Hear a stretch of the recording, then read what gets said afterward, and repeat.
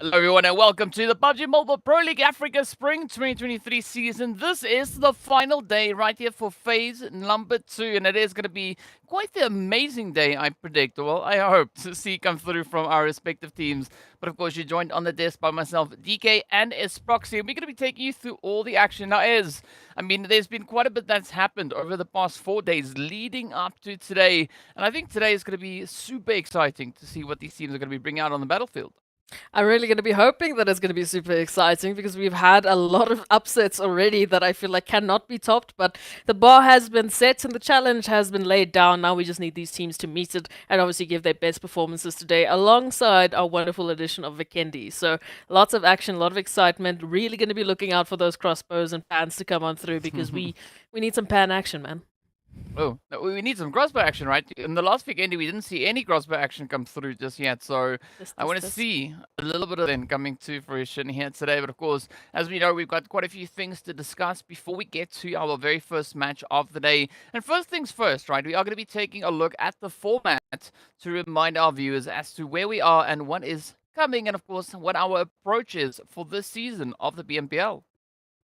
And look, the teams are a little bit accustomed to this format. We started it in the last season of PMPL Africa, where we got rid of those super weekends and we replaced it with the phase system that has really changed up the impact for these teams. Now, every single day of play is important and gets you that much closer to the finals, with the addition of those wonderful bonus points that we'll talk about in a little while.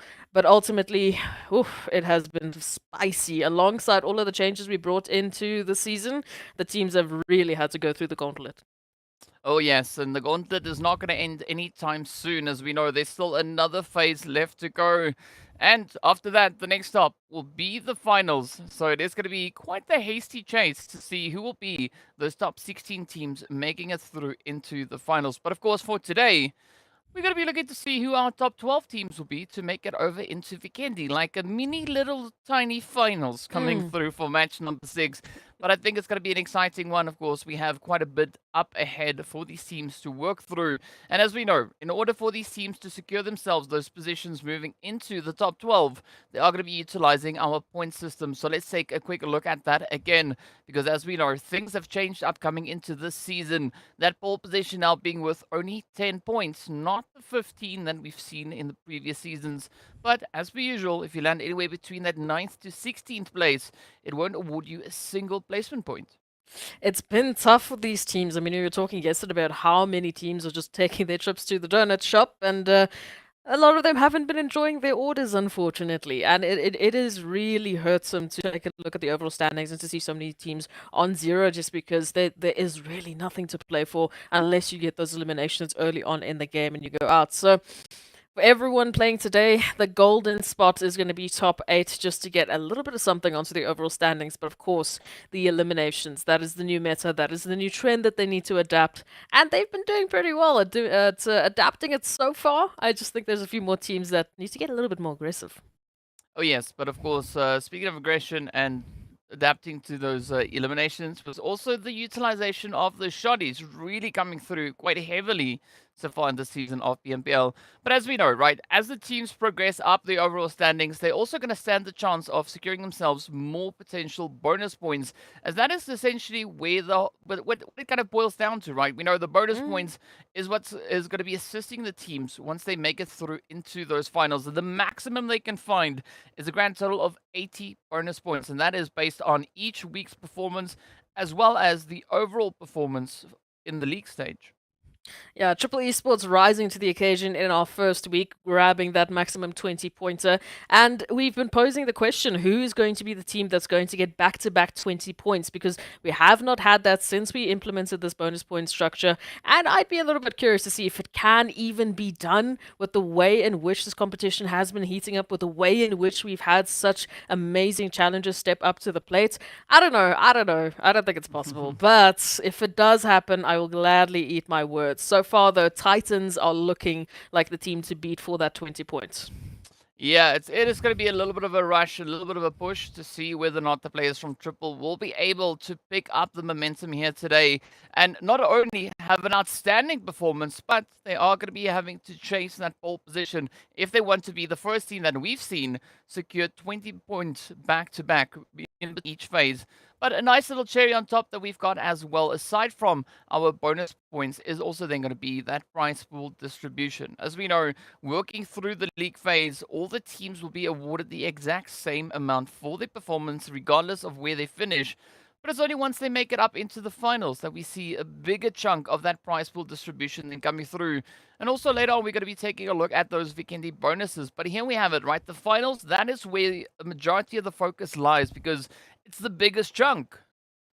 It's where everyone wants to get their hands on one of those fantastic prizes, being 5,500 if you do manage to be the victor of PMPL Spring 2023. But of course, we know they're playing not just for the prize pool, not just for those awesome bonus prizes, but also a slot into the next tournament, into the MEA Champs. So it's getting tough. It's getting heated. We need teams to step up, and I want to see a few new, a few new names making it up to the top and becoming the new big guys, on the field, making everyone else, shudder in their boots when they jump on the battlefield. Oh, I want to see a lot of that boot action. Yes, that boot action coming through, right? I mean. Especially in PUBG itself, like having the actual player shake, that would be quite interesting, quite funny to see. That would be funny. But whether or not that's going to happen, we don't know. Unfortunately, we don't have those skills to flex with. But either which way, yeah, it would be quite exciting. And as we know, right, today is going to be the big day where we also add Vikendi into the mix.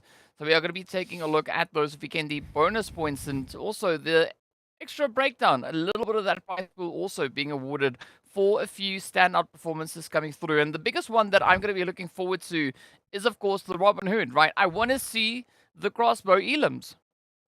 Yeah, look, we need some of those crossbow elims to come on through. I mean, the fact that we didn't have any in the first Vikendi, it's just that should be illegal. Come on, I thought we were gonna have entire teams picking up the crossbow, even just for the fun of it. But let's hope today we finally get treated to a few Robin Hoods on the battlefield, as well as some pans from the Look My Style challenge. I mean, ultimately, the one-man army teams do that already, right? They always go for those crazy elimination counts. Viewers' choice. I don't know what the fans are going to want to see, DK. What are the fans really going to be looking out for? What is going to make it so that they would pick you? You'll probably have to ask the chat, and they'll have to let us know what they think is going to be the ultimate viewer's choice. Yeah, I'm right there on board with you. I also want to know what the viewers are going to be looking forward to seeing throughout the performances on Vikendi. But of course, then the final one is going to be that focus on elims. And I think that kind of goes hand in hand with the one-man army. I mean, if you're able to unlock both of those as an individual, I mean, that would be a very impressive play. Absolutely, $300. Thank you very much. We'll have to wait and see who's going to be able to make that happen. But we've had a lot of teams. I mean, we just yesterday, didn't we have a single player pick up 10 eliminations on a Miramar match? Yes. That was one knock, wasn't it? Or one shot? One of the two. Yeah, I think it was one knock. That was no, it was one shot. One shot. Yeah, one shot was just farming eliminations all over the place, and I mean also bringing in a heavy carry for their team. So strong performances have been brought in, but we have yet to see that come through on Vikendi itself. But of course, speaking about Vikendi, we also have a bit of our calendar to have a quick glance at. As we know, we've already concluded the first week. We're just about to conclude our second week, and after this, we have one more week to go before we make it into those finals. Ooh, if I was playing in this tournament, I would start stressing right now. If I'm not one of the teams that are very firmly sitting in that top 16, not really worrying about my points, okay, I'll rechange it. If I'm not one of the teams sitting in the top 10, I would be worried. Even the top 10 for me seems a bit broad, but we have so many challenges. The point systems are looking so close to one another. To leave that all to 1 week's chance, it's tough. We have seen teams like GREEDYFORKILLS, as an example, pick up, what was it, like 74 points in a single day? So that is a lot of opportunity to be able to catch up, but you have to keep in mind they also did that with a 22 elimination game. I mean, not everyone is going to be picking up 22 eliminations in a single map. Thank you very much. But we'll see what the teams are being able to do today to close out for week number 2 and how they're going to be readying themselves up for week 3. Yeah, and hopefully there's going to be a lot of excitement then coming into that final push for week or phase number 3, whichever one you want to call it. That is where we are going to be heading towards after we conclude with today's action here. But as we know, we also then have to take a bit of a look for the final time to see what our group breakdown is, right? Which groups our teams are divided in, because come Tuesday, that's all going to change up once again. Yeah, so they can get comfortable in their seats for now, and then we're going to just change it up once again. I mean, there's a few teams that have stayed in the same groups like Titans towards Group B, but the rest have all found new groups and all new shuffles and opportunities to bring through their best performances this week.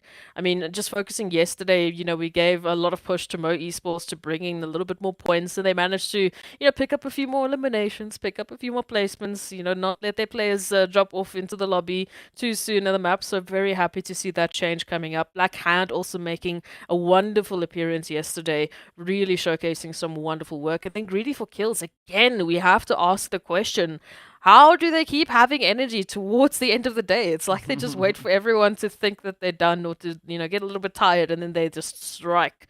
It was absolutely insane.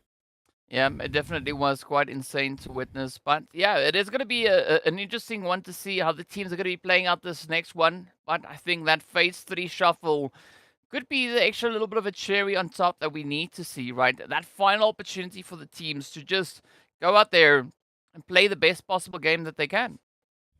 That's the hope. And again, this is the stage to do it on. If you're not going to be performing your best, I don't know where you're trying to perform your best on. So come on, let's bring up that performance. But so far, I mean, in terms of the teams that we've been seeing so far, we've talked about Titans, we've talked about Triple. Triple also had a very tough day. 2 days back, just with that double shot of Erangel, they were really getting themselves caught in some tough times. But yesterday on Miramar, they also showcased a completely different side to themselves. Virtual Gaming, also with that clinical performance. I mean, just taking a hold of the best rotations I've seen so far. And then Wave.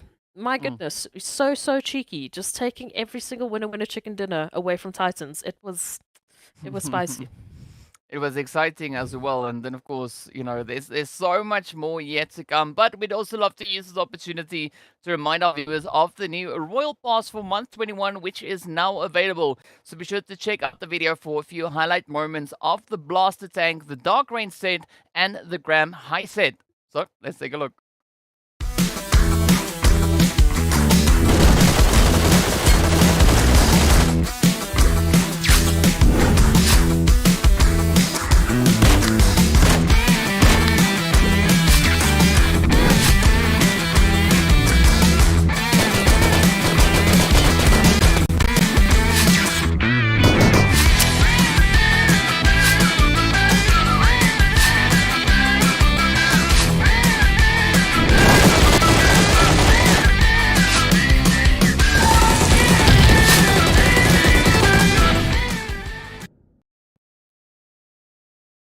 Well, some pretty exciting skins coming through on that one yet again. But of course, also a big shout out needs to go out to Monster Energy, our official energy drink partner for the PUBG Mobile Pro League. So, much love going out to them. But of course, as we know, going through all our shout outs, going through all the graphics, that only means one thing. The next up, we are going to be taking a bit of a look at our overall rankings for this week to see where the teams find themselves and who needs to still step up today, looking to just scoot themselves a little bit further up those rankings. Yeah, look, we have seen a lot of climbing. I mean, GREEDYFORKILLS in one single day. They climbed 10 slots to get themselves into the top 3. Then yesterday, they made it a top 2 finish. Titan Gaming still leading the pack with 188 points, but that gap is getting smaller and smaller. You can see GREEDYFORKILLS just a few, I would say, let's do a safe 20 points, and then they could be taking that slot away from Titan Gaming, depending on their performances today. Wave Esports, with their cheeky steals of those winner chicken dinners yesterday, also securing themselves that 3rd place. As we whittle it down all the way to the top 8, it's still looking pretty healthy. There's still plenty of opportunities to get some shuffles going on this side of things. But then, of course, DK, we have to think about the second page, especially who's currently sitting in the 12th position and who is close to potentially taking that away from them. Well, as we can see, there's not a lot separating that 8th from 9th place at all, right? I mean, 92 points rather, on either which side of it.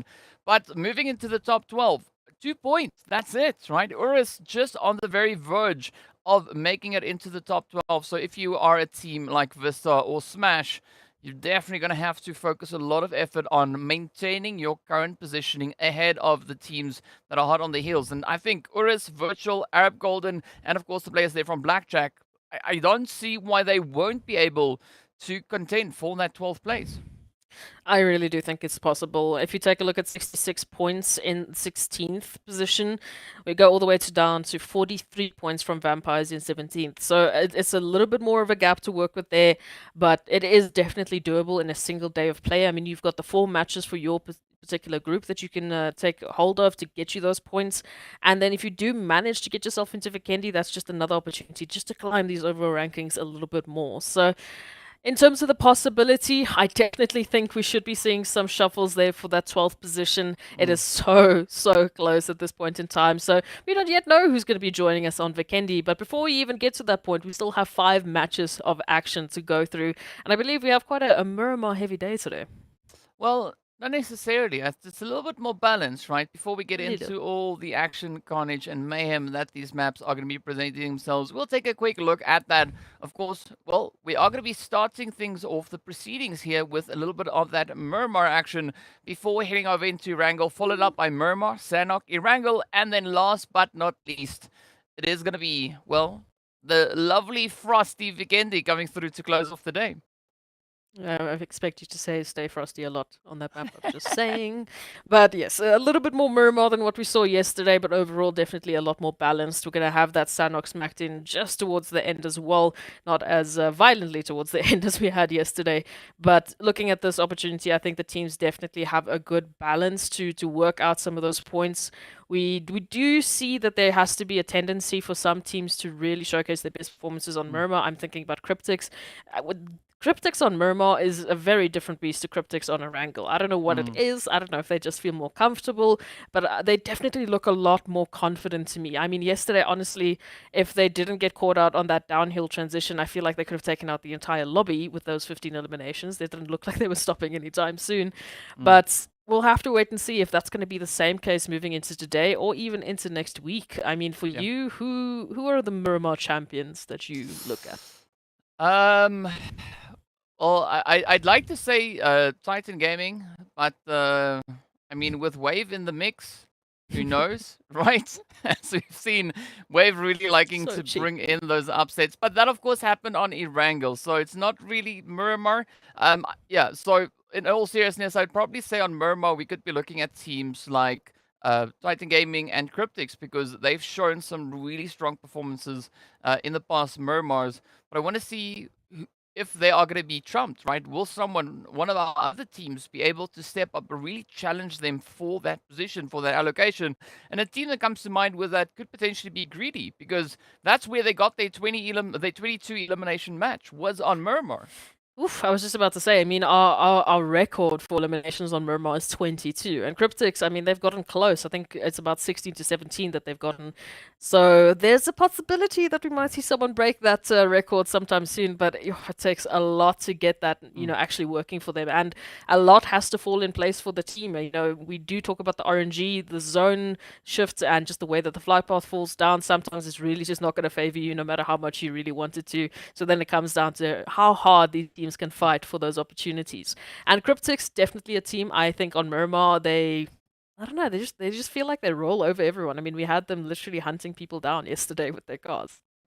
But I mean, another thing that you were talking about CRYPTICS is the fact that they seem to kind of stop their push once they hit that 15 elim mark, right? The highest elimination count that we saw come through from CRYPTICS, of course, 17. But let's see whether or not they are going to be looking to double down and maybe get a little bit more as we are moving into our very first match here. The flight path, again, finding itself to be very centralized. So I think the teams are going to be feeling a little bit more easy about this approach. Yeah, look, we don't have any Wild West or Eastern zones that are going to be bringing in some chaos, but we'll see. I don't know. Flight path to zone combinations have been a little bit tricky. You know, you'd think with the central flight path you have a nice central zone, but this game is ready just to throw you on its head. You know, with regards to that observation you made yesterday, when I said it yesterday, I was wondering if it was intentional for CRYPTICS. You know, if 15 to 16 they feel like okay, maybe it's enough, or maybe they at that point they're like, cool, we've definitely gotten a lot of points on this map. We're good from this point onwards, and then maybe they fall into a little bit more of a relaxed state, or maybe they try out some strategies, prepping for something else. I'm not too sure what's happening in the mind tank of CRYPTICS, but we'll see if at some point they plan to break that streak. Maybe they'll go for something a little bit more ridiculous like 22. Oh Yeah, my and goodness, what is the and zone? we'll have to wait until that second match to find out What? because CRYPTICS they're in Group E, so they're not going to be playing. But yes, I'm trying What? to not shine too much light on the insanity that we have coming through with this very first zone because okay. So first thing, it's not often that we see water really being a factor on I've seen it Miramar. once. Yeah. And Once. I mean, Impala being smack dab center zone, that's going to be prime real estate for lag. But I'm expecting Triple to potentially contest them for that position. Just to see how they're going to play this one out. But also whether or not anyone's going to dare venture over onto those two islands. I've literally only seen this zone once, and that was in PMGC groups last year. So Mm. oh, and that was a whole different beast. I mean, to that zone, those endpoints, depending on where it's going to shift towards the end, it can really get tough, especially if you get towards the coastal lines from Impala, because you have that massive drop, and then the valleys really don't give you a lot of cover. I mean, if you're finding yourself on the bottom of the road, and now you need to fight your way up into a team that is holding that high ground.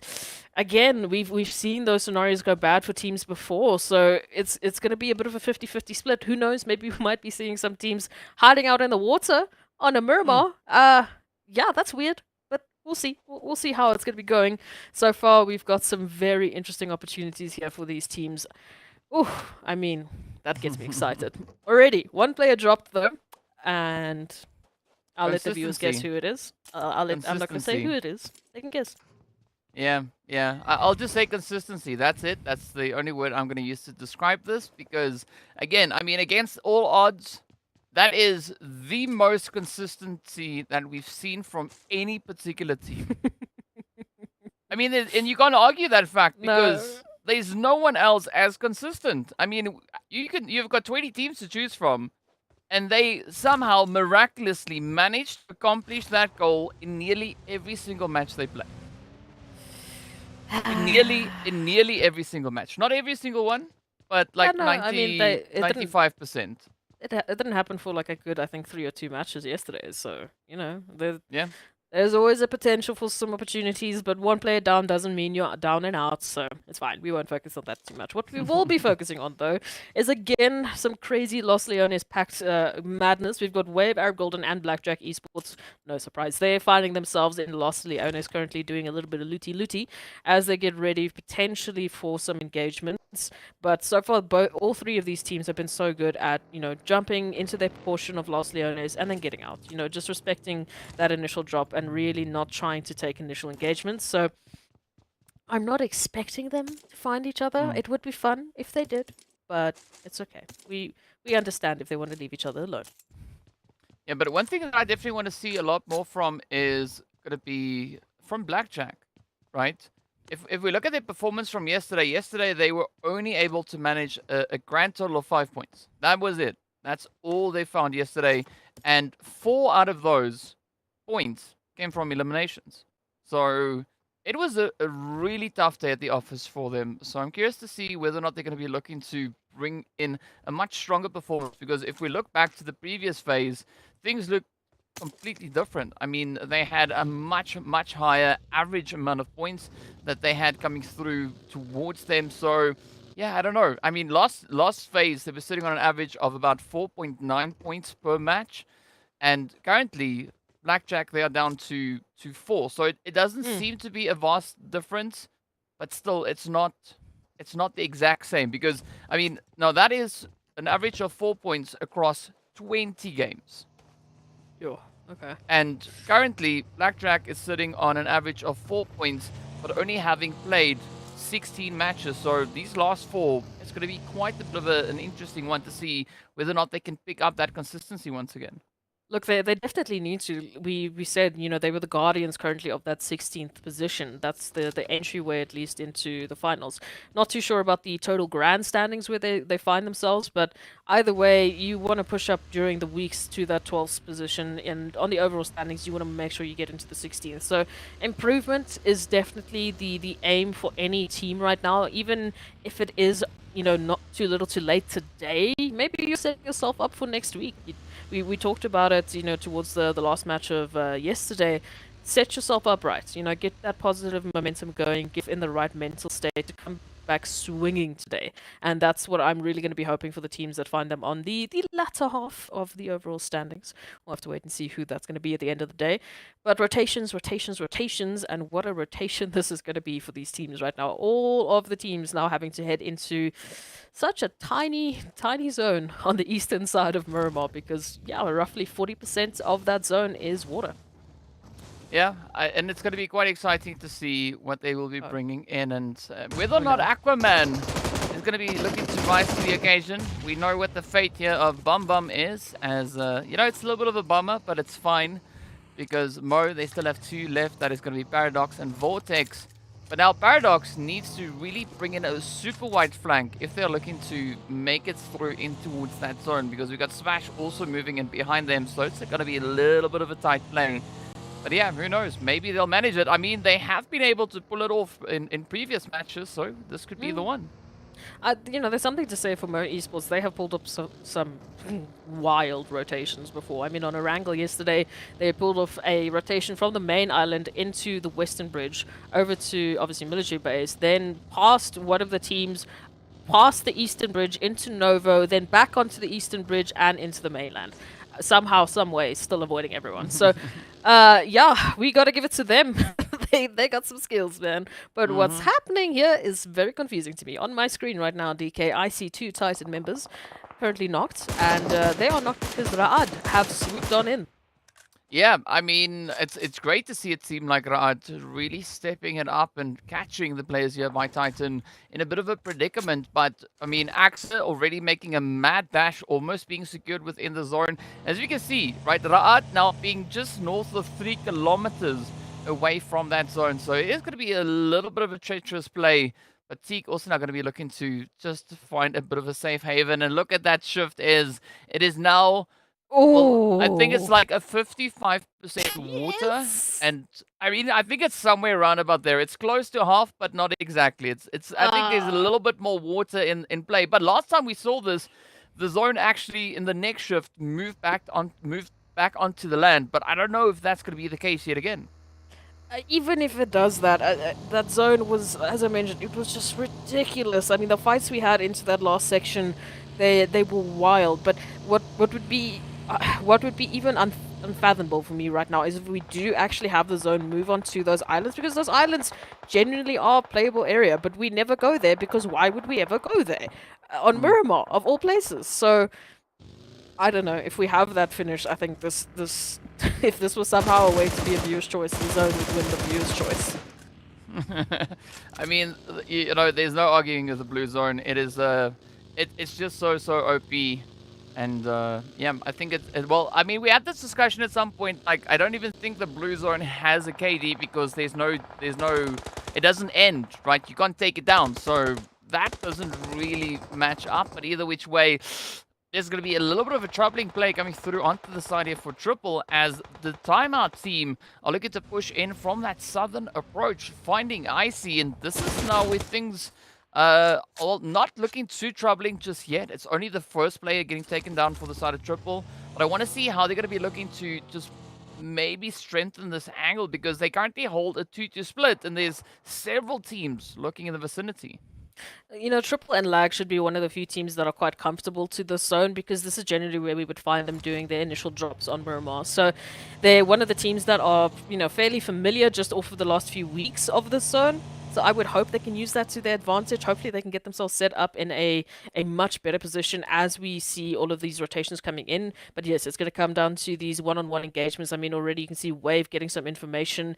Hemo, the cheeky player that stole that first winner chicken dinner from Titans yesterday, now finding themselves out in the open, taking a couple of shots, but at least getting some information. Let's see if they be able to get out of this, though, is going to be the question. Well, we don't know just yet, as the rest of the wave are yet to kind of form up on Hemo's position. I like that extra bit of scouting coming through, and we know that Hemo is super capable, as you've already pointed out. But what we are also then seeing is in the feed that the players from Black Hand are running into a bit of a brick wall by the name of RUKH Esports. So there we go. Gaddafi is going to find one of our timeout players there, sending them on their merry way. But now it's the opportunity to move just ahead of the blue, and still quite a bit of danger lurking towards this northern side.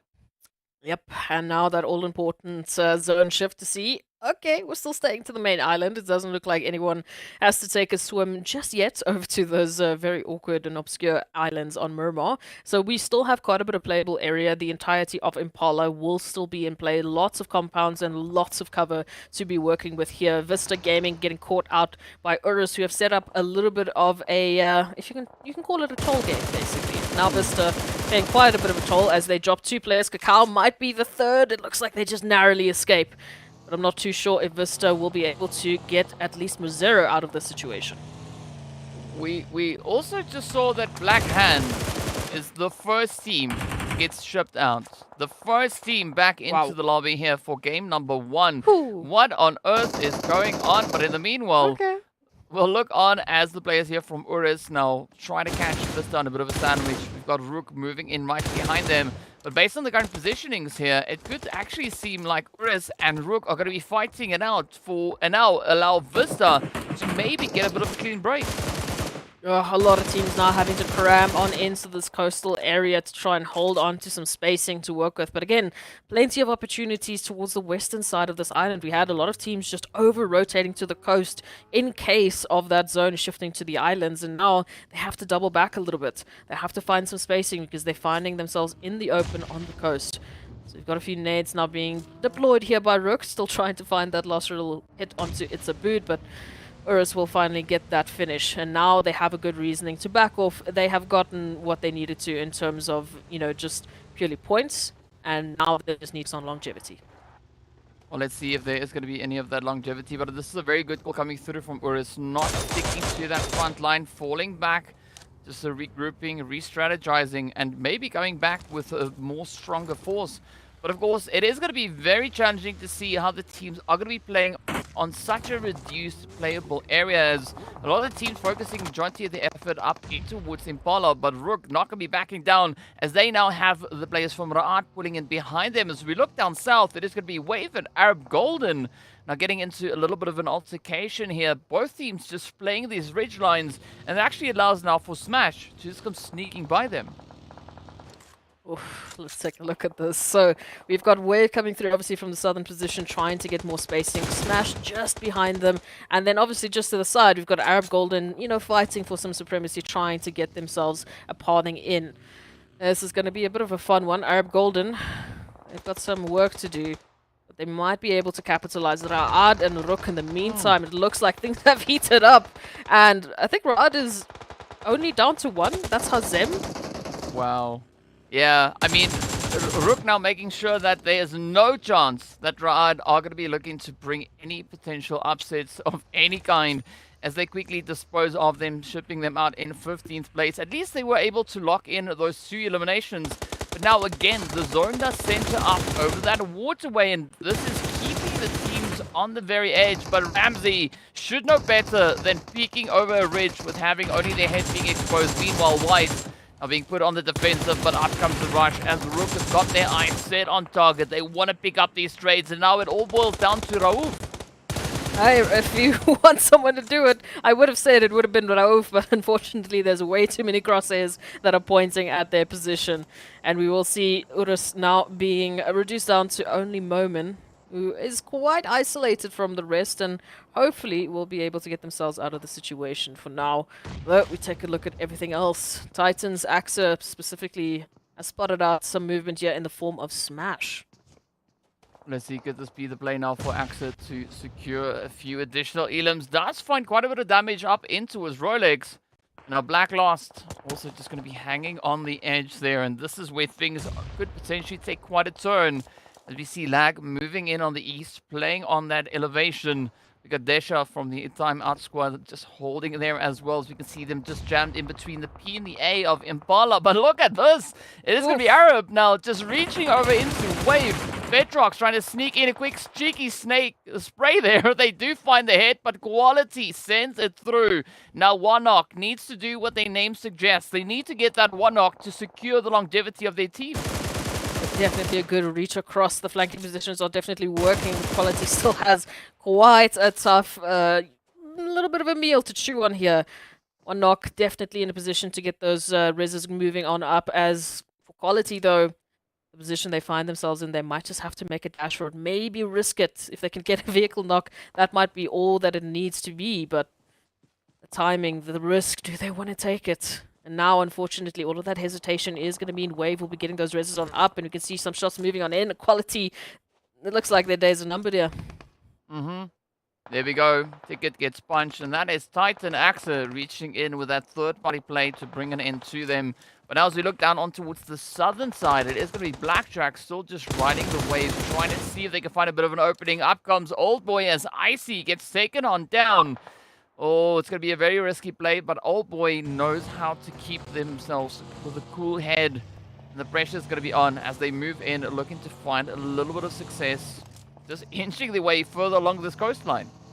Oh, it's mad. Triple have picked up 5 eliminations so far, so Old Boy at least knows that there is that pocket of points that they can work with, but of course they want to get as much as they possibly can in a single match, so trying to stay alive is going to be the goal here. The World of Battle has taken hit after hit, but so far they should be able to get themselves back on their feet. Old Boy, ooh, it's tempting to take that shot to get an opportunity to get an elim, but then you give up your position. Meanwhile, Wave, I mean, what a bit of an anchor they find themselves in up against Blackjack. And we've been saying this Blackjack, we want to see some improvement coming through from them. Wave, we know they've been cheeky before. Can they do it again?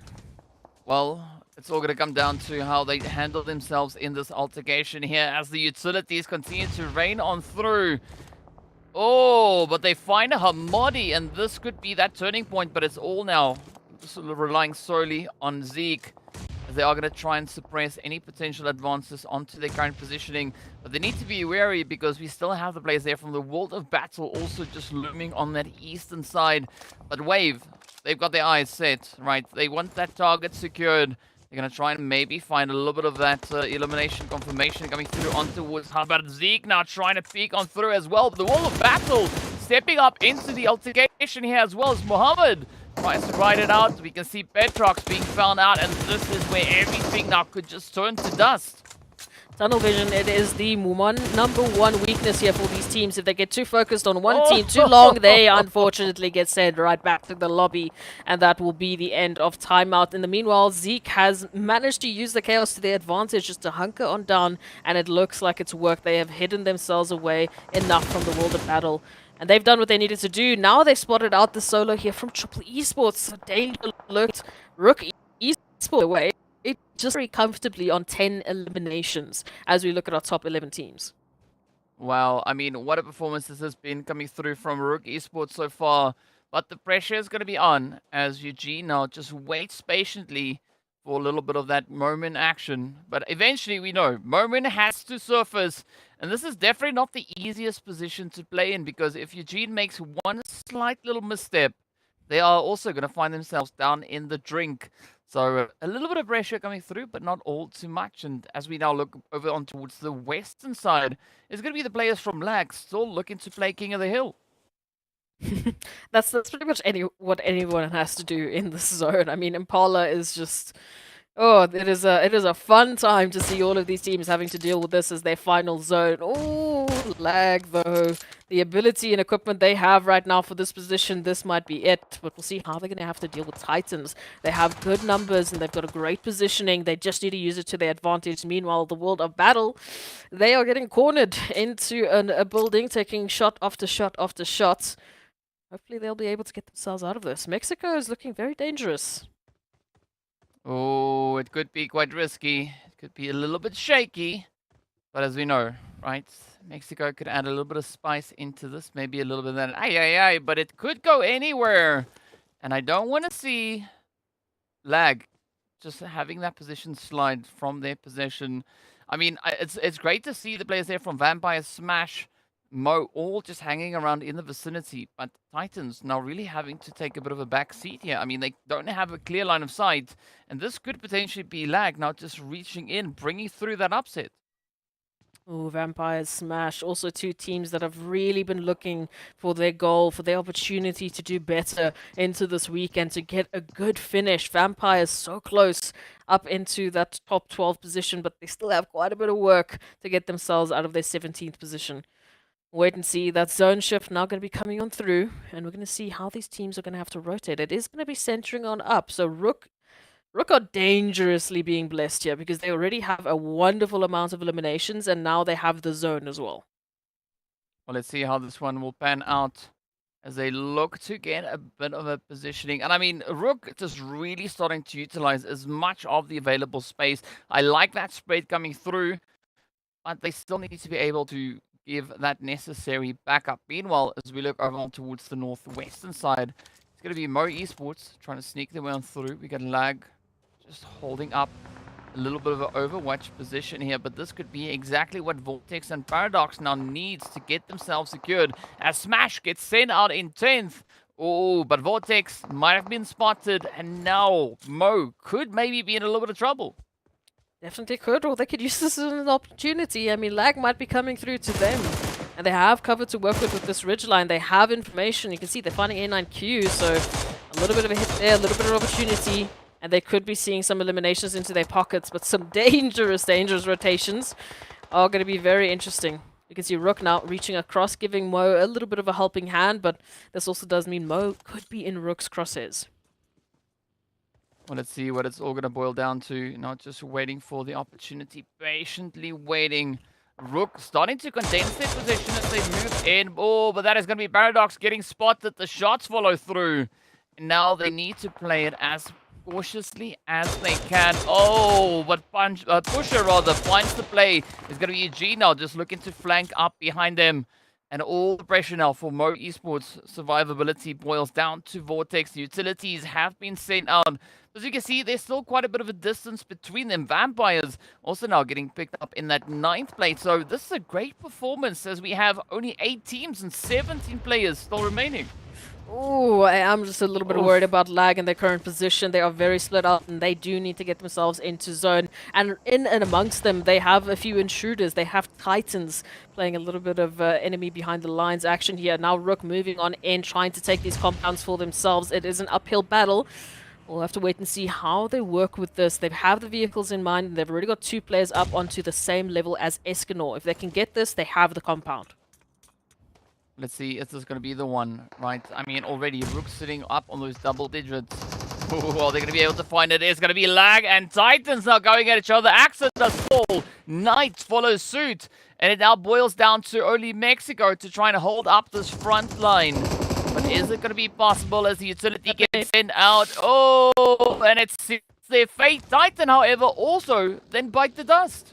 Yeah, A9Q with that wild overlook that's now tumbling down is thankfully going to be the member here for lag to bring them back on up to their feet. So they have an opportunity to hold on to this one. They should be able to get all of their members still up, and now obviously they have Titan's loot that they can work with as well. However, right up ahead of them, it is RUKH, and it is also the World of Battle. Both teams have been doing well.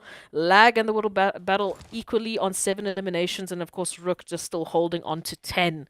So we've got some heavy hitters still in this top 6. Yeah, some very, very heavy hitters, but the World of Battle now having to do quite a bit of work to get themselves resituated into this next phase. Zeke taking a bit of a play out on the drink, but Moment does fall as Eugene just reaches on through. And this is now a phenomenal opportunity for the players here from RUKH Esports just look and capitalize and strengthen their current positioning. Because, I mean, they've got such a phenomenal angle at their hands here, and all they got to do is just hold it and find whoever else moves.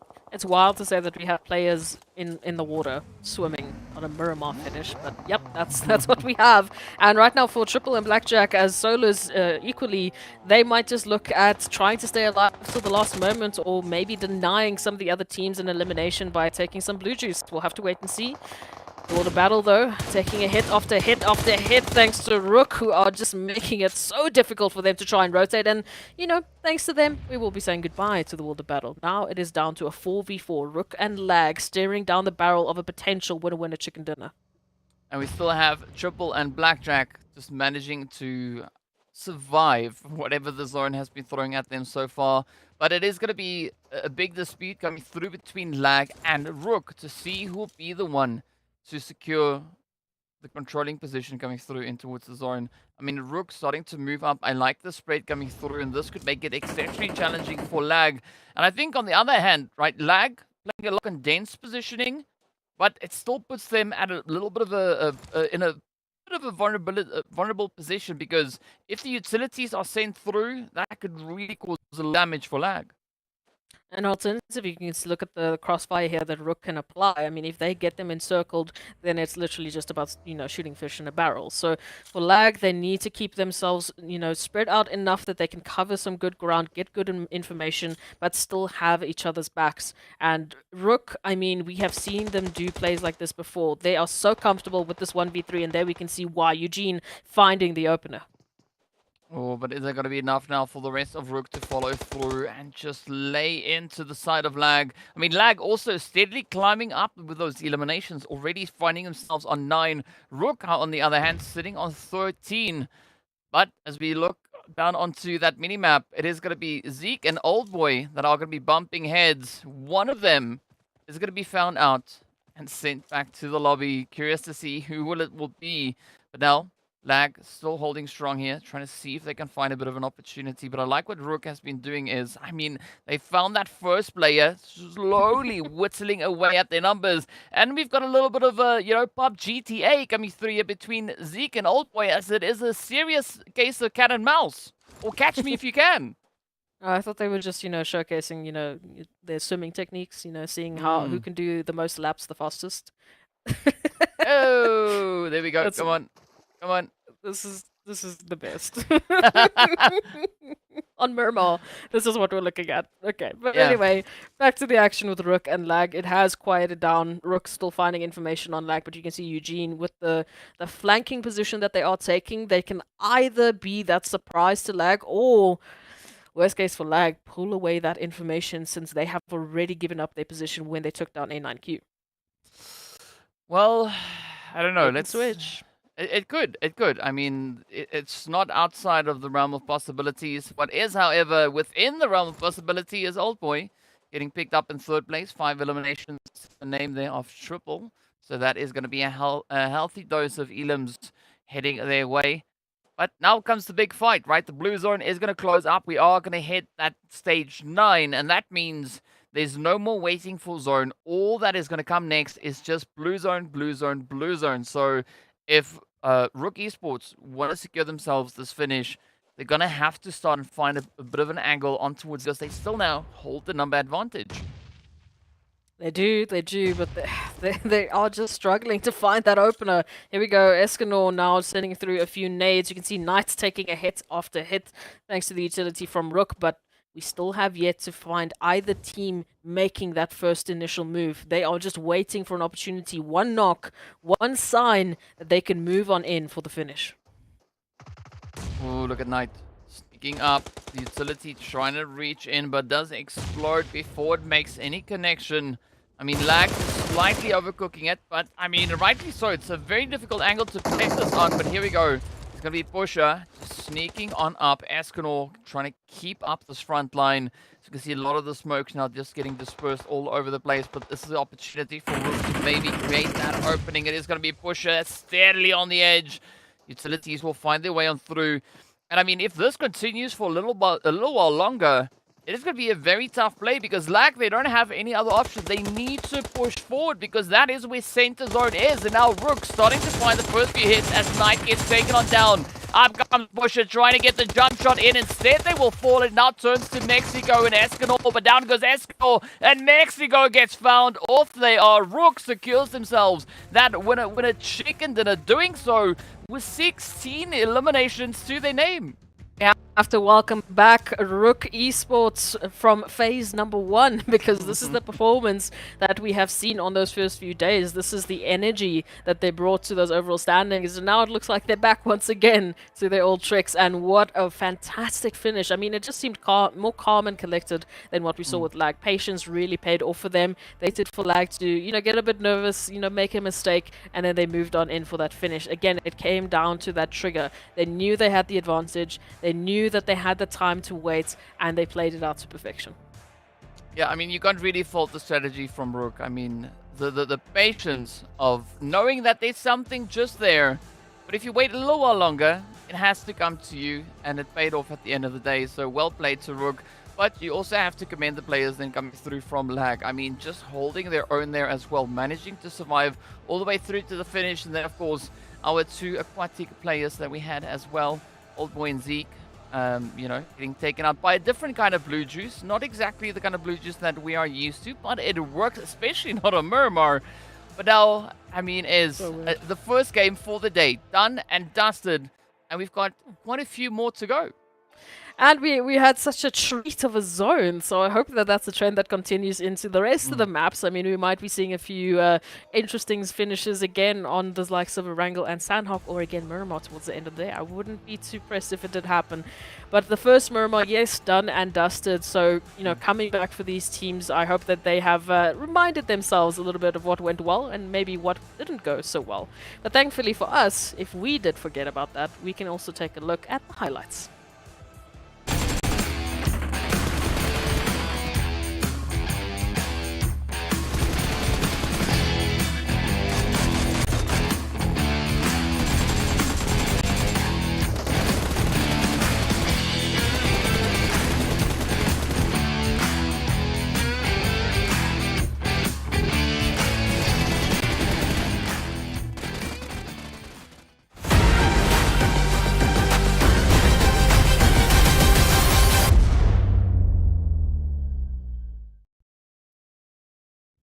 Well, we can't really say that that was Miramar in a nutshell, but that was a few of the hot takes coming through from all the action that was unfolding in the battlefield there.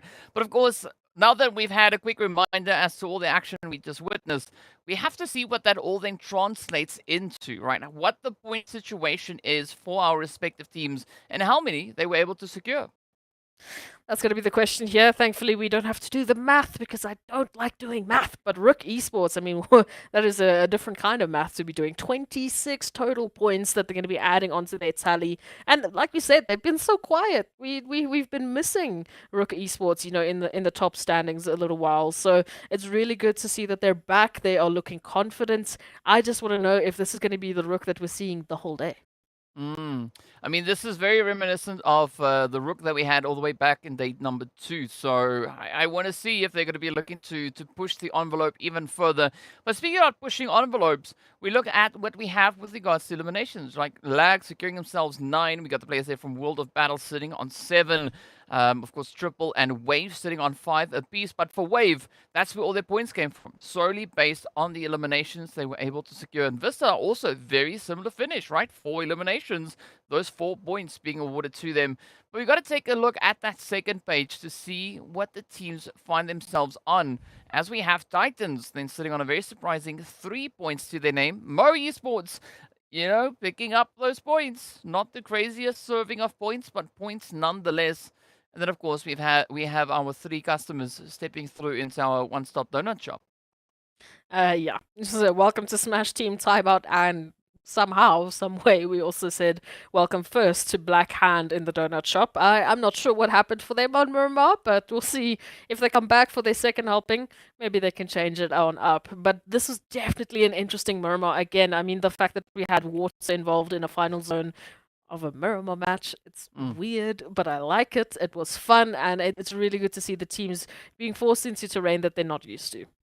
Yeah, but that's exactly what we want to have, right? These teams being challenged, being put into situations which aren't the norm, But what is the norm, though, is us taking a quick break. So be sure to stay tuned. We'll be right back with game number 2.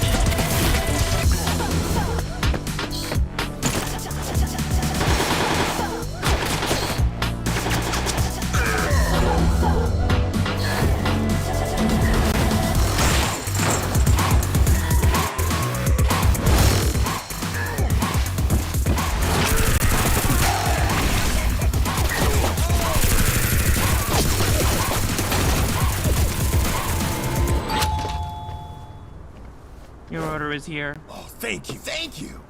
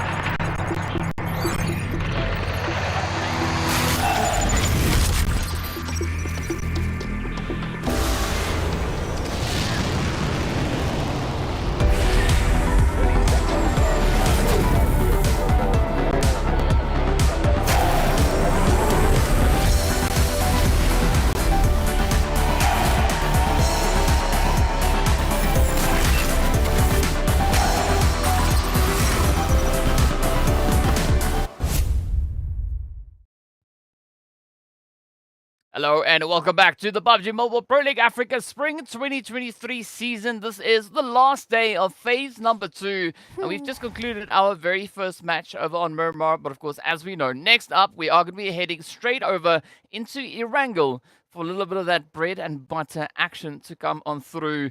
I'm curious to see what's going to happen. As we know, yesterday on 2 of our Erangels, right, that was where Wave stepped up and stole the chicken dinner from the players of Titan Gaming. It doesn't seem like that is necessarily going to be the case this time around, because I'm not seeing Wave in the lobby for this match. So it could be a great play, exactly what Titan needs to try and secure that push. But it is going to be a nice, steady increase in performance that we are yet to see even more of as we move forward into game number 2. And of course, we've got a few teams like the likes of CRYPTICS actually making their debut, their first match of the day, so we can get a feel for what kind of performance they're going to be bringing to the table. If we have the likes of teams like RUKH stepping on up already, grabbing those fantastic points, Lag, I was impressed with them picking up some fantastic, eliminations. The World of Battle as well. These are teams we don't often get to celebrate, so I am very excited if this is going to be the continuance for the day. Well, as we can see there, it is going to be Group D to sit it out. So as you've already mentioned, right, RUKH Esports, the World of Battle, TIMEOUT Clan, and Wave not going to be out on the battlefield, but also Group E will be joining us to show us what we can bring. But Ez, this is where I want to ask you, right, what are we looking for with regards to that first zone? Is it going to be a northern one? Is it going to be a southern one? What would your prediction be?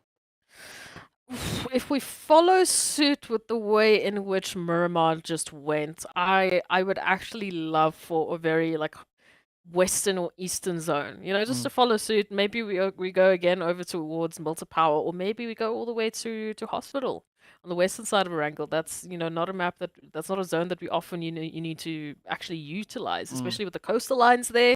That could be pretty fun.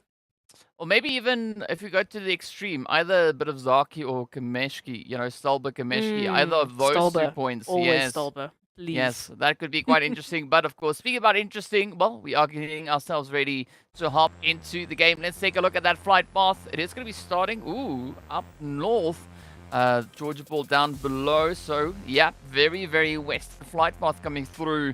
It's going to be quite limiting, especially towards that Yasnaya Poliana. So, Black Hand will definitely go for a bit of an alternate drop location. But I'm curious to see where that zone's going to go, right? Is it potentially maybe going to go towards Stolba, or will it just be looking to be complementary to the flight path?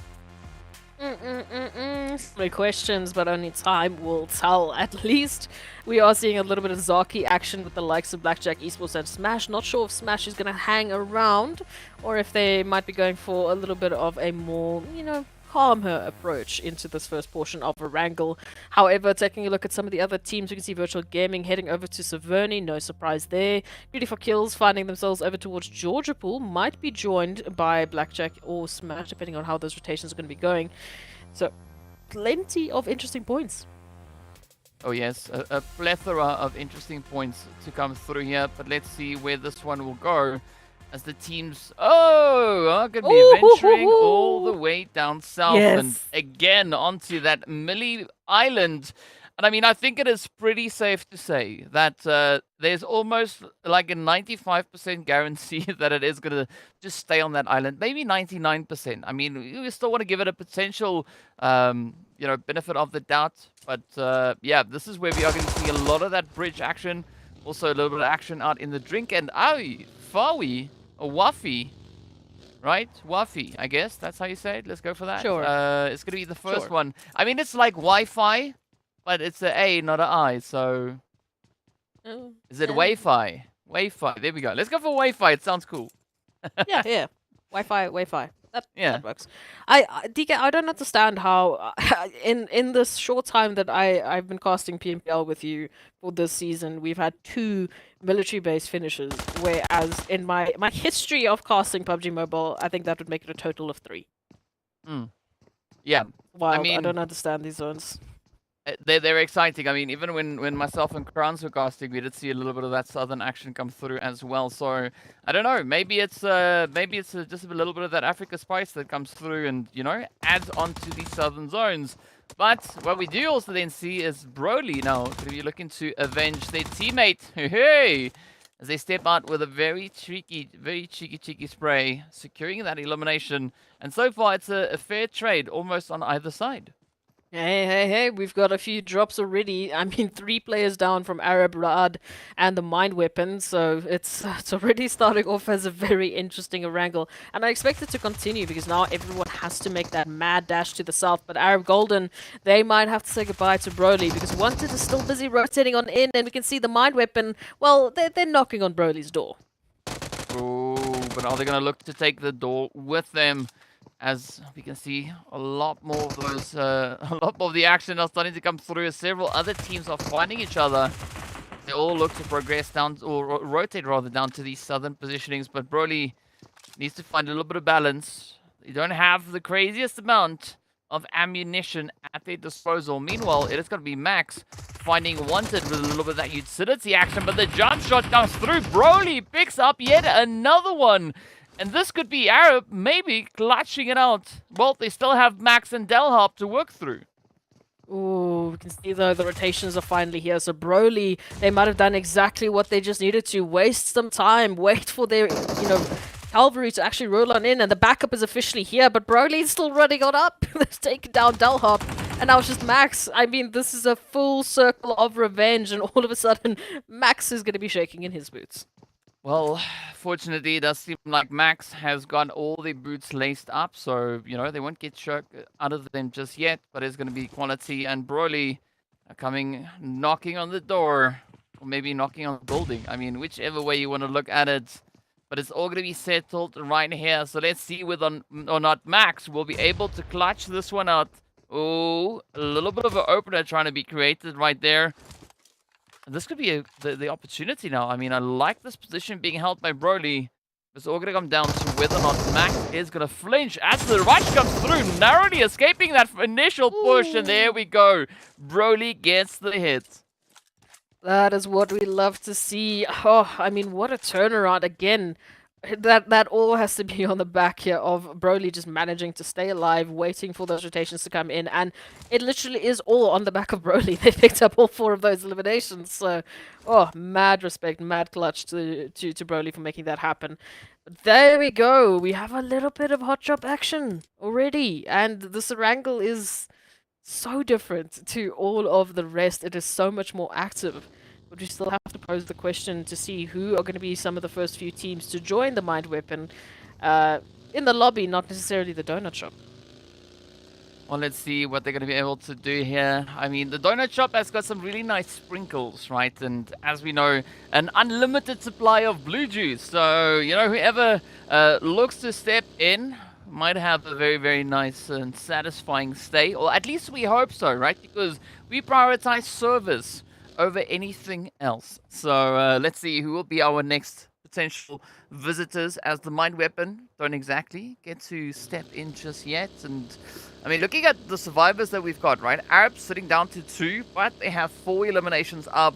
RUKH could potentially be in a little bit of trouble with a 3-piece, not a single elim to their name just yet. And also looking at where they currently find themselves position-wise, I mean, they could still get contested because they're now just about to make their way through Pachinki. Yeah, the rotations are going to be very interesting. Obviously, posing the question as to what's going to happen when we do see the teams eventually getting to those bridges. Are we going to have teams setting up those bridge camps already? Titan on the western bridge, unexpectedly, they have a very good position to do so. And, you know, the eastern bridge is also another question mark in everyone's mind. So this is going to be a very fun couple of rotations as we move into the first and second phase of this wonderful, wonderful wrangle that has treated us to the military base island. But I don't know. I would hope the teams are going to be finding a few more ways to get themselves with all of their numbers onto the military base island so we can have an absolute cracker of an island battle.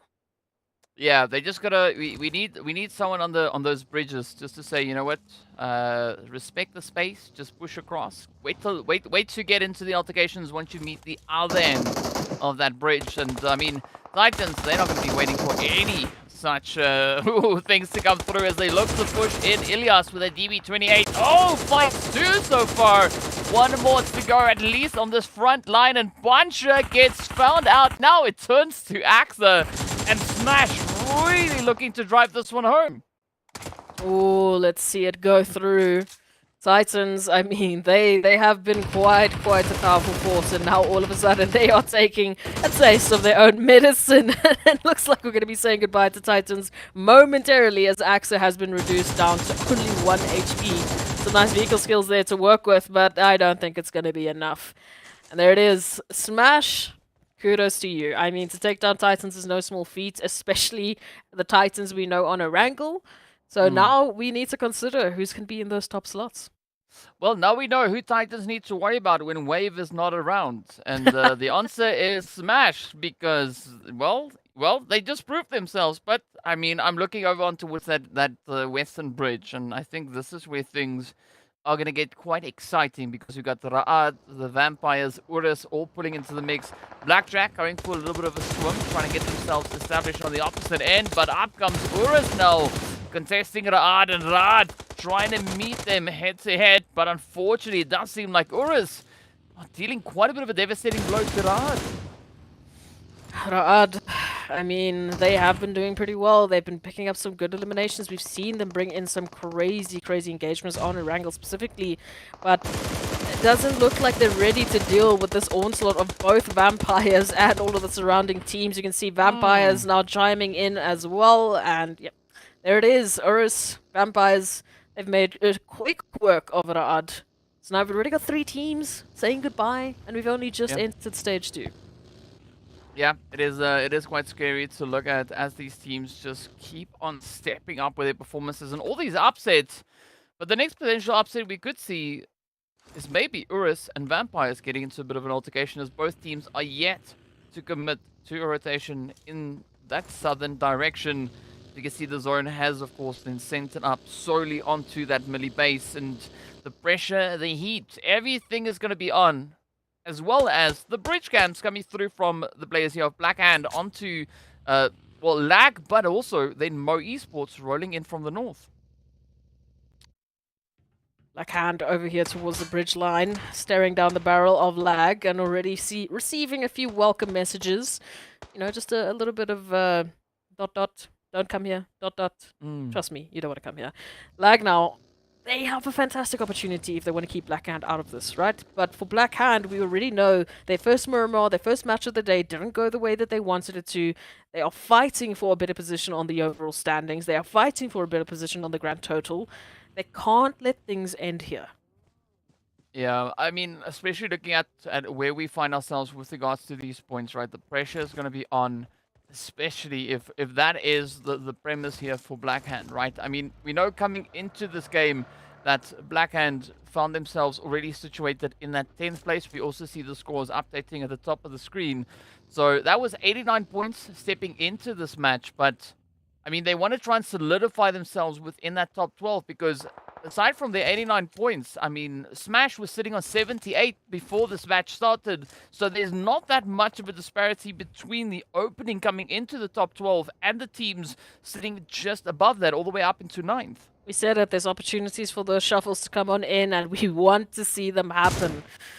Now, Virtual Gaming, they are welcoming Mo Esports, unfortunately. I mean, are you going to get this hit? That's going to be the question. Meanwhile, Black Hand, as if they didn't have enough to deal with, here comes GREEDYFORKILLS right on into their territory. And what a beautiful spread of aggression.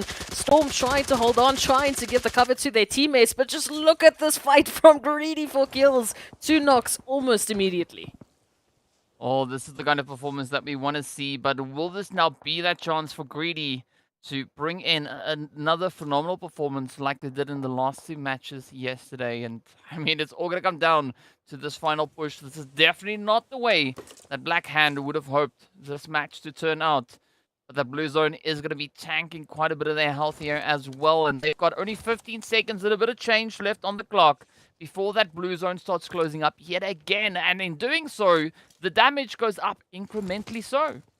And just, we have so many teams on this eastern bridge. I don't understand. We've got Lag, we've got Black Hand, we've got GREEDYFORKILLS, we've got Mo Esports, we've got CRYPTICS moving in, we've got Virtual Gaming moving in. I'm pretty sure there's many more that I just can't see, honestly, because it's just such a mixed match of teams right now.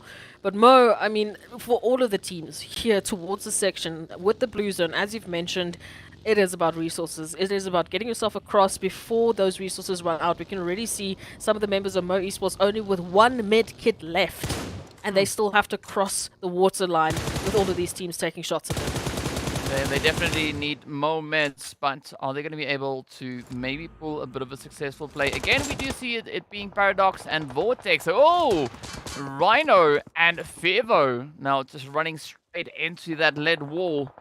But is Redox going to be able to pull that heal off? Oh, Greedy now getting traded up as well as they get sent out in 12th place.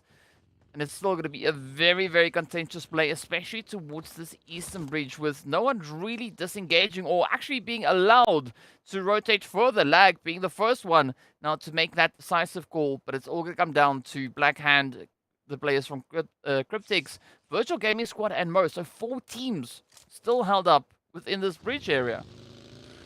I just don't understand it. I mean, just take a different route, man. Go swim if you need to. Just avoid the bridge, please. But here it is. We're going to be looking at the last member here of Mo Esports, who have at least managed to get some more resources to work with. URUS. Oof, this is a scary look. You can just see, just stopping in the middle of the road saying, how am I supposed to cross this? Firing that initial shot onto at least one of the members here of Vampires is definitely going to help. But the RUKH still has 2 more to deal with. Make that 3. Oh, immediate knock though. This might work out. Well, I love this, just heading for those, fishing rather for those hit markers. As Vampires try to pick up the pieces and continue their push back into the safety of that zone. I mean, unfortunately, they do have Ninja accomplishing that goal. But the pressure is on as URUS are down to only 1. It is going to be Rauf trying to out-heal the blue zone. Savage about to join Ninja. And there we go. Vampires, they got to prioritize zonal positioning, right? Leave that position from URUS. Move into that next safe area because, as we know, the blue zone is going to start moving up next. Black Hand are going to be falling. Virtual Gaming Squad are going to be falling. The players from Mo Esports also going to be falling to the blue zone. And this is not the kind of fate that we want to see come through for the Vampires. Not the case at all, and not the case for URUS either, but RUKH just narrowly finding their way into the safety outside the blue zone, and somehow, some way, just using some matrix skills or something else to avoid those bullets coming through from vampires. We can take a look on what's happening on the inside of the zone. We haven't been here for a while because we're so distracted on what's happening with the bridges, but Triple Esports, they still, for the time being, have all of their numbers, but now they have to deal with Blackjack Esports. Ooh, wow, and well, do they deal with him? Look Oh, at that. boy. It is just Old Boy just ripping it up. I mean, Blackjack getting reduced from a full squad down to a solo in a matter of one mag. And this is now that full send as Triple are looking to close it out. There we go. The nades get sent, and it is done and dusted. Blackjack getting picked up in 8th. And 4 easy eliminations coming through for Triple. But now, I mean, looking at their positioning, this could be the opportunity for Triple to look to bounce back a bit. Oh, I mean, off of the bat of a hold like that, honestly, the momentum should be so high for Triple Esports. They've got all of their numbers, they've got some fantastic eliminations to work with, and a great position. So, gotta give it off to Old Boy. That is a hold and a half. If you've got a teammate like that, do you really need to worry? No, not really. I mean, as we've seen, right, Old Boy definitely just, showing their worth. Bring in quite a few strong performances that we've had so far. But as we look a little bit over up towards the northern side, it's going to be Smash also just trying to play in and around this military base with Mozaro trying to rejoin there with Cacao on that southern edge as they move on through. Again, it does seem to be quite the quiet zone. I mean, only 7 teams remaining, 6 of which are currently within the safe area. It is going to be Senke for CRYPTICS, still held out towards that bridge, and I'm not quite sure whether or not Senke is going to be able to survive the damage being dealt by the blue. But Vista, in the meanwhile, looking to get themselves situated, looking to bring in a bit of an opportunity on towards Triple now. This is a wild, wild position to be holding. This is straight up center zone, so it comes with the risk that you have to worry literally about your entire 360 vicinity in terms of teams potentially taking shots on you, but you do have the exact same position onto them. Triple still hunting, still looking for a little bit more eliminations. Are going to be finding at least one member here of Lag as they move on in. That's going to be a warning to the rest of Lag. I don't see them doubling back to try and get this one res, especially not with Triple closing in. Well, let's see how they're going to look to take this approach. Now, IC just trying to peer over that ridge. Mexico in front of them. Old Boy again looking to step up to the side there of Lag. But fortunately, they decide on a bit of a different approach. Not going to be looking to just come guns blazing, rolling through into the side there of Lag. Instead, waiting for those reinforcements to just tally up and then start their advances. But here we go. It is going to be that opportunity for Triple to do exactly that the shots come in. Knight now getting ended right there as the shots come through. Old Boy going to be rushing forward, and Escanor could be the next one to fall victim to the sprays here from Triple. Oh, the danger of hitting a tree, stopping you mid-track, and that's exactly what was happening. I mean, Lag had the right idea to stay in those vehicles because they knew there was a little bit of danger lurking, but now they are literally running into the crossfires of Vista.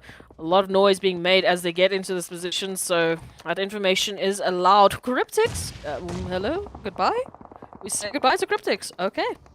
Yeah, Blue Zone beating them out on that one, but now Vista having a bit of a swing here at Lag. You can see Escanor has been taken down. There's going to be Mozaro now looking to push up and close that one off as well. A9Q, meanwhile, going to be looking to just retreat back into a little bit of that hard cover. RUKH also then getting found out.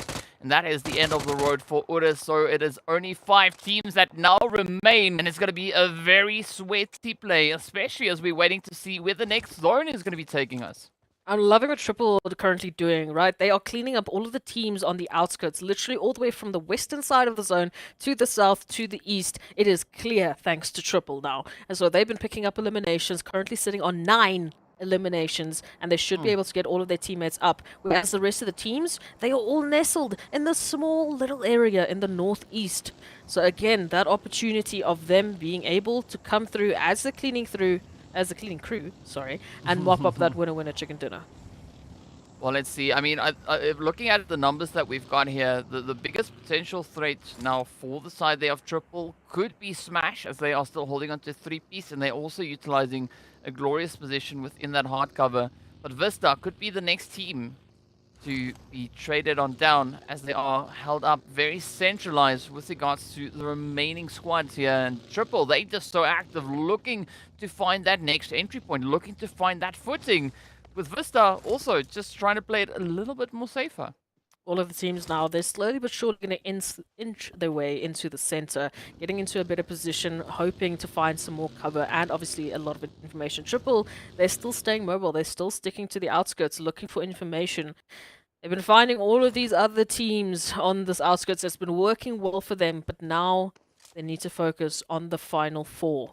Lag only down to one member. A9Q going to be looking to hide it out as much as they possibly can. Vista, potentially in a world of hurt, I would imagine they're going to be the next threat or the next team that are going to become the victims here of Triple. Well, let's see. Ow. Oh, easy claps as Mozaro falls. Old boy picking up the trade. It's now down to Cacao. This could be that jump back, but instead, Ooh. Kibo sends the hit through, finding a very cheeky angle.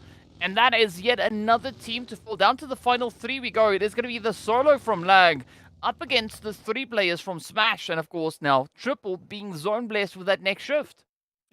Triple is terrifying, honestly. I mean, they're staying mobile, and the reason they're staying mobile is because they're looking for people. They are looking for eliminations. They want those fights now. They want that winner chicken dinner before any phases get moved on up. So they are just hunting players left, right, and center.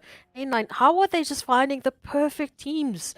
They keep finding everyone that is down to 2 or 1 players. They haven't even been in the crosshairs of Smash just yet. As you say that, it happens. Old boy now being met with a few shots here from Ilias. Again, Old boy not going to be backing off of a challenge just yet. Up comes Chemo trying to lure them out instead. Now rushing straight on forward. The potential is there for follow-up. But that is going to be Chemo rather stopped in their tracks. Ilias does fall as well as Thor. Managed to find the head. Old boy also now getting knocked. And let's see whether the opportunity is here now for Triple to bring themselves back into contention. Already sitting up on 11 eliminations. And this is Thor. Try to quickly alleviate a little bit of that pressure before advancing forward. Icy also going to try and flank around the edge. So this could be a triple sandwich coming through onto the side of Smash. But they're already getting shot at by that third party. A9Q finding the perfect opportunity is going to be a distraction here for Thor. At least the nade finds Black Loss, but what are those final hits going to be like? Oh, up comes Rolex now, just trying to dodge these bullets as they fly in, but it is going to be a no-no as Thor does find the play. And that is it. Smash getting backed up in third. Now, A9Q, the only player standing between the side of Triple and that winner chicken dinner. But are they going to be able to hold their own? Because this is going to be quite the push, right? A 1v2, Thor and Icy up against A9Q. And both teams still having a lot of space here to work with. But again, it's numbers advantage. Triple, they have the crossfire. As soon as A9Q makes their presence known, there's going to be that immediate follow-up from the second. So they need to try and isolate a 1v1 here, but it's the Triple Esports are not making it easy for them. No, but why should they? I mean, Triple, they want to get themselves this winner chicken dinner. They want to add it to their tally. They're not going to settle for anything less than that. But will they be able to keep their eyes on the prize? Just push through, secure themselves that finish. As we know, Triple, coming into this phase, they've not yet been able to find themselves a single winner chicken dinner. If we look at the performance of Lag, a very similar spot, right? Also, not having had the chance of securing themselves a chicken dinner. But where will it go? As the zone is going to be closing up within the next 30 seconds, we will have our final, well, 7th stage rather, being revealed. There's going to be a slow, steady push. No one wants to be the next one to fall, especially not A9Q. A9Q also slowly but surely running out of utility. One more smoke and 4 nades to work with. They did try and use that first initial smoke as a bit of a distraction to see if Triple would pounce on it, to see if they can try and disseminate where these players are holding. Triple, again, not making it easy. They're not giving up information. They're just waiting. They're biding their time, and that's exactly what they need to do. They need to use their numbers advantage. The best way they can do that is to take a little bit of a page out of RUKH's playbook. Stay calm, stay calculated. Wait for A9Q to make the mistake. Yeah, I mean, just kick it as best you can, right? And you can see Icy now starting to move up a little bit. So they're trying to see if they can identify location. But I like the steady angles being held there by Thor. Thor just going to be waiting to see if any shots get fired, where they are coming from. And that could be the opportunity then for Thor to bounce. I mean, that is, of course, if Icy doesn't beat them to the punch, right? But Icy just getting closer and closer now on towards A9Q, and it's going to be just a matter of moments before before the inevitable happens here. It's either going to be Lag getting the stricken or Triple getting the stricken. See, just inching their way closer and closer. I think Icy spotted it. They got the pixel. They stopped for a reason. They have seen something. They know something is happening in this area. Oh, come on. It's right there. How do you not see this? Oh, there we go. Icy steps on up and locks in that winner chicken dinner. That is his first chicken for this phase. I mean, and they've saved it for the last day, looking to step up and just bring in yet another glorious performance. And not only was it a strong performance, right? They also closed it off with 15 eliminations to their name. That seems to just be the standard, you know. If you're going to have a crack of a game, you need to get at least 15 eliminations. You know, this is the standard that we're going to be setting. Well deserved to Triple. Honestly, they were the threat. You could see they were feeling confident. You could see that they were ready to just take out anyone and everyone. The fact that they were mopping up teams on the outskirts of the zone before they even felt like taking anyone on in the center, that's just pure confidence. That is a plan that was executed off of the momentum of that crazy clutch by our old boy holding strong against an entire team of Blackjack. I don't blame them for having such a good energy and for feeling so good in their final performance. So well deserved winner chicken dinner to them, and a beautiful start on Erangel. Yeah, it was about time for Triple to just show that performance that we saw so much of coming through in the first phase, and it's good to have that potential just being shown once again. But now we want to see more of that today, right? A one-shot wonder, it's not enough. We want to have more consistent plays coming through from Triple like that, because also when we looked at those standings coming through at the top of the screen, right, there was a lot of gaps starting to close on through. But as we know, it's going to be that time for us to take a quick look at the highlights from this past match. So it's just a matter of moments, and then let's take a look.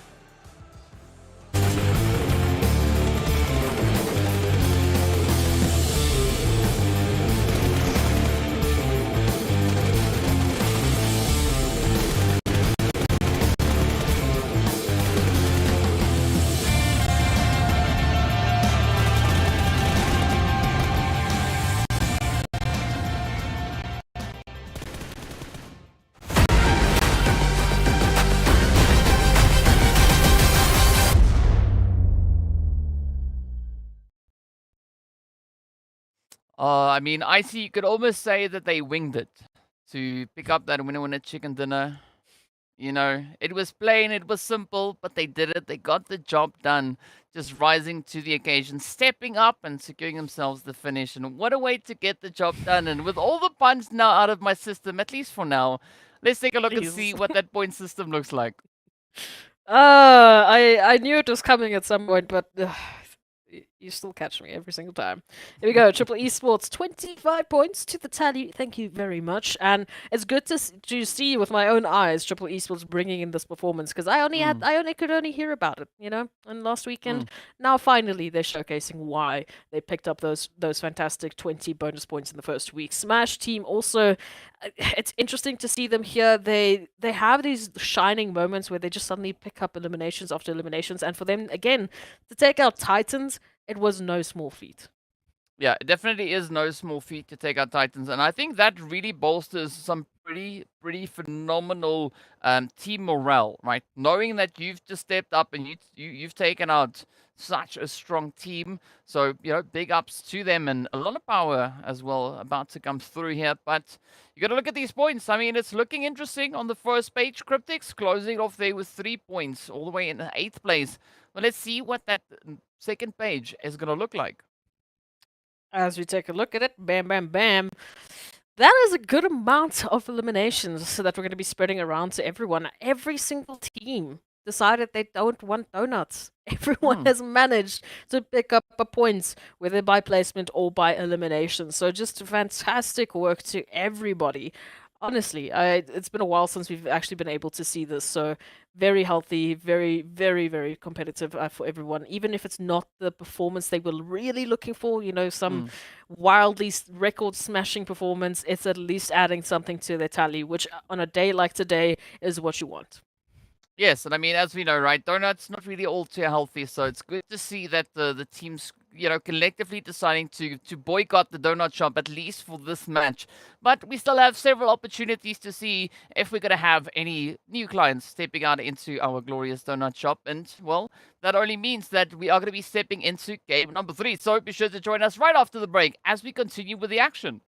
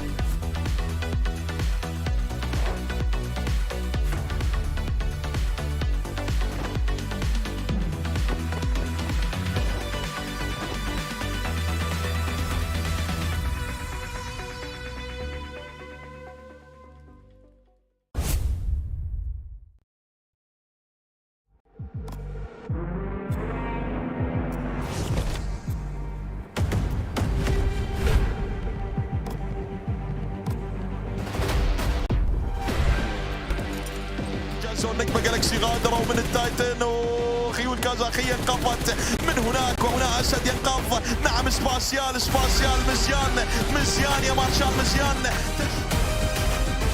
إلى هذا الزون، يحاول أنه يدخل زون، لكن خلينا نركز هنا مع هذه الفايتات. بسيخ بإصابة ثانية مؤذيتين بإصابات مؤذية في صفوف الشاذوين المكشوف. يا الله يغادر على يد الأيت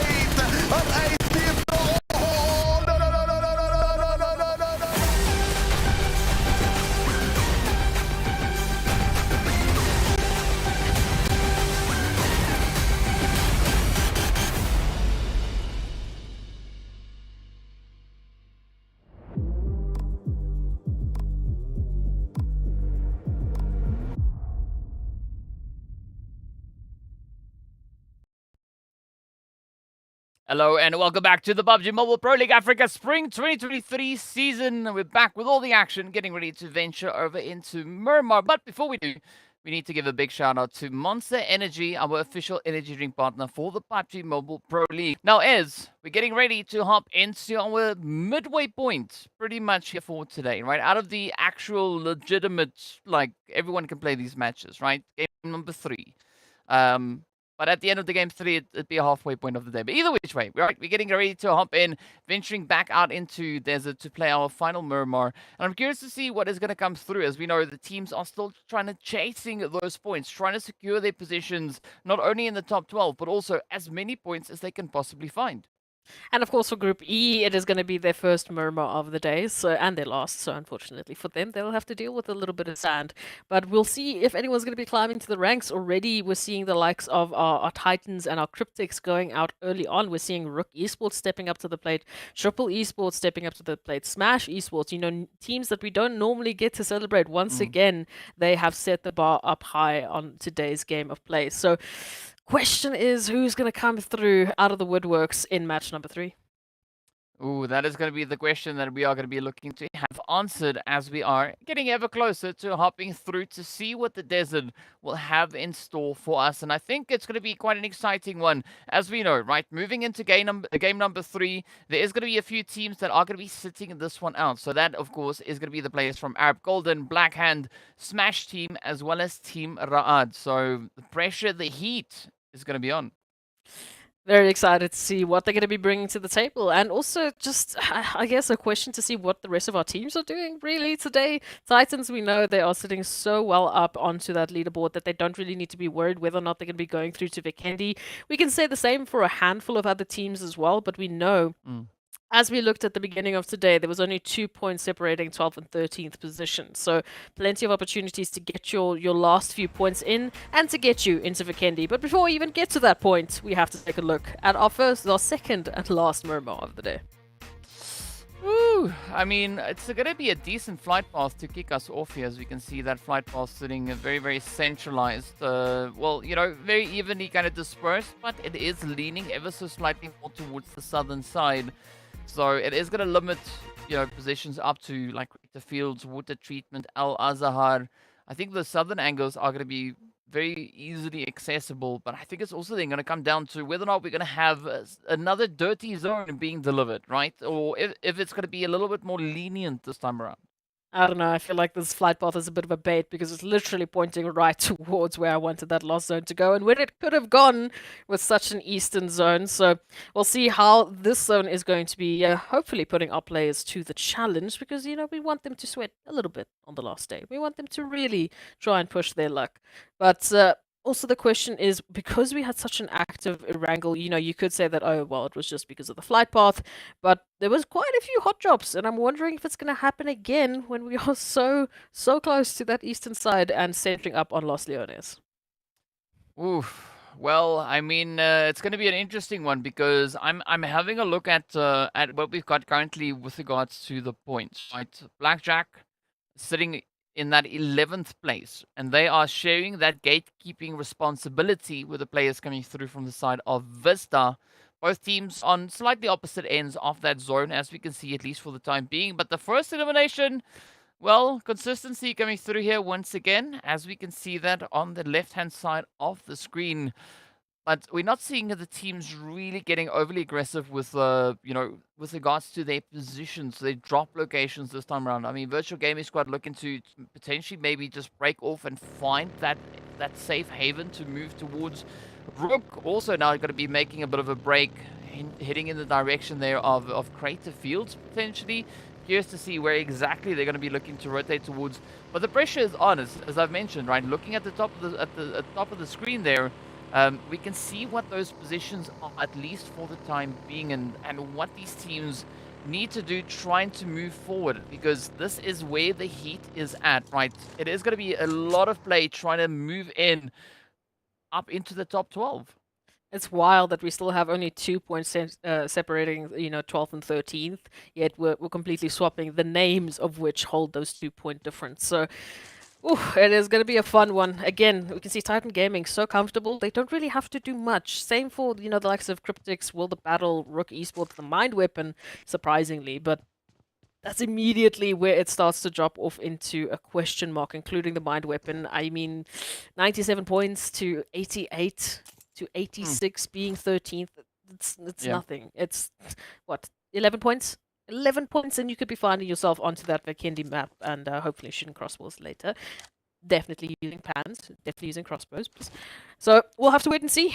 I really want these teams to push it, especially today, especially as the last day of phase 2. Yeah, I mean, the pressure is going to be there, so I want to see what these teams will be looking to bring through for that next potential opportunity, right? Because the glorious part about Vikendi is not only is there a little bit of that, money up for grabs, but there's also the opportunity for those teams that make it to that point to just solidify their earnings for that phase, right? To just secure themselves even more points, and that could allow them to either try and close a bit of a gap or create a bit of a gap. So good questions that we need to be asking right now. And the other questions I am trying to keep in the back of my mind is how we are going to be seeing these teams transition into the zone coming through from that flight path. We had a lot of teams trying to venture up to the north, and then obviously they cut their position short because they wanted to stick a little bit closer into the zone, and they wanted to make sure that they have an easier rotation in. So the likes of Virtual Gaming, as an example, just on the edge, on the outskirts of the zone there by San Martin, alongside Vampires. We have, the Mind Weapon also cutting it close with Al Azahar, and then we have the likes of, as an example, RUKH, who dropped on close, but they're still heading north. They're heading all the way past Cruz del Fall and using as much time as they want to before they move on in. And it's just, again, the difference in terms of strategy. Some teams still just enjoying the outskirts. I mean, it definitely worked for Triple and Erangel as they were just mopping up eliminations. So maybe someone else can employ that today. Yeah, it's going to be curious to see if that approach is going to be adopted by someone else and whether or not they're just going to be looking to strengthen that play. But Mo also now looking to get themselves into a little bit of a position here. Going to be at least they've grouped up, right? At least they've grouped up. They are pretty much kind of condensed. Well, 2 over the 3 now making a bit of a run for it. We're yet to see what Vortex is going to be doing. It does seem like they are finding some decent positionings. Are they going to look to pull into the compound? I sincerely hope so, because that would allow them a good point of safety to play from for at least this phase. But if we look a little bit further onwards, it is going to be Wave, Blackjack, all now just going about their business, looking to see where they can find their next potential few points to come from, and also a good entry point to play from. Ooh, Petrox spotting out the likes of URUS, making the rotation on in, but unfortunately they don't have the rest of the team to back them on up and to try and make those shots actually hit the marker. You need a few more bullets if you want to be able to hit all of those moving targets. Some damage dealt at least, but I don't think we'll be seeing a connection. Ooh, just barely though, just barely. The rest of Wave, however, they are rotating on through. They were just alongside CRYPTICS. So I'm a bit worried to see if Wave will actually be able to join Petrox, or if we might be looking at a few numbers dropped again. We'll just wait and see how that one's going to turn out. Los Leones currently is turning out into a battlefield, and I'm a little bit excited at the idea of a Los Leones finish, because we always see such chaotic play if we have this sort of city finish on a map like Miramar. Well, let's see whether or not that city finish is going to come through. I mean, the probability of that is, I think, it's pretty high, because, it is currently smack dab center zone. But speaking about center, it is going to be then the players there from the World of Battle looking to roll on through as well, looking to just solidify their numbers here and have a good vantage point to play from. A Blackjack on the offensive, looking to fend off any potential advances. Meanwhile, Bum Bum will get knocked and secured. Down they go. It's now all down to Vortex and Hainsley, looking to see if they can maybe survive the onslaught here from Greedy. I can't. Okay. You know what? I'm not even gonna cover the topic. Mo Esports, good luck. That's all I'm gonna say. That's all I'm gonna say, because here comes GREEDYFORKILLS. Yep, they've got their eyes set. The targets locked in. Be Rhino and Fivo now getting ready for a little bit of a rumble here. Looking to push on through. The Molly makes the connection. Vortex now just trying to evade, but unfortunately they will fall to the flames. Hainsley now off in the distance. Having to find the next possible play, opting into the vehicle. Oh my! No! They get No, spotted, no, and no. NASA delivers the final nail into the coffin. No is rhyming with Mo Esports. Please stop this. I can't. No, I'm not doing this today, DK. I'm not not gonna talk about that. I'm moving on. We're talking about the zone now because I just can't deal with it. Southern zone now, as we see a lot of the teams having to make their rotation on in. Titan's going to be pulling up right alongside Triple, which is going to be pretty interesting to see if that is going to come to fruition.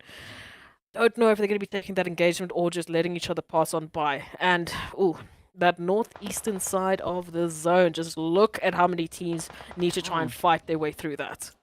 I mean, again, we see a little bit of water coming into play here, but it's going to be a different kind of play coming through. Old Boy now perched on high, looking to play a little bit into the side there of Titan as they now look to make their rotation. And this is such a beautiful spot coming through here from Triple, but is there going to be enough for them to allow these sprays onto Titan and get those confirmations? It's going to be the curious factor here for Titans. We know they've had a bit of a slow start today. Again, they're so comfortable at the top of the leaderboard. We can almost immediately confirm that they will definitely be a team that is going to be in Vikendi at the end of the day. But surely they want to grab as many points as they possibly can to get themselves on the grand total as many of those potential bonuses. So, Titans, we're holding on. Maybe the strategy is just to see what they can get away with. But Triple, they are pushing for these eliminations. Ooh, Zeke! Wow. Well, that is going to be icy down. And this is not exactly going the way that Triple would have hoped. And this is now the opportunity for Titans to just come rushing on forward, almost picking up a two-piece. There we go. Kimo does fall. And now it boils down to Old Boy and Thor to keep the hopes up. But look at that hit though. Puncher with a glorious motion shot. Just connecting on through and just driving that shot right into the side of Triple. Ooh. Okay.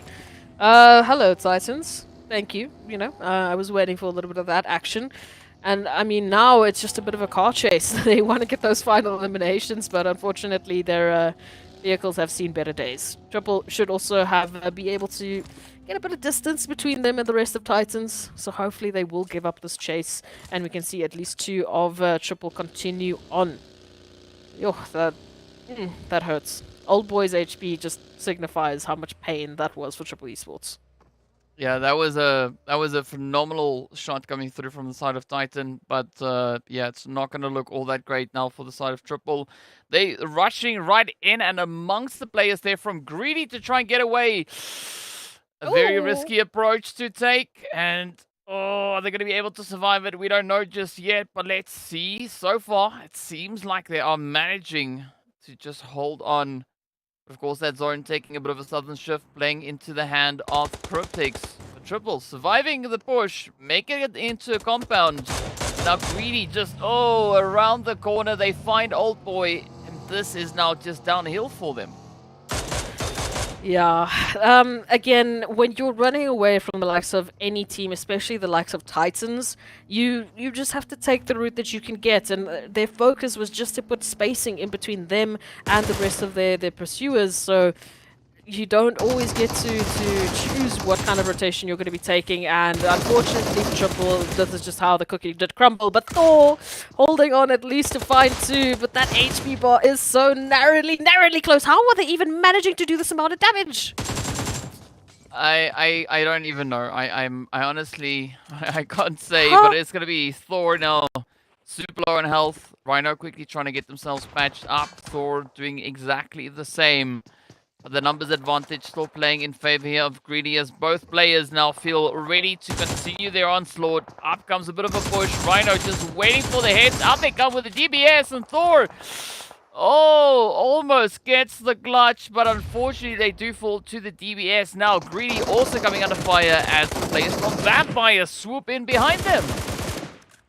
Oh, this is just third party after third party after third party. I am loving it. Yes, this is exactly the action that we need from these teams. We can see Timeout also just driving by. Doesn't look like they're going to be joining the party just yet. I think they're going to be waiting a little while longer. But with the routing they're taking, they're getting ever so close to Titans. So there is still some danger. Mido, hello, what are we doing? Ooh, that's risky. That is quite risky as they now push on to the side of Greedy. Timeout could be put on timeout as the rush is there, but Greedy, I mean, even though they are only a 2-piece, they could definitely bring in quite a bit of an upset here, and this is going to be quite the challenge, but let's see, maybe timeout is able to get the upper hand. Fivo now trying to get the res up into Rhino, and this is the opportunity now for timeout to come in with full force, trying to close that out. Fivo up top, just out of reach of the utilities. Oh, but they're not going to be successful as the nade comes through from Hazard and timeout punches their ticket.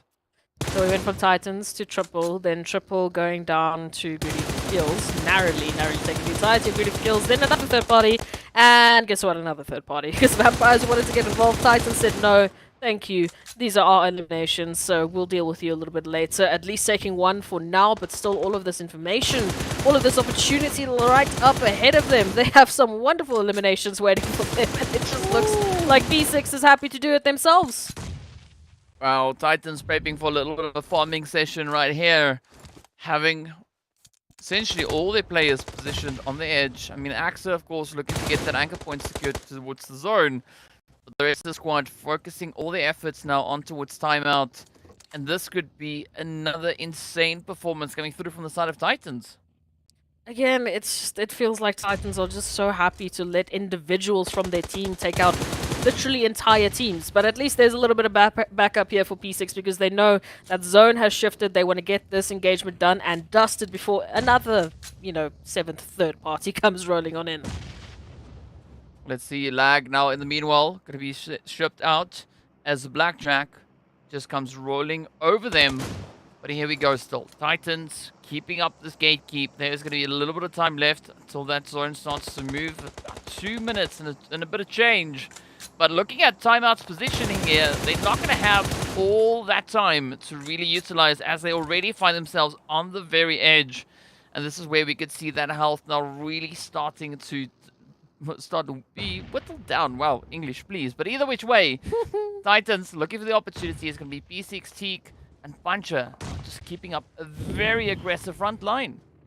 Yeah, look, they are really not going to be allowing timeout to leave this position without a couple of scratches, maybe a couple of losses. You can see already Hazard going down. Those monster trucks, they look very nice, but they make for a pretty big target. Already the first. Now where are the rest? Mido going to be the next to step up to the plate. Teak already doubling back into the vehicles, and they might just be leaving timeout to dry. Oh no, I don't think that connection is going to be there. Mido with vehicles at hand. Do they have something to rotate out of here? Ooh. Yes, it's called the lobby. Right. That's how Mido is going to be able to get themselves secured out of the zone. Desha, in the meanwhile, does have the buggy to rotate on through, and off they go. Oops, a little bit of parking coming through right here. The Titans still holding in the vicinity. Up they come and swiftly dealing with timeout. I would hate, I would really hate to be in a lobby where a team like Titans are sitting and waiting for me. It's on the border of cyberbullying, honestly, because Titans, they are relentless. When they pick their victims, they will take you out no matter what. It's terrifying. It's hard to see, but we love to see this sort of dominating performance and presence coming through from Titans, really showcasing their experience. Blackjack right up ahead of Titans, coming through into the northern side. Are going to be spotting our Titans already. A few shots exchanged. A nice little bit of a haircut over towards Puncher, but it's nothing concrete to work with. And in the meanwhile, they do have to worry about a bit of a snake in the grass in the form of Hemo, who've just sneaked on behind them. Well, I'm pretty sure the Titans would be so relieved if Blackjack took down a Hemo. It will, you know, take away that potential threat. Yes. But, I mean, I got to say, I appreciate what Blackjack is doing here. They're not pushing on Titans, right? They saw them off in the distance, just popped in a few hits, but they keep their positioning. They're not going to be looking to go rushing straight on forward. Now is the opportunity for that rotation. Already Phonics right on cue, hops in the vehicle, looking to get themselves just a little bit more mobilized, and this could maybe mean that they could find Hemo and then roll forward into the zone. Absolutely. I mean, that opportunity is there. They are definitely searching, staying very active. So I think maybe a sound cue has been given up. They are hunting, they are looking, clearing up the buildings. Unfortunately for Wave, I think Hemo's days are numbered. Now, Hemo waiting. Oh, finds one, but also finds the lobby. Off they go. Down to 9 teams. We are... And Blackjack now having the opportunity to have a nice and comfortable rotation forward in towards the zone if they are going to be looking to get themselves situated up north. But it is going to be a very treacherous play on the edge here with CRYPTICS and Titans getting ready for a bit of a showdown. CRYPTICS all just having a bit of a nap, right? Having a bit of a rest. Everyone just lying down, waiting for the next bit of action to come their way. I have to say, just on a side note of the zone, the fact that we have even just a little bit of water still involved on a Miramar zone. I mean, even after the first one we had today, it's weird. It's weird. Water on Miramar is just not a thing my brain even understood. It is nonetheless the zone these teams have to deal with, so vampires holding into this compound. Nice little bit of ridgeline to work with, so any team that is going to be taking that northern approach is going to have to descend down, or they need to take that flanking angle. So if vampires can work as a duo, maybe they can leverage that opportunity to get some eliminations, but they are going to be at that disadvantage if Titans actually roll up on them. With the numbers they have to work with the firepower that they've been showcasing, it is going to be tough. Ooh, but look at this, DK. It is a game of cat and mouse. Can you find the mind weapon? Oh, well, don't mind if I do. And here we go. It is going to be Alpha Luigi, the first one down. Oh, Malik coming through with a glorious shoddy play to end it right there. Delharp sends one out. Is he going to find the spot, though? Nope, doesn't get anywhere close. But that's great position now for Delharp to be positioned in, because the rest of Virtual don't know really where to go looking for them. As another nade finds its way on through. One shot just looking honest. The shots continue to fly. Meanwhile, we did see RUKH also just in the background there getting taken on down. It is going to be one shot now to fall. Malik, Alpha Luigi looking to pick it up. Delharp getting spotted out as the shots come through. The S12K comes in clutch, and there we go. Delharp with the barrel finds the first hit. Now, it is going to be a 1v1. Could be the mind weapon. No, 1v2, sorry. Here we go. Alpha Luigi looking to bring in a bit of an upset. As the rush is on. Nice. Gets one more to go. There we go. Almost in the clear. And this could be Virtual Gaming now in a world of trouble. But Delharp just bringing in some phenomenal sprays. Oh, this is fantastic. Already one confirmation. Oh, going to be jumping out the window, just narrowly escaping that onslaught here from Virtual Gaming. It is literally a game of ring around the rosies. Can you, again, find the mind weapon? Delharp is so good at hide and seek, but again, all that noise, all of that distraction has just attracted Blackjack. And they are looking for a little bit of explosive action as they send through those wonderful nades. And unfortunately, we say goodbye to both of our hiders and seekers as RUKH and Blackjack are here to stay. Well, that was quite the upset. I mean, neither of those teams saw that coming. But RUKH and Blackjack, both teams looking to capitalize on the third party. But Blackjack now having the elevation to use to their advantage, definitely caused quite a bit of a dent to come through into the side there of RUKH. And that's exactly what we see happening as Pusher now gets taken on down. Oh, Blackjack, it would be so good for them. As you can see, currently in 16th position with those 78 points. If they can get a little bit more, they can try and catch themselves into a potential Vikendi gameplay later today. So this is going to be an important battle for them. They need to take RUKH out. Oh, here we go. Look at this. Hamadi, eyes on target. Finds 2 players. Now it is down to Eugene. Holding up on the front line. Rami holding onto the hard cover. But Blackjack looking quite relentless in their pushes here. Rami now almost getting spotted. Yes, in fact, they have been spotted. The push is there. Rami finds the first, but up comes Hamadi to close it out. Now, will that be the final push to secure this just extra bit of a rain coming through here from Blackjack? Oh, Bronsberg is down. Down goes the final one. And Blackjack get the wipe over onto his RUKH Esports. Massive 10 eliminations now in the pocket here for Blackjack Esports. This is going to be phenomenal for them on the overall standings. This is what they need to get them into Vikendi. So let's hope they can just, get a little bit of a top up with some placement points as well. But we want to talk about some challenge. Let's talk about the World of Battle. The only other team still with a good amount of numbers that could potentially pose that challenge to Blackjack Esports. And they're right towards the northern side. Otherwise, we have to think about Vampires and CRYPTICS, or at least the solo from CRYPTICS. What's going on with CRYPTICS? I feel like we just don't see them. And then when we do see them, they're either out or they're reduced down to only one today. Yeah, I can't really tell you what's going on here. I mean, CRYPTICS... On Miramar. Yeah, it's very odd to see them performing like this, and I'm not quite sure what's cooking. But either which way, we'll find out soon enough, because we have the Vampires and the World of Battle just held alongside Lazy Boy there. So our final 4 teams having to settle their differences here. But I like what I'm seeing here. Blackjack, full 4-piece to their name. They could definitely look to just overpower at least this western side of the zone. There's a possibility for that. I wonder if Vampires know about Lazy Boy. Okay, there's going to be a little bit of footsteps. We'll see if Ninja has spotted it out, but it looks like they're just focusing on Blackjack. So, Lazy Boy, if they can be as sneaky as they are right now, maybe they can pick up a bit of a surprise. At least one to Vampires. Potentially a bit more, but that car is going to come through for the rotation. We'll have to just wait and see. This is a snake in the grasses, as you can see. Yeah, I mean, you can see Ninja definitely heard something. They're not going to be looking to take that play just yet. But now with the zone centering up into that no man's land, Blackjack looking to get themselves mobilized. They have that ridge line to play off of. So where will it go? Lazy Boy trying to time the shot here. Ninja going to be making that run. So Lazy knows that there's a bit of an opening just ahead of them. But it is going to be Vampires now looking to get themselves established back in towards the zone. Looking for a little bit of a low ground positioning. Very similar to what Blackjack is currently doing as well.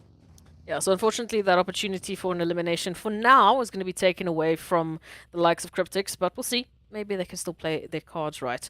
Here we talk about it. Blackjack Esports, the team with the most amount of players still into this last phase, or this almost last phase of Miramar. And we are looking at a top 4 combination that is, again, very odd to me. We've got the likes of Vampires, the World of Battle, and Blackjack Esports fighting it out. CRYPTICS just sprinkled on, looking for some eliminations, although HP bar is getting narrowly close to danger. And again, all they can really do is just snake it on out and look for a bit of an opportunity to maybe pick up an elimination. Well, you gotta snake it to make it. That is sometimes the name of the game. But all this tranquility coming through has allowed the players there from Blackjack and the World of Battle to get themselves situated. Lazy now finds the play onto Ninja. Off they go. Stop now. Gonna be looking to just get the heck out of Dodge. But Lazy primed and ready to roll. Meanwhile, it will allow for Blackjack and the World of Battle to continue their altercation as well. But here we have it. Stop. Cooks the nades up. Will it reach? Out it goes. Oh, a little bit of an overcook. Doesn't exactly find the point, but now it's going to be that moment to shine. As it is going to be Stop and Lazy Boy. Oh, but Lazy make it look so easy. That's what we love to see. Lazy Boy picking up the eliminations here for CRYPTICS. So even though they are not here in full force, they are still going to be just tallying up a little bit of a good amount of points in pockets. Back onto the action here with the World of Battle and Blackjack Esports. Blackjack tried to push on up into that northern position that the World of Battle are holding. But with the split that they had, unfortunately, Blackjack had to just back on off. The World of Battle did such a good amount of damage. But they still are running a very dangerous 2-1 split. And with the likes of Lazy Boy in the mix, they just need to be careful of how much angles and how many opportunities they are going to give away. They peek out too long for too far, and they could be finding a shot. That's the danger of playing within this area. Let's see what's going to cut through now. Blackjack still holding on to a full 4-piece. Up to the double digits. We've not yet seen a single elimination come through onto the side there of Phonics. There's a team still just locking in the numbers here. The World of Battle looking to get themselves asserted over onto the edge. I'm not quite sure what Phonics is doing. I think Phonics might be AFK, as that vehicle is just crammed into a bit of a boulder on the side there. But here we go. Phonics now tanking damage. Up comes Arthur looking to pick up a bit of a trade. Oh, but MG does go down as Muhammad finds the opportunity. It's now down to Hamadi and Zeke looking to find that extra bit of continuation here. No, if that was an AFK or an accidental disconnect, whatever it was, unfortunately that numbers advantage goes out the window for Blackjack Esports. The World of Battle, they can capitalize. Again, though, there is that danger looming around. It is Lazy Boy looking for an opportunity. Muhammad right up ahead of them. If this happens, if we see Muhammad go down, we are back to equal footing here for Blackjack Esports with an opportunity to take the win as they have one man up. Oh, there we go. Zeke going down to the nade. Is this going to be the trigger for the World Battle to push on through? I mean, it could be exactly that opening that they need to get the job done. Meanwhile, it's going to be Lazy Boy just waiting patiently in the wing for both these teams to settle these numbers. But here we go, Muhammad looking for the advancement, pushing forward, finds Zeke, now down to Hamadi, who's going to be holding up alongside the RUKH. Empty also just waiting in the wing, up comes the DBS, but it will not suffice. Muhammad now falls to quick spray coming through there from Lazy Boy, and Arthur also just holding on for whatever it's worth. It's going to be Hamadi, Arthur, and Lazy Boy. The three solos left to face off for this winner chicken dinner. But where will it go? No one really having the clear advantage. Arthur, very centered up, but they've been spotted. Hamadi sends out the utility, looking to find that opening. Oh, up comes the push, the rush, it's in. Hamadi dipping, diving this way and that, trying to get the spray, does secure the play onto Kron and Arthur, and down they go. It is now Lazy Boy and Hamadi having to face it off. Yes! But there we go. A nice, beautiful nade to steal the show, and that is CRYPTICS securing themselves yet another winner chicken dinner. Whoo! I need to start and rethink what happened to all of our solos, you know, in that break between last year and this year. We had Rauf clutching it out against 3 other teams. We just had Lazy Boy doing the exact same thing. I don't understand. I just don't understand how this is happening. I mean, it's crazy to see these solos step up, and it's quite scary once you see a solo. I mean, the teams obviously don't know that there's a solo, you know, lurking in the area somewhere, right? But it is quite scary to see all that come through. But what a performance that was from Lazy Boy, just timing that nade to perfection, finding the opportune moment to strike, and securing themselves that winner chicken dinner. But I gotta say, Blackjack really stepped up their performance in this match, right? Hitting those double-digit eliminations, and that was the kind of performance that we've been wanting to see come through from Blackjack again. I think a game like this is really going to do wonders for them on the overall standings. Even if they didn't get that winner chicken dinner, they still get the 6 placement points, and with the eliminations that they garnered, that is going to be a good chunk of change to add to the overall tally. Like we said, they're in 16th currently, or at least they were at the beginning of this match. They need to get themselves into the top 12, and then they need to stay there. So even though this match was really good from them, for them to secure their slot in Vikendi, it needs to happen again. They need to come back with just a strong performance in their next map. Yeah, it's going to be of the utmost importance if they want to have another go at that Vikendi action. But I gotta say, I mean, Miramar, very, very exciting yet again. So much so that we need to take a look at the highlights once more.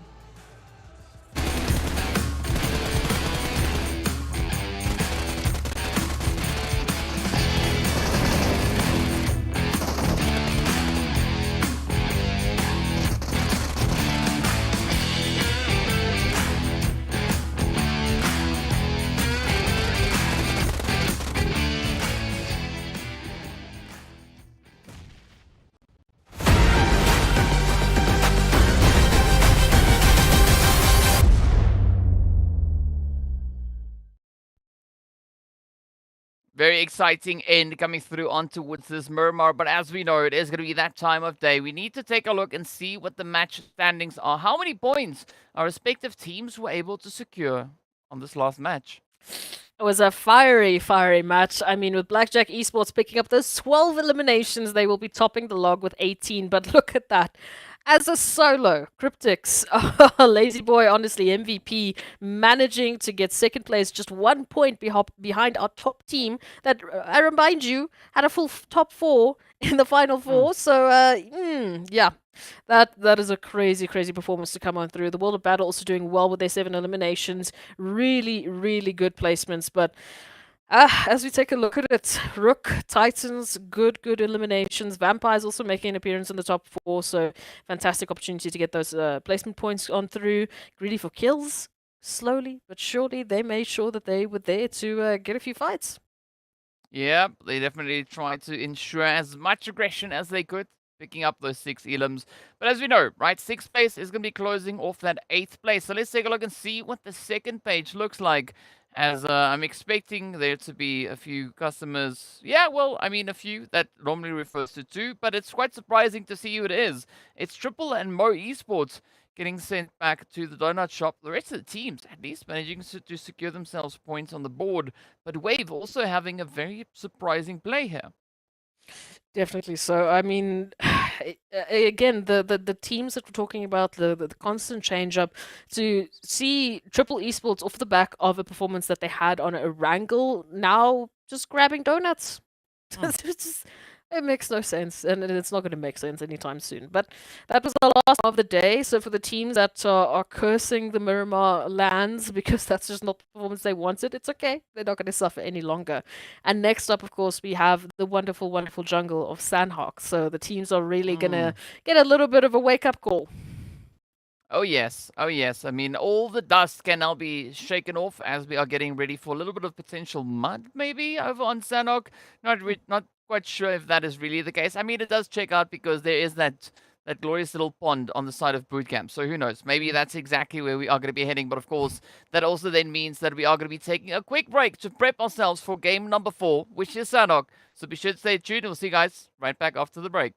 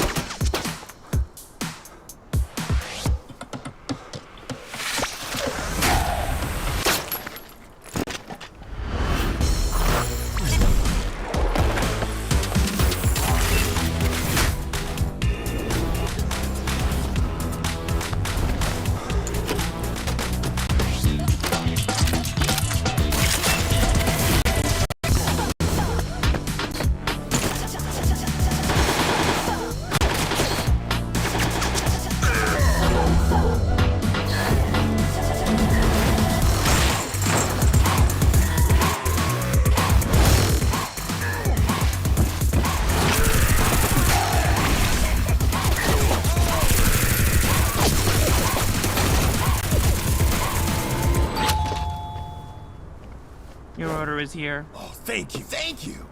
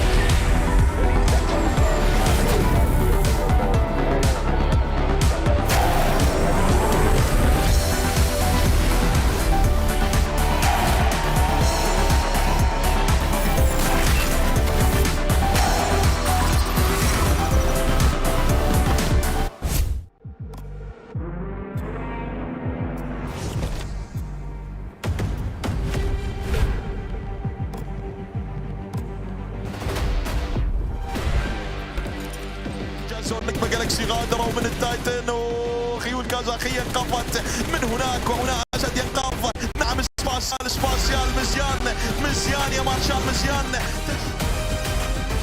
إلى هذا الزون يحاول أنه يدخل زون، لكن خلينا نركز هنا مع هذه الفايتات. بسيخ بإصابة ثانية مؤذيتين بإصابات مؤذية في صفوف الشاذوين المكشوف. يا الله يغادر على يد الأيت بيبدأ. لا لا لا لا لا لا لا لا لا لا لا.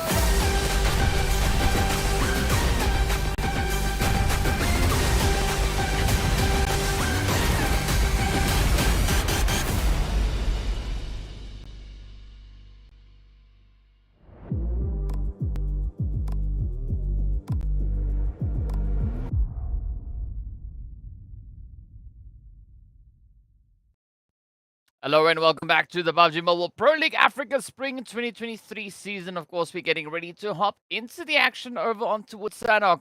But before we get into all our proceedings, venturing in towards the glorious and luscious jungle, I mean, we've been seeing so much happen here today already in just our first 3 games, right? We've had our 2 Miramars come in. We've had our 1 Erangel being played.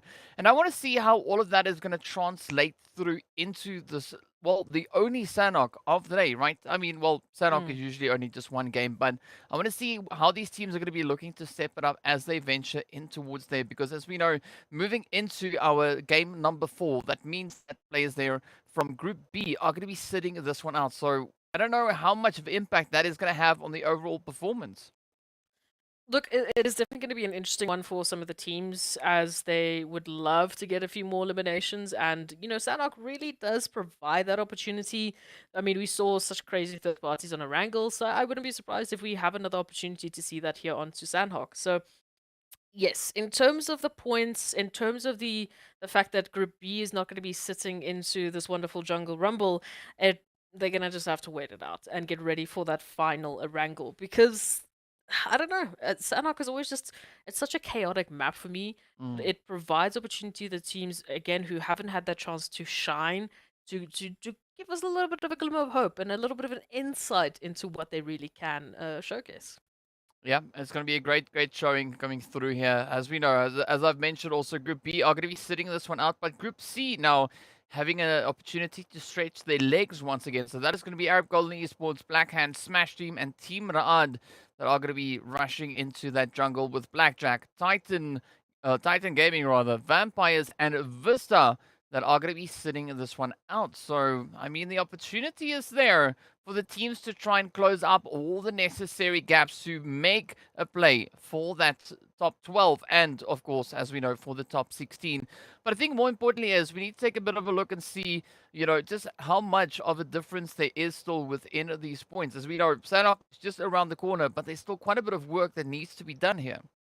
Again, I mean, today we have our mini finals, if you want to talk about it that way, as we said off camera, that the teams can get that opportunity to get into Vikendi. They can get that opportunity to fight for the Vikendi bonus points and prizes. So there is a fantastic opportunity, really, to get yourself there. And then obviously we have to, start dishing out those bonus points at the end of phase 2. So obviously there are a few definite confirmations who's going to be joining us on Vikendi: Titans, GREEDYFORKILLS, Wave, and of course Triple Esports, as well as CRYPTICS. I can't see a Vikendi without them at this point. The World of Battle, RUKH Esports as well, looking pretty healthy. And then as soon as we hit that 8th marker, as soon as we get to the Mind Weapon, this is where the question marks start to form, because we know there's only 4 more slots of this that are available, and if we finish on 8th with 100 points, we'll have to take a look at the next page to see how close those 100 points are going to be broken. Yeah, I mean, it's still going to be a very contentious play, right? A 95 coming through, so only a 5-point difference sitting on the board. And I mean, it's still a very, very hard opportunity here, because if we look at it, right, all the way from 13th down to 16th, they are pretty much in contention for closing up that gap and contesting in that 12th position, or even 11th. So the pressure, the heat is going to be on. So I'm curious to see how that is then going to unfold, or potentially even unravel here. But the last page, this is where the heat is going to come through, because, I mean, as you can see, TEAMLAG sitting on 66 points. It is only a 13-point difference between 17th and 16th. So, you don't want to be caught in that spot. You don't want to be that team. No, you really don't. And again, these are just the overall standings, obviously, for, the phase that we're in right now. Yeah. Then we still have to consider the grand total. The teams need to get themselves on the overall into the top 16. But that's business for later day. Right now, we get to focus on the wonderful, wonderful Sanhok. And I asked in chat, who else really likes Sanhok? Is it just me? I sometimes feel a little bit isolated. I've spoken to so many players don't like this one. Do you like Sanhok, DK, or are you of the same opinion? I'm indifferent. I mean, right? I like my preferred map is Miramar, because it's Miramar, right? I mean, I'm not against Sanhok, but it's definitely not my favorite. So I mean, that goes hands down to Miramar. That's hands down where it's gonna go. Miramar is my favorite.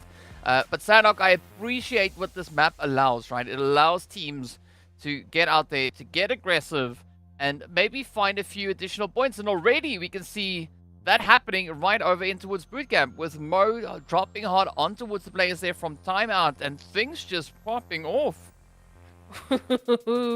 This is again another reason I just love Sanhok. Even if you hate playing on it, you have to admit there is something so exciting about watching a match of Sanhok, because of this ability for heart drops, because of this forcefulness that comes in from the teams, and that zone towards the eastern side is also just going to help continue all of this chaos. I mean, okay, sorry, I said that Mo dropped on timeout, right? Timeout's here with Virtual Gaming Squad. That's Triple Esports up in bootcamp. Yep. Alongside Mo Esports, right? That just got scary. So yeah, I don't know. Let's see how this one goes for the time being between Timeout and Virtual Gaming Squad, as they are getting ready for their positional play here, looking to gain control of Painan, which could be quite an essential position, especially looking at where it is. But Vortex actually fighting Icy. Up comes a jump shot here as Malik comes knocking on Hazard's door, and I mean, what is going on here? Is this Halloween? Hello? That was a little bit terrifying, but here we are. Hazard, you know what? You can bow out with some grace, because what are you supposed to do when an enemy literally comes flying by you in the air and takes you down? What must you do? Yeah, there's not much you can do. I mean, Mido in a world of trouble here. I mean, we also did see the players there from Mo Esports meeting their inevitable end as, Triple took them out. But here we go, Malik, a little bit low on their health bar. Could maybe still come as a bit of a clutch here for Mido, as they do have that S12K in hand. Oh, nope, never mind. Hulk is going to smash that one right out the window. Similar to one shot, now just vaulting all over the place. Honestly, virtual gaming needs to get their own category. I mean, in terms of what that fight was, it was just hardcore podcore. You just jumping out of windows, jumping off of buildings, taking shots in the air, 360 no scopes. MLGs, man, MLGs. But all right, we're gonna give Virtual Gaming the space they need to just calm down. The adrenaline must be pumping after a fight like that. Whereas some of the rest of the teams still have to think about their rotations. I mean, thankfully on Sanhok, again, small spacing. You don't have to really go far in order to get into the zone. You have a lot of spacing to work with. We do have quite a bit of water still involved, so some space will be a little bit limited. In the meanwhile, we have also said goodbye to Mo Esports officially, thanks to Triple, as we've mentioned. And yeah, again, I really don't want to break it down. I think we've covered it in length, and you know, the viewers can tell us what they think about Mo Esports. You know, let us know. What do you think is gonna be the change that needs to come through? You know, honestly, we can't really break down that engagement between Triple and Mo because we didn't see it, right? We only saw it happen on the map feed, and that's pretty much it. So we don't really know what went down, right? Of course, Triple, they just going about their business here, completely unfazed. But we do have the Mind Weapon now moving in on that northeastern side with Max and Delharp now looking to bring a little bit of a shake-up into this lovely boot camp. Where will it go? We don't know just yet. But it could maybe take a bit of an interesting twist. That it could. That it absolutely could. Triple will be holding on to bootcamp for the time being, so they still have that spacing to work with. If they should get a few intruders in the potential form of the Mind Weapon, then they will be hard-pressed to try and get that information. Maybe that's why they're running that 3-1 split. They can see there's movement. They just don't have the information to be able to execute anything at the moment. So maybe this should be shot might be in their future. I mean, it's a hiccup. It's not a knock, but it's a hiccup. Let's see now. Are they going to take it to the barber shop, the donut shop, or where will it go? Because the Mind Weapon trying to play from up on this ridge line, but I like what Triple are doing. I mean, they landed in boot camp, they got what they needed, and then they move off, right? Very, very, very quick and efficient about their play, but it does seem like they could be turning their eyes towards that center zone. As we know, that is where RUKH, URUS, Arab Golden, and several other teams already find a bit of that occupation secured. So it's going to be a hot and heated play. But of course, Greedy then also coming through onto this bootcamp hill. Again, we've got a few teams that are just so close to one another. Again, a lot of central positioning, a lot of teams trying to find the best central point that they can just stick it out and start just firing all 360 degrees and get some eliminations. But they're going to be hard pressed at this moment in time to be the only team to do so, because it just seems like great minds think alike. We have 1, 2, 3, 4, 5, 6 teams gunning for the center now, with the potential inclusion of RUKH also joining them, and Virtual Gaming, who are still making a little bit of a slow climb up into the mountain. Meanwhile, Triple, they've moved off boot camp, and they have potentially just found a few neighbors. Ooh, I mean, it is going to be RUKH here, just held up alongside them. Rami waiting with that S12K in tow. He's gonna go now. Old boy gets spotted out. Oh, Busher lands the hit and down they go. Come on. Oh, Bronsberg getting picked up as well. So a fair trade on either side. It's gonna be Busher now. Getting hit by a little bit of those third-party sprays, but the confirmation is in. Yeah, Old boy is tickets, and now Thor looking to get themselves patched up. Not quite sure if Triple are gonna be able to get the lay of the land here onto RUKH, but they're definitely gonna try.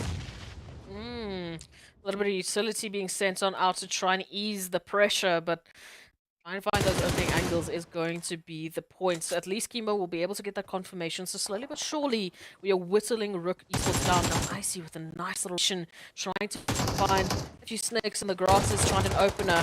They need to be careful. Those shotguns, they're deadly. Oh, come on. Riding it out, trying to push. Oh, there we go. The shot's in. It's Rami down. Now, RUKH still holding on to the two-piece. Oh, but unfortunately, the players there from Virtual Gaming Squad just adding into the carnage. And that, unfortunately, is going to be the end of Triple. But, I mean, what a glorious push that was nonetheless. And now, RUKH sitting with a few additional eliminations to their name. Sitting on 2. Virtual Gaming Squad, though, just capitalizing and already sitting on 6. Ooh, it's spicy. It is spicy to see a team like Virtual Gaming picking up that amount of eliminations because we know that they have this ability to be so clinical, and when they are terrifying, man. Let me just tell you. Virtual Gaming on a good day, I would run if I was anyone else trying to take them on. But here it is, URUS going to be the next one up, already finding RUKH. That could be the opener, but now they still need information on the rest of Virtual Gaming. Yeah, but that is what Moment is here for, right? Just coming in with a bit of a flank. Rauf holding the other flank. This could be a beautiful strategy coming out from the side of URUS. But are they going to be able to pincer players here on this side? One shot just hanging on in the wing. They've been spotted out. Down they go as Rauf dials it in. RUKH also just waiting patiently for that potential opportunity on towards Rauf. Unfortunately, doesn't get it quite yet. But here we go. I mean, this is now the opportunity for URUS to strike and double down on their efforts. I need a little bit of action for URUS. They've been so quiet in recent days, and again, we're fighting here for an opportunity to get yourself into Vikendi. We can see they're sitting on 15th overall with 88 points. We know that you need to start climbing a little bit past 90 before you even get yourself in an opportunity for Vikendi. So, as the maps are starting to whittle away, this fight could be absolutely critical for them to get themselves into that 6th match. And again, we have to take a look at it. As URUS, as they currently stand, they have a fantastic numbers advantage. And this could be it. This could be their starting point.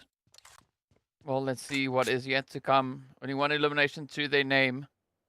I mean, looking at the side here of Virtual Gaming, they've been able to secure themselves 6 eliminations. Each player sitting with an elimination or more to their name. But Rauf, slow and steady, trying to find that angle, find that approach. But as you now move over on towards the eastern side, it is going to be Arab Golden and the players here from Lag playing themselves in a very similar position, right? Both teams in a bit of a standoff, but maybe we could see Wi-Fi, right? Finding a bit of an opportunity over towards night. But again, it's going to be a very challenging play coming through for either team here. On the bright side, I think they should have a little bit more time to actually get this altercation done with, because right past them, the only other teams it will be at the moment, it's RUKH and Ra'ad. And they obviously, they're looking into each other's eyes, trying to decide how they can take each other out. So they're pretty preoccupied at the moment. You can see there's a little bit of chaos there between Painan and Quarry with URUS Virtual Gaming and now the World of Battle rolling on up for a potential third party. So that's about to get heated up. So we'll see. Arab and Lag, they've got some time as we wait for the zone. Well, I mean, this is going to be a very, very tricky play to come through, especially looking at where the zone has centered up. But I like this contention that we have on towards that southern edge. But again, we see Wave and the players here from CRYPTICS all the way up north now having to bring in a bit of that approach, right? Get themselves a little bit closer to the zone. Wave going to be looking to mobilize themselves, but CRYPTICS, they've got the setup to just rain down chaos into those plays coming through from Wave, but it is going to be a very important rotation nonetheless, and up they come.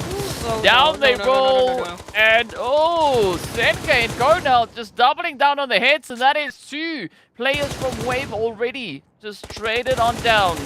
But where will the rest go? Because now they know that there's a lot of danger just up ahead.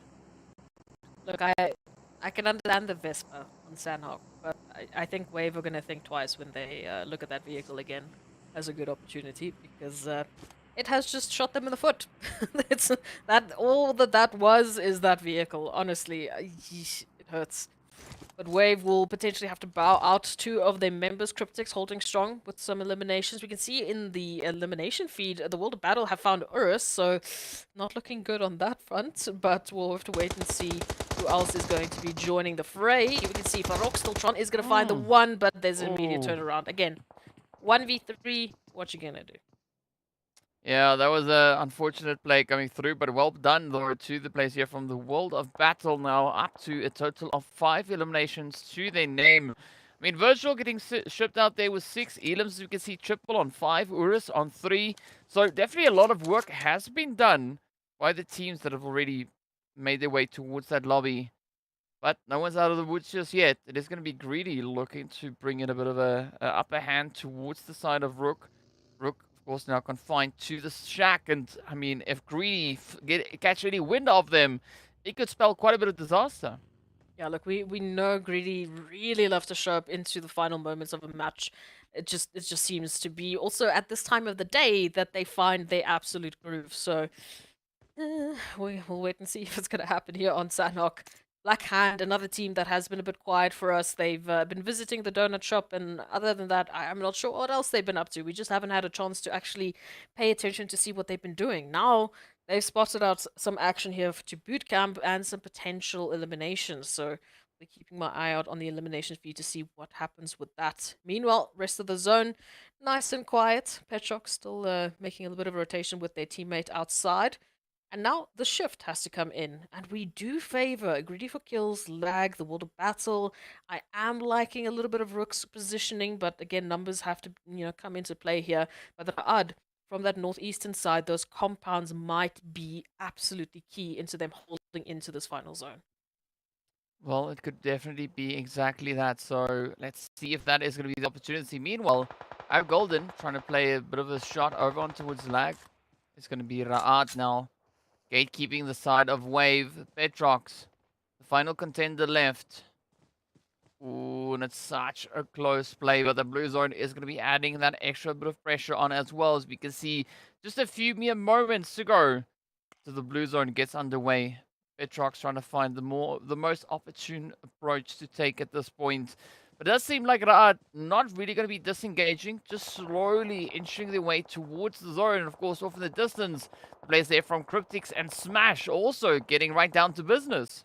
Like, we see a little bit of that action now starting to stir the pot. Ra'ad finding a nice angle, a nice opportunity onto Smash. As we do see GREEDYFORKILLS, all of a sudden they have spotted out Black Hand. That's going to be one confirmation almost immediately. And Coed going down as well. Black Hand, oof, they're taking hit after hit. But is it going to be sustainable though? I mean, you don't want to be taking too many hits, especially not at this point. And Black Hand down to a 3-piece, so maybe there could be still a bit of a opportunity somewhere around that area. But oh, the mind weapon now being reduced to half as they've run through straight into the side of Greedy. Delhop trying to get that res up in towards R, but with that blue zone that is going to be closing in, it will add so much pressure on towards them.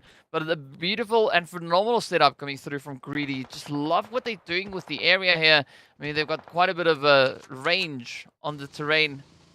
But now the challenge comes through for the mind weapon. Are they going to be able to successfully escape the watching eyes of Greedy? I don't see it coming through. I mean, they're going to go right out of the blue into the crosshair on a motorcycle. You have no cover, and GREEDYFORKILLS, they just have enough bullets, in all honesty. So goodbye to the mind weapon, we say. And it looks like Smash is also not looking too good. They've got one solo out into the blue. Not sure how long they're going to be lasting there. But we'll have to wait and see. Petrox going to be the only member for Wave as well. They have not had the best of rotations, and they still can't really get in because Ra'ad is going to be taking up a position on that zone. Oof. I mean, again, right, these teams holding on edge, looking quite comfortable right there. Escanor also getting a little bit cheeky, pushing up towards Wanted, and Broly down on that southeastern side. But Hand, as we saw, just held their own as the World of Battle tried to push on them. But fortunately, not really succeeding on that play just yet. Now, both teams having to reconsider that approach back into the safety of zone. Wave getting closed up there as Petrox meets their end. CRYPTICS advancing from that northern side. Hand still trying to find a bit of an approach, looking for an opportunity. But if they venture too far north, that is going to be Greedy. Too far south, that is going to be the World of Battle. So I think the safest option would be to push straight on forward. Similar to how Broly is just pushing straight out onto the edge here. But oh, a very challenging position. And Escanor managing to dance around those bullets like it's no one's business. Meanwhile, the shots will lock themselves in, and Lag looking to capitalize.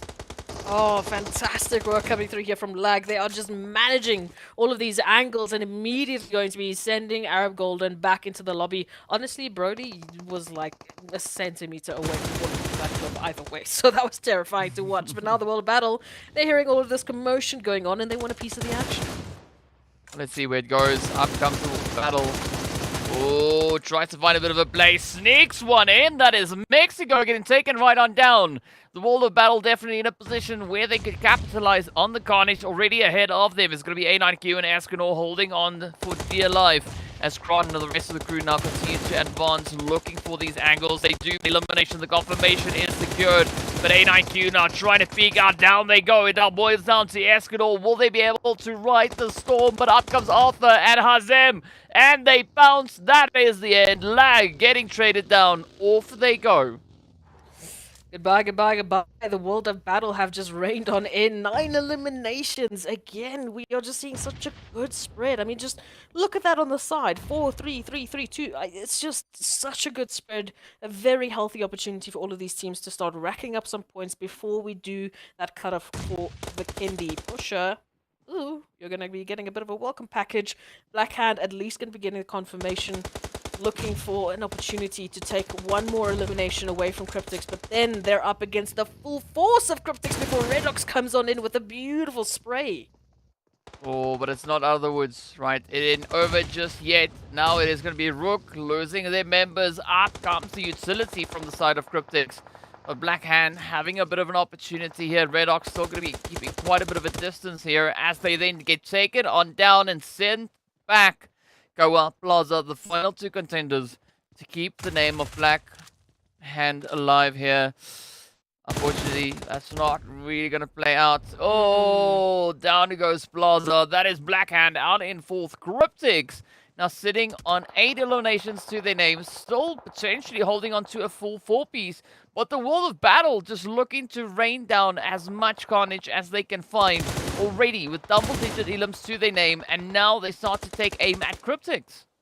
This is what we love to see, the World of Battle just reigning on supreme. Looking at CRYPTICS, they want to make their 11 into a 13, and they are just right around the corner from making that a possibility. Marshall down, Senke down, boom, bam, there we go, 13 points in the pocket. It's the World of Battle and Ra'ad, a full 4-on-4. We haven't seen one of these in a long time, but it is going to be a full team against full team. And again, Ra'ad, I said it before, I said it again, those compounds. The opportunity they have now to just hold on and wait for the World of Battle to try and push into them. I mean, it seems like the World of Battle are already on quite a bit of a rampage, right? 13 eliminations to their name. They've built up so much momentum moving forward. I mean, Hazem is the only player that does not have 4 eliminations. And that's pretty scary to look at, because that means that Muhammad, Arthur, and Kron each has essentially taken out a squad by themselves.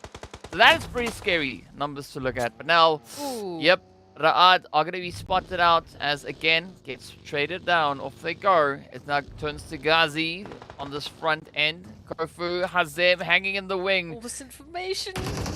Muhammad knocking on the door, trying to time these shots to perfection. They do find Kofu. 1 down, 2 more to go. It is going to be Ghazi and the side of Hazem having to hold strong, but the Zoro takes a shift over on towards the western side. The World of Battle now focusing all their efforts forward. Ghazi gets found out as well, and Hazem in a world of trouble as they try to stand up, try to hold their own, as Arthur is also then picked apart.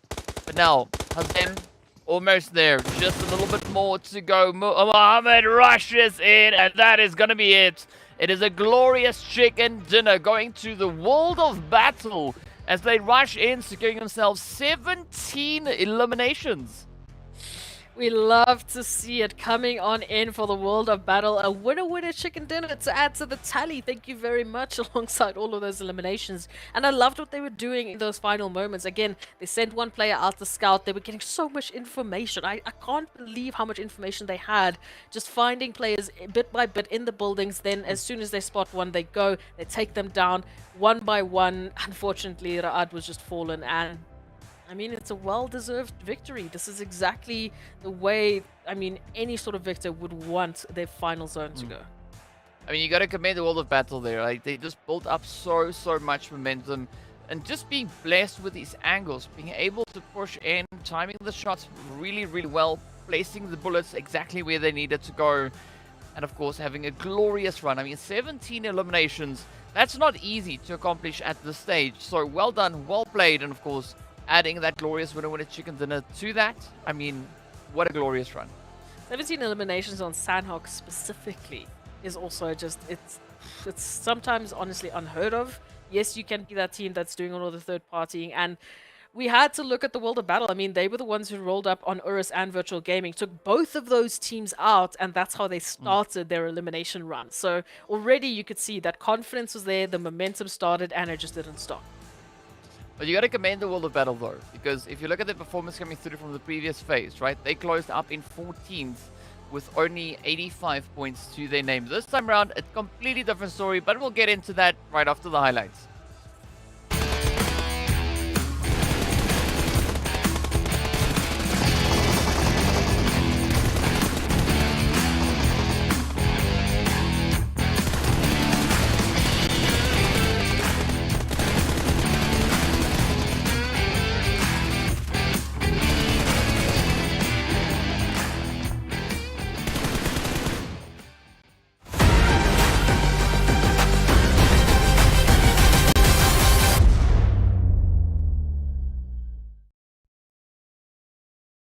I mean, some very exciting action coming through on Sanhok yet again. And I mean, as I was saying, right, the World of Battle just really stepping up the ante. Last phase closing it off with 85 points in total. Currently, I mean, they are sitting on almost double those points, and we've not yet concluded this phase just yet. So the World of Battle, I mean, they've just come out of nowhere, really up the ante, and it paid them great dividends, as we can see looking at these points. 17 eliminations, 27 total points. What a way to play. Oof, I mean, this theme that we're having of our winner chicken dinner winners taking up just double-digit eliminations, adding up to a tally, a 20-point plus game. It's ridiculous. Again, leaps and bounds in terms of the points these teams are able to collect. CRYPTICS following suit with those 8 eliminations, and then Raad, our team that came in second, sitting in third with 4. So eliminations again, just going to be the counter. I mean, 5, 3, 6, 3, 4 on our first page. Even though we have the World of Battle taking up 17 eliminations, we have such a healthy spread. And it's a curiosity to see if we have potentially maybe all of the teams at least taking some sort of points. As we take a look at the second page, it will depend on how those early engagements actually started off. We know Mo Esports had a bit of a tough time over towards bootcamp, and oof, it looks like they weren't the only ones. Yeah, it's a happy day at the donut shop as we have 5 teams joining us on that front. App Golden narrowly avoiding that, at least managing to find themselves that 1 placement point. But it's been a tough run. I mean, Triple doing hard work, getting themselves 5 eliminations. Unfortunately, not really ending this match where they would have wanted to. As we know, they got taken out in 14th position. So it's a little bit of a tough run, but still trying to go out with a bit of a bang. Also, URUS locking in those elims, but it was a tough run. I mean, this was a very scary Sanhok to look at, especially based on that performance that we had come through from the players there of the World of Battle as well. But it's a good thing. Again, I'm very excited that we keep having that opportunity to celebrate new teams, to talk about new teams getting to the top of the lobby, getting to the top of the rankings, and bringing in much needed points. We said today is the last push for that phase 2. Whether you're going to be doing it so you can get your shot at Vikendi, whether you're going to be doing it to get your motivation and momentum up for the next phase. Please, I said yesterday, I asked and begged the teams if they have cards to show, today is the day they need to bring them in.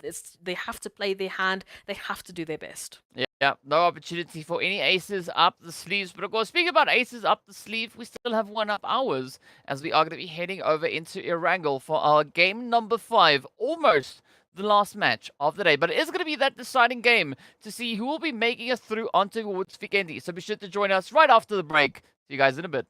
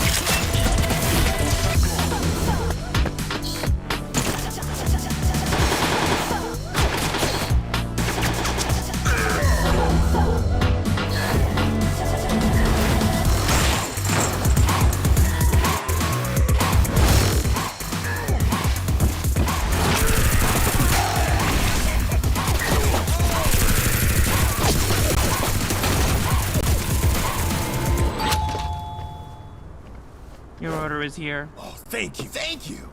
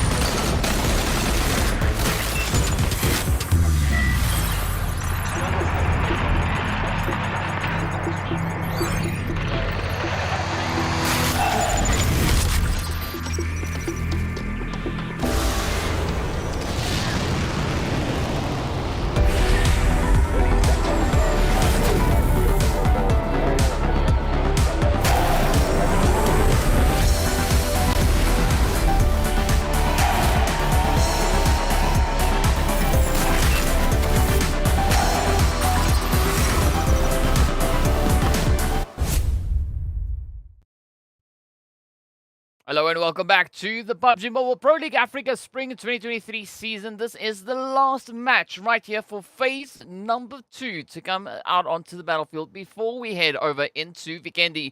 So the heat is going to be on, the pressure is going to be on, and of course we are going to be stepping back out onto Erangel to see what our teams are going to be bringing out onto the battlefield. But of course, we also need to give a big shout out to Monster Energy, our official energy drink partner for the PUBG Mobile Pro Leagues. So much love going out to them. But right? We're there.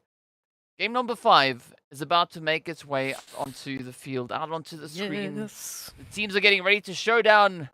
What are we expecting to happen here? No expectations, because expectations are just going to get thrown out the window. But I will say I'm very curious to see what some of our bigger, if you want to call it our bigger teams, are going to be bringing to the stage. I mean, the likes of Titans, Triple, etc. Whoever do find them on this last Erangel of the day, what they can really showcase. We've also had the likes of Blackjack Esports, and they had a fantastic match on Miramar. And we said, again, if they want to get themselves into the top 12, if they want to get themselves into Vikendi, that can't be the last good match. Same for the World of Battle. Whoever it is that had one single good match, they need a good performance, good consistent performance. Otherwise, they're not going to be seeing Vikendi. So that's just all I want is some consistency. Yeah, and as we saw looking at that point situation, right, it's going to be a very, very tight play, especially moving into this final match. As we know, a few of the groups already, well, one group, they've already concluded all 4 of their matches for today. So it's essentially going to come down to whether or not they've done enough to secure them that position moving forward, right? Now, by that, of course, we are referring to our teams in Group A. So Mo Esports, TEAMLAG, Triple, and URUS. It's all going to boil down to whether or not they've acquired a sufficient amount of points. But of course, Erangel is going to be just around the corner. And yeah, I don't really know who am I going to be supporting this time around, because I think it is just such a tough position with regards to points where these teams currently find themselves. It is, and it's a lot of pressure to build up, because you know that you've only got one more opportunity in this phase to get as many points as you can, to try and climb the overall standings before you go into that last week. And that last week is always so grueling. It's exhausting because everyone is pushing for those final few points. Everyone is going to be stepping up their game. So anything that you can get now in preparation for Vikendi, in preparation for phase 3 coming back on Tuesday, it is going to showcase, and it is going to go a long way. But we also have to talk about the bonus points, because after this match, we go to Vikendi. We know there's a few more points that can be had there, and then we start dishing out bonus points.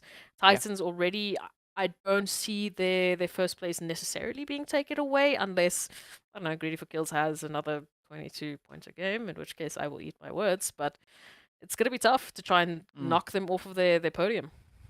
I mean, like, to put it into perspective, right, it's going to be quite scary moving into this match number 5, because we do see a bit of a tie currently up in towards, well, there's a few ties moving through into our top 5.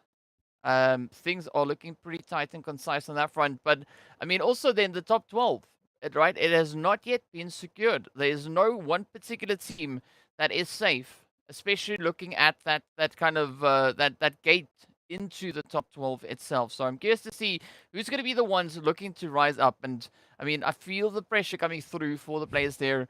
From Blackjack, we got VISTA, we got URUS, we got Virtual Gaming Squad, we got Smash. I mean, they're all pretty much in contention, looking to see what they can bring through. But then you can also still add Arab Golden into the mix because they're sitting on 80 points, right? And as we know, the top 12, the entry to that is going to be 90. So only 10 points currently separating those teams, looking to see who will be those 12 teams venturing over in towards Vikendi. Hey, hey, hey, that time is about to be here. We need to see who's going to be the teams to rise to the top. Last match, last opportunity. You can insert the meme here, but it's I won't do that now. Anyway, we've got a fantastic flight path, an opportunity for teams to get to their relative positions. Are we going to have another military-based zone is going to be the question, because I think we've seen a lot of the southern portion of Erangel, and I would like to go to the north for once. Yeah, I wouldn't mind a little bit of a northern zone to come through, but I'm curious to see what these teams are going to be doing in anticipation of that zone deployment. Of course, we do see some pretty impressive stats coming through there. Zuxi, Oldboy, and Muhammad sitting with some pretty strong numbers to their name. The highest elims, the damage looking pretty consistent as well, but it's great to see Puncher also then sneaking into the mix there with the 7,900 damage being dealt. Of course, the headshots, so far it's a three-way tie, at least from what we can see, right? The top three having exactly the same number of headshots coming in their direction, and the knockouts also looking pretty scary. Yeah, I mean, look, the teams have really had to step it up when it comes to those eliminations, so it's not a surprise that we are going to be seeing all of these stats coming through, and the teams just, they're looking nasty, man. But on the bright side, we do have a central zone. We don't have a northern zone, so I'm a little bit upset, but we have a lot of water that is involved in the zone, so a lot of spacing being taken away from the teams. And again, interesting opportunities, interesting spaces we could be seeing them taking aim. Looking at some drop sites, though, Georgia Pool, the northern side of Georgia Pool specifically, holding currently GREEDYFORKILLS and Smash, and already Arab Golden has lost a player. Yeah, that's a very, very interesting play coming through on that side, as they do find themselves in a little bit of a hot spot right there.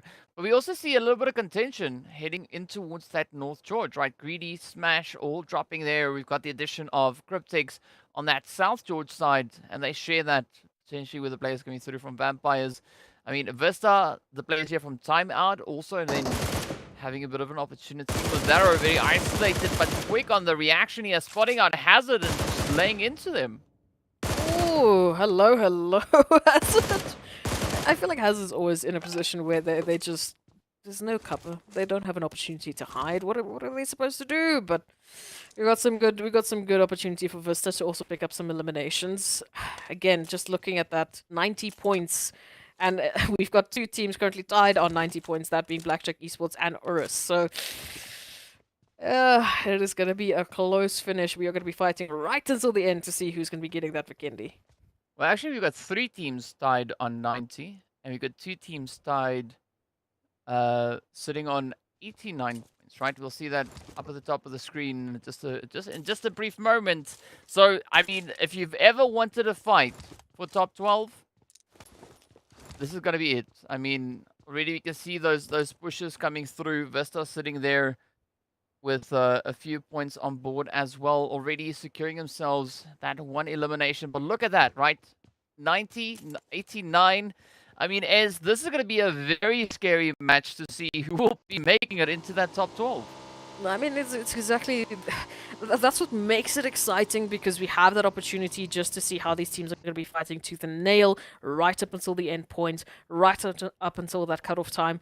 And that's also where we start to breed some of those dangerous plays. That's where some of the teams have to actually take risks that they normally wouldn't, just because if they don't, it might be all for naught. So it's going to be fun. It's definitely going to be an interesting time. But we do see that there's not a single team on the military base island. Do you think that's a little bit of PTSD from our previous Erangel?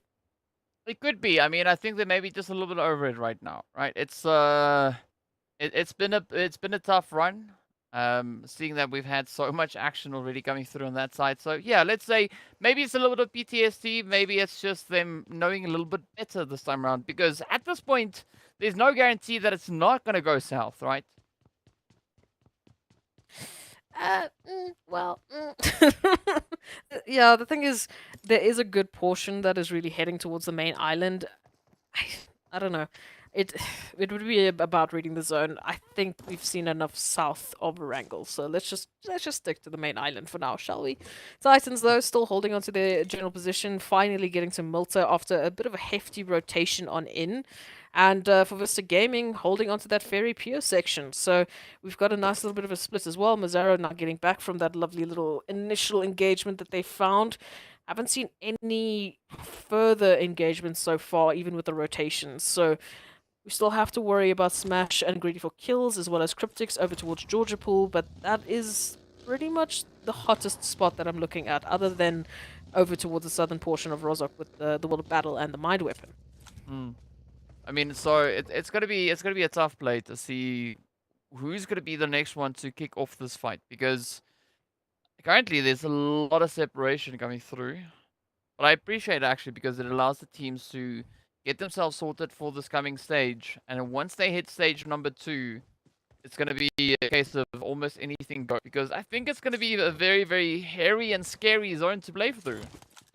No, this is really going to be a bit of a tougher challenge. I think we might see a more slowed down approach, especially compared to that initial wrangle, because there it was just hot drop action after hot drop action. Then we had bridge camping going on with like 7 teams. It was wild times on Erangel, but now it's more of a standardized flight path, a standardized zone. Teams know exactly what they need to do. They have their rotational paths that they can finally go back to, and now it's just about playing it out, seeing whose strategy is going to come out on top and who has that ability to make it happen. As we move into the later zone rotations, that's where things are going to get a little bit interesting. But speaking of interesting, we do see CRYPTICS actually taking an early rotation, and it's a bit of a cheeky one. They've gone through from South Jaws, right between Wave, right between Ra'ad, all the way to where Mazzaro was, finding a little bit of success. So Vista need to get a bit of a rotation going, or they might be able to say goodbye to Mazzaro. Yeah, I agree with you on that. They definitely need to try and just fortify that holding that they have, because yeah, CRYPTICS, as we know, right, not a force to be taken out lightly. It does seem like Mazzaro is able to just slightly stay out of the way. Of course, this is where it all went down in the beginning of the game. Marshall just going to be chilling there, enjoying the scenery before moving out and pushing further in towards the zone. But CRYPTICS, they could actually find the players there from timeout, just up ahead of them. Ooh. But again, we haven't dropped a single team yet, so it's a bit more quiet. It's a bit more to what we should be used to, with the teams just holding on strong, getting themselves looted up and kitted out before they take those engagements. Desha, though, timeout. Again, isolation is not what you want to be, especially not up against the likes of CRYPTICS. But for now, Marshall is just doing their scoutly duties, so I don't think we'll be seeing an initial hit just yet. Well, let's see where it will go and whether or not those hits could be around the corner. I mean, once CRYPTICS start wandering all over the place, it's only going to be a matter of time until we see that strike come through. Meanwhile, Wave going to be looking to push in as well, coming in from this western side. But are they going to be able to find themselves a bit of a repeat? Because we know we do have the players from Titan in this match.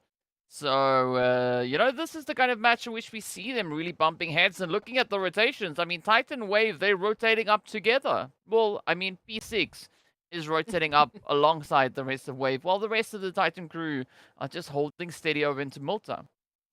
Ooh, this is a bit of an interesting one. So this new zone shift, I mean, we're involving, again, interesting points. Potato Hill is happening. We have an opportunity to go check out some action towards that end. We obviously have the outskirts of Yasnaya. We also have a little bit of that section of Rozhok just towards the eastern side. And then it is open lands. It is absolute chaos towards the center. So again, there is going to be some fun times to find a little bit of that shelter. Maybe, dealing with some of the bunkers. Maybe we have some finish towards those bunkers, who knows, it will be a little, but ultimately now it's just about finding that initial position. Got a few teams in center, they have massive opportunity to set themselves up. Let's see if that setup is going to be, well, available for them, because, well, still 16 teams left to crack into the zone. But here we go. Oh, nicely done. Arab Golden kicking off the proceedings, finding those hits, sending them out in towards the mine weapon. And this, of course, happening center zone. Greedy finding the hit up on towards their shot, just getting uprooted and ripped out of that vehicle like it's no one's business. But Zuxi trying to double down. Mido and Led also now trying to find a bit of an approach here. Maybe they can find... Oh, yes, okay. they do. It is Mido coming through with a DP28, looking to just bring a little bit of justice back into the swing of things. Oh, Timeout have just become the gardeners of Erangel, but now they get a bit of a taste of their own medicine. You can see a little bit of a continuance as they try and find those angles to work with. Greedy for kills, they're holding on, and here we go. That is the third party to chime on in as RUKH ensure the Timeout gets sent back into the lobby. But very good work overall to hold on to that. Greedy for kills will be very happy with themselves, but now it's Vista, DK. Vista in a little bit of trouble. Oh, here we go. At least they found the shots over on towards Tofu. It's going to be Ghazi and the rest of the team now trying to hold strong, but Fisk now trying to see if they can claim a bit of a position with Potato Hill. Oh, opportunities definitely there. Smoke's going to be deployed. Vista slowly but surely a nice little bit of a flank and an opportunity now with that nade from Mazzaro. All of a sudden, RUKH, they're in a bit of trouble here. They're holding on to the angles, but they don't have the cover to work with, and they don't have the time to get the reses on in, to get their health bars through before Vista are going to try and move in. Oh, wow. An absolute bombardment. I mean, we can hear those planes overhead, but that is not where those utilities came from. It was all from the side of Vista. And now, Mazzaro just holding on that front line, looking to see if they can close it up. Greedy just looking on the edge there, but up comes again, finds the position. The spray is in. And that is now quite a bit of a bounce coming up here, as we can see Greedy just looking to lay into everyone up ahead of them. Is going to be Nossa running over Kofu. Again, does fall to the spray, and it now boils down to Hazem, who narrowly escapes the initial onslaught. But Wave also going to be looking to capitalize on the carnage. They have to. This is an opportunity for them to pick up eliminations. We know they want to climb those overall standings as much as they can. I don't think they're going to be in any threat of knock to Vikendi, but every little, elimination is going to be counting here. And they've got such a good opportunity. Vista, and Wave going to be saying goodbye to RUKH. And as we take a look at it, Wave up with 4 eliminations coming through from that western side. Right up ahead of them, though, can be greedy for kills, and they might be able to find a little bit more carnage. Well, let's see if that's going to be on the cards, because there's so much carnage already coming through. Redox meeting Marshall head on, popping those shots through, and now it is the opportunity for the rest of Black Hand to find their angles. Oh, but there's a little bit of separation coming through. Senke is going to be looking to move in here, as Senke just looks to fall back into Alamo, but the shots are there. Look at Storm just rushing the fort, coming in. Goa up on the ridge, trying to pop the shots. El Chapo now having to do a few push-ups to just stay in this fight an extra while longer, but it is going to be RUKH also now looking to bring in their own share of the carnage. It is just drive-by after drive-by, and unfortunately, CRYPTICS is going to be the roadkill for today. But RUKH now up on the chopping block, having to deal with Black Hand. They were just in this vicinity. They were just holding on to this angle, and now they need to give it up. I don't think they'll do that without a fight. Koa and Plaza, though, isolated, not together, not an opportunity to try take this on together. And again, another case of roadkill. Wow. They're just practicing for Vikendi, you know? I don't know how Koa missed that one. I mean, right, it's not exactly like it's a quiet vehicle that Rami is using there, but either which way, big ups to Rami for being able to secure that play. Now the pressure turns to Plaza, is looking to get themselves situated, playing for a little bit of that escape route as they are venturing down to the eastern side. And the nice thing is the blue zone is not going to be eating away too much at their health bar. Meanwhile, as we return to Potato Hill, Wave claiming the top of the hill here, but it is going to be Vampires knocking on their door. They want a little bit of share of the action here. And as we look over towards School, we can see the players there from the World of Battle Blackjack and Smash Team holding steady. But where will it go, as Virtual Gaming Squad could also now run their way right back into the lobby. But the zone centers up on Greedy, and this is going to be a very dangerous shift. It's also going to be a good opportunity for Wave as they hold on to Potato Hill, but here come Titans, a little bit of a surprise in the Wizard Tower, and it wasn't quite the one that they were looking for. Instead, it is Virtual Gaming holding strong, a lot of action back and forth, and damage that's ultimately going to be dealt to Puncher. So we look at a 3v4, and Virtual Gaming still looking for the win. Well, it's not out just yet. Virtual Gaming squad could get the clutch here, but it's going to take a lot of work. Titans holding onto this Wizard Tower. Up comes the nade. Gets close to Teak, but Teak knows where to hide. And this is now that opportunity for the rest of the Titans to just rush on forward as Teak makes a run for it. Woo! Hey! I mean, they tried. They really did try, but unfortunately, those shotguns are right up close and personal. The rest of Titans are mobilizing, trying to get an angle into this fight, trying to help out their teammate, but all of the smokes, all of the suppressing fire that Virtual Gaming is giving out, they just don't have a chance. They might just have to leave Teak alone and rotate on out. Well, I mean, we know Malek also being one of those cracked players, so maybe this could be the chance, but it does seem like it is going to be some hot pursuit as they follow hard on their heels there, but leaving P6 to continue further afield. Meanwhile, we do see some action brewing on the horizon. It is going to be RUKH and the Mind Weapon as they now fight for possession of this compound. But look at that, the Mind Weapon, a duo, just standing up to the side of RUKH, already getting 3 of their players knocked. And now comes that full send as they look to close it out. They want to get the final hits in, and they succeed as they take down RUKH Esports.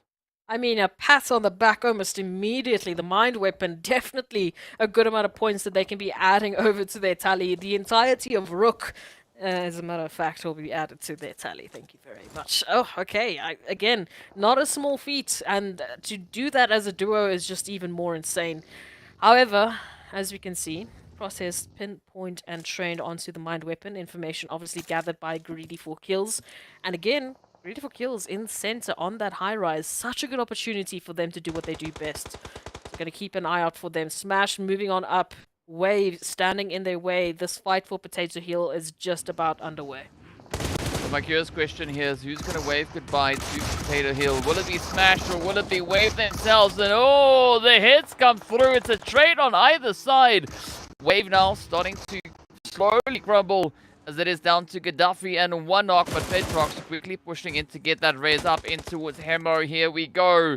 Smash cooking it up.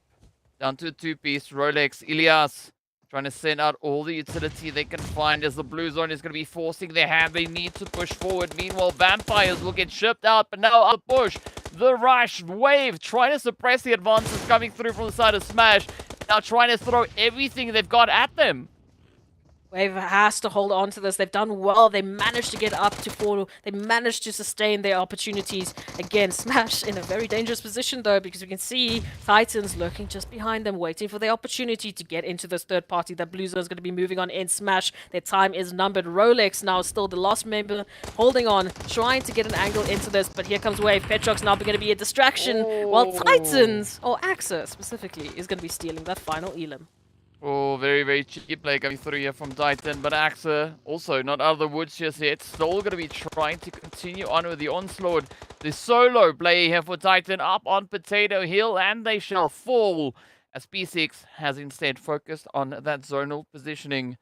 But now Wave to close it up, picking up yet another elimination, adding it to their tally. Currently sitting up to 8. Now could make that 9. This is some phenomenal momentum that Wave is starting to build up.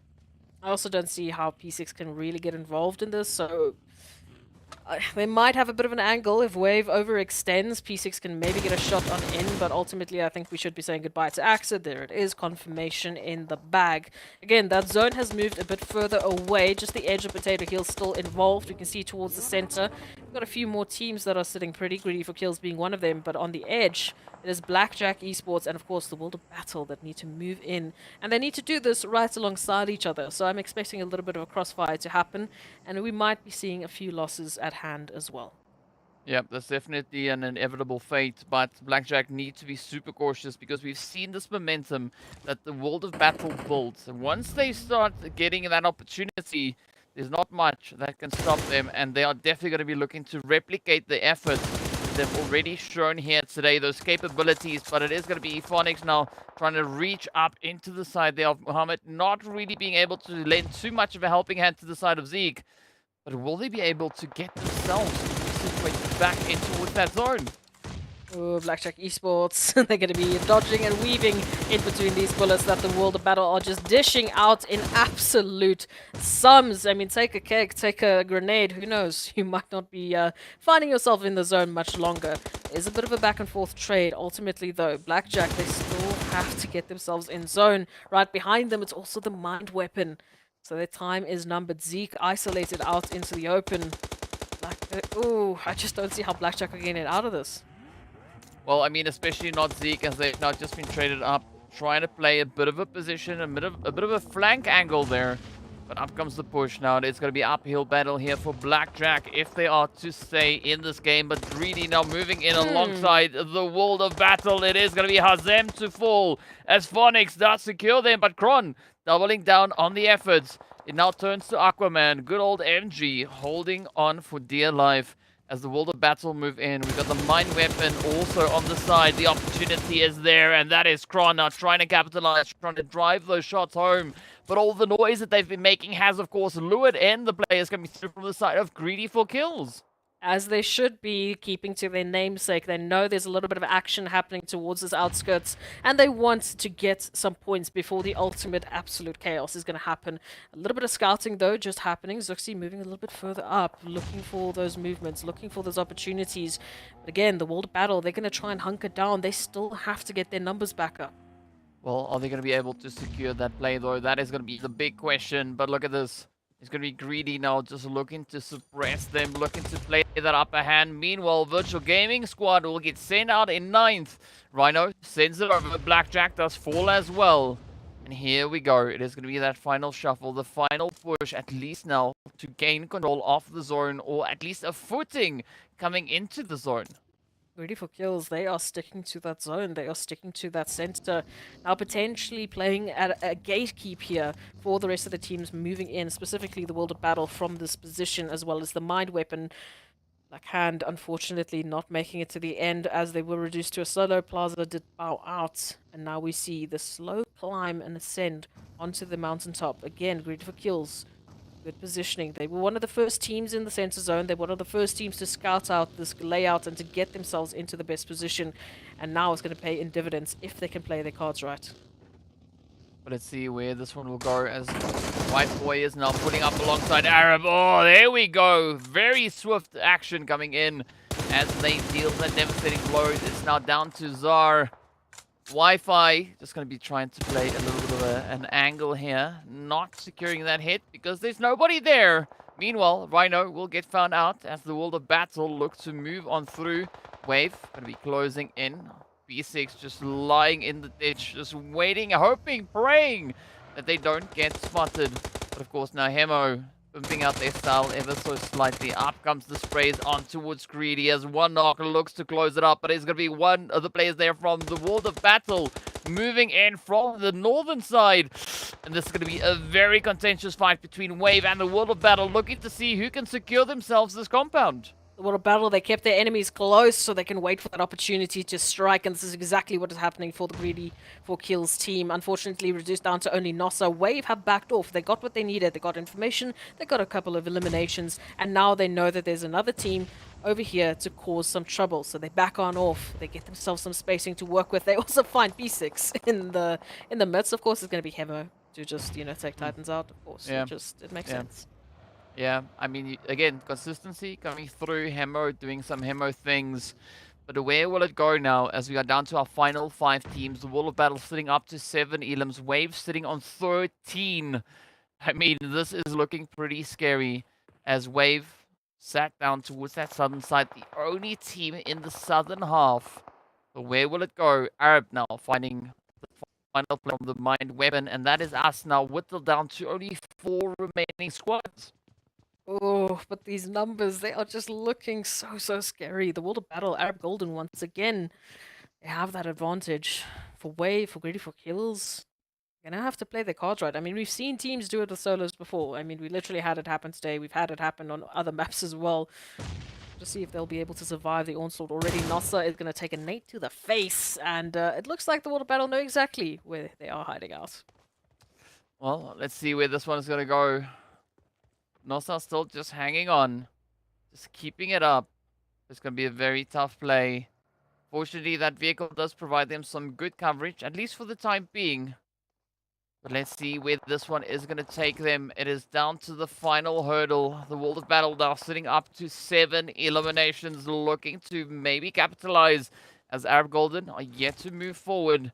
It's going to be a very, very trying position to hold. Now, the push is there. The blue zone is going to be inching its way ever closer in just about 20 seconds or so. It's down to the wire. These final 4 teams not wanting to give up any bit of a slack. Nossa just riding there with that single solo position, just holding in the up amongst the midst of the World of Battle and Wave. I really don't understand how they haven't been spotted or taken out just yet, but for all of that they're worth, they are definitely a fantastic hide-and-seek player. I do like what Arab Golden are doing. They're taking that split across on the outskirts, running that 2-1 split. The World of Battle, in the meanwhile, they are holding a tight grouping as well as here for Wave, as a little bit of a cheeky peeky goes out, and they do find Nossa, so that is whittling down the competition, but we still have 2 other teams to deal with, and the World of Battle understand that. They also need to be very, very wary of what Arab Golden are. I mean, wanted just the information they have, and then the added pressure from Wave could mean that the World of Battle are going to be finding themselves in a sandwich. Yeah, I mean, that is definitely up on the board. That could be a part of the eventuality that we could see playing out here. Now, it's going to be the World of Battle so close. Wave just on that opposite end. But Wave down to 2. It's going to be, I think the main fight will consist of the World of Battle and Arab Golden fighting for control of the zone. But let's see where it goes. Hazem still just doing their due diligence, moving all over the place, trying to see if they can spot any movement, any pixels out of place. And that zone just around the corner, getting ready to shift up once again. I think that is going to be the deciding factor as to who will be able to venture upwards and onwards. And it's just not really going to be favoring anyone other than a little bit of a cheeky peeky to all of them.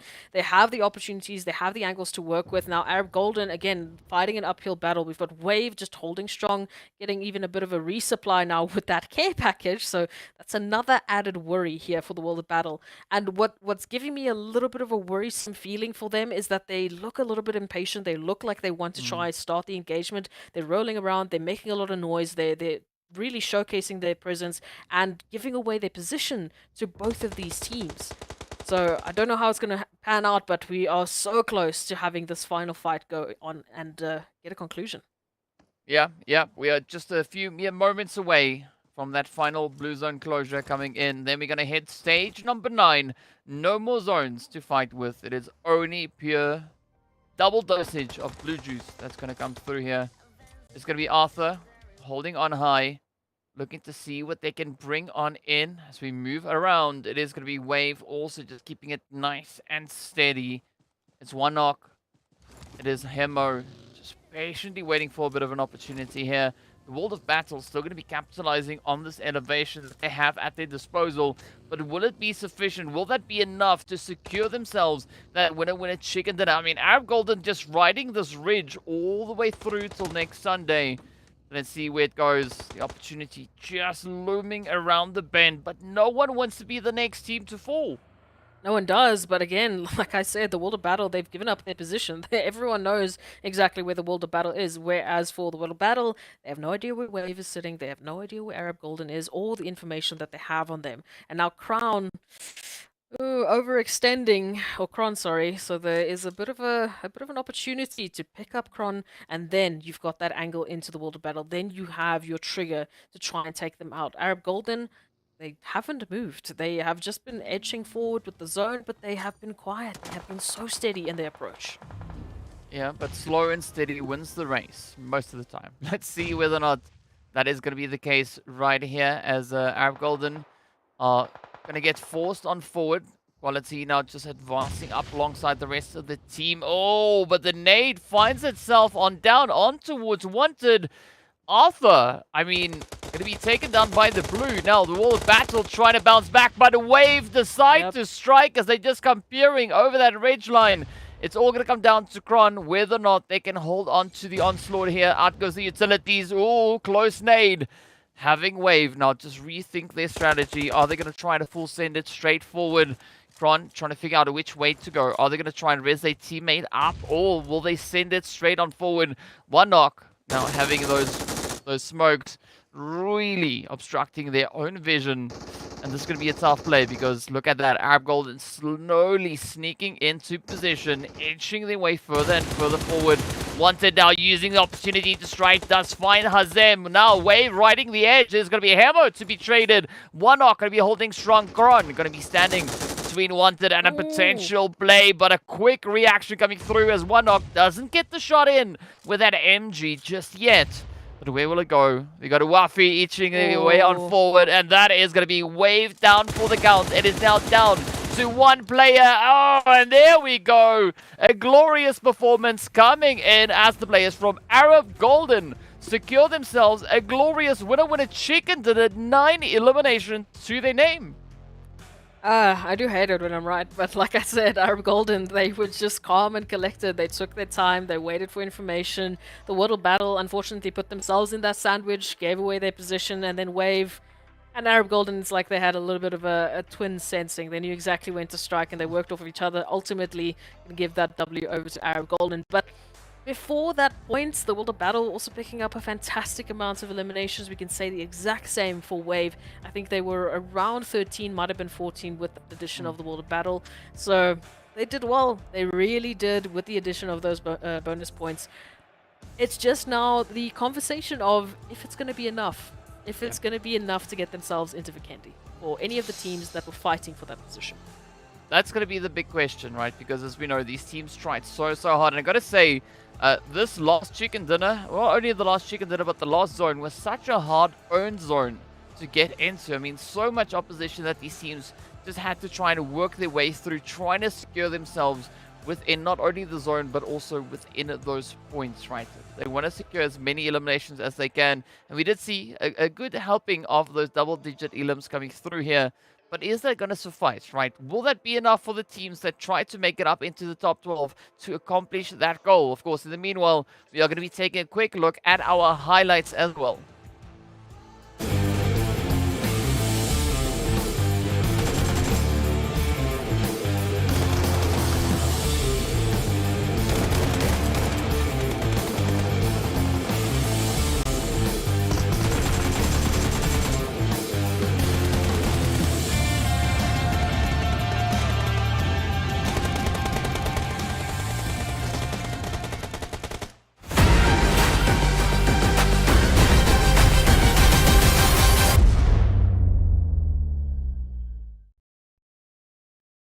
Very satisfying Erangel action coming through as the teams are clawing their way through the overall rankings to ensure that they make it not only into the top 12, but also add as many additional points to their tally. But as it is that time, right, we need to take a look and see what the point situation is, how many points our respective teams were able to secure in this last showdown over on Erangel. Arab Golden, of course, going to be finding them on the top of the logs with 19 total points with those 9 eliminations. Wave Esports, as we said, 13 eliminations. So they're going to be topping the log in terms of eliminations and just 1 point behind Arab Golden. We know that their slot was pretty much confirmed going into this, so I'm not really going to be worried about them. Looking at some of the rest of the teams, though, the World of Battle, for all of the wild end zone, they really had to fight to get to that position. And again, their hard work did pay off. All of those eliminations really going to bolster them on the overall standings. Curious to see the mind weapon here with those 5 eliminations. And GREEDYFORKILLS, honestly, I thought it was going to go a completely different way for them with the positioning that they were holding. I thought we could have seen another crazy GREEDYFORKILLS game. I mean, it definitely looked like there was a bit of an opportunity for that to come through. But as we know, they got denied access all the way on that western side and not really being able to push all the way through to secure another insane play. But as I said, this was such a hard-earned performance coming through for our teams, especially sitting within that top 5 finish. But let's take a look and see what the situation is over on the second page. As we know, 4 points closing us off at 8th, 4 points continuing over in towards 9th place, and this time only 2 teams not picking up any points. Oop, it's looking a lot better. It definitely is. I really just don't know, again, back to the question, if it's been enough. We know that there was a few teams tied towards 90 points on the overall standings, looking for that Vikendi slot, and again, if this game didn't go the way that you wanted, I am so sorry, but it was a wild ride to be on. Erangel really has been putting our teams to the test today with the zones, with the shifts that we've been looking at. The teams have had a tough time transitioning. I mean, it's been a really, really tough play indeed, but as we know, right, it's gonna go one way, right? The top 12 teams for this phase, for this week, are going to be having their opportunity to step out onto Vikendi to add even more points to their tally to secure themselves even more bonus points, well, in preparation for heading over into those finals. But as we know, with Vikendi just being around the corner, we are going to be taking a little bit of a break to ensure that there is sufficient snow before the teams venture out. So be sure to stay tuned. I'll see you guys right back after the break.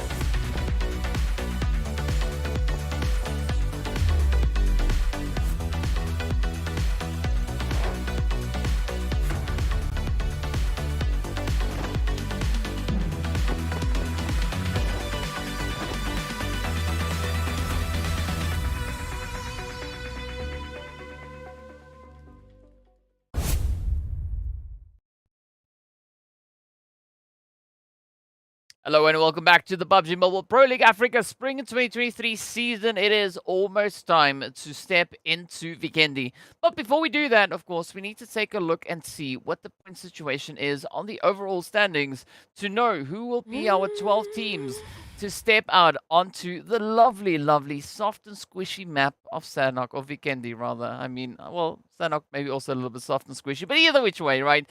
let's take a look at those points to see how many points the teams have been able to secure. Of course, Titan Gaming sitting all the way up in pole position with 204 points to their name.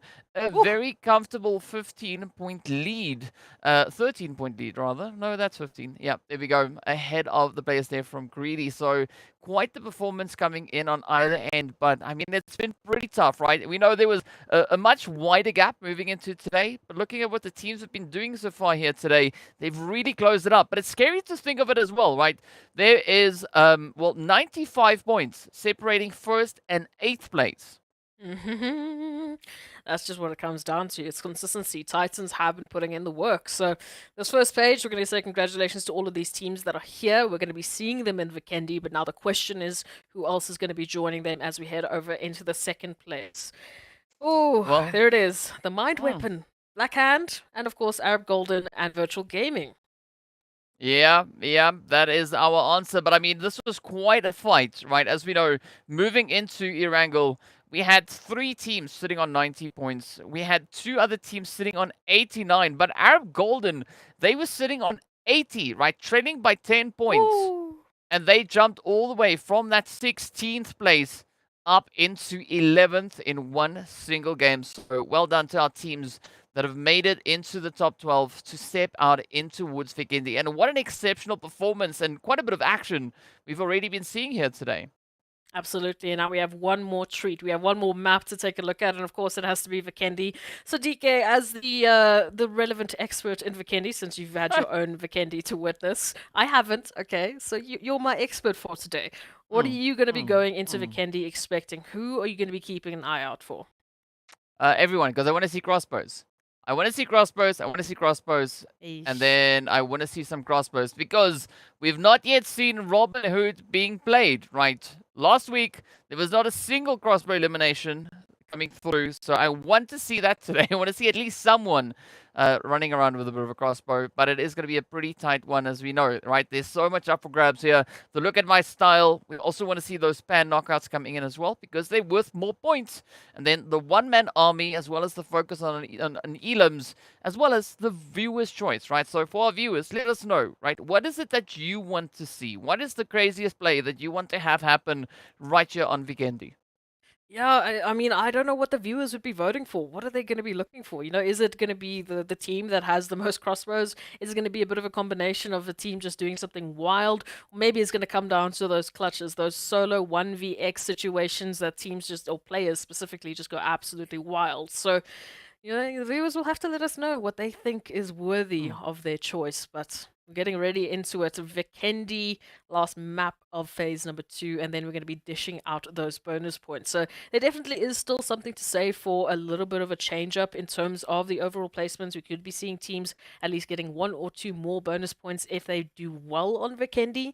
I don't know how much they'll actually really be able to climb up, but we might be surprised.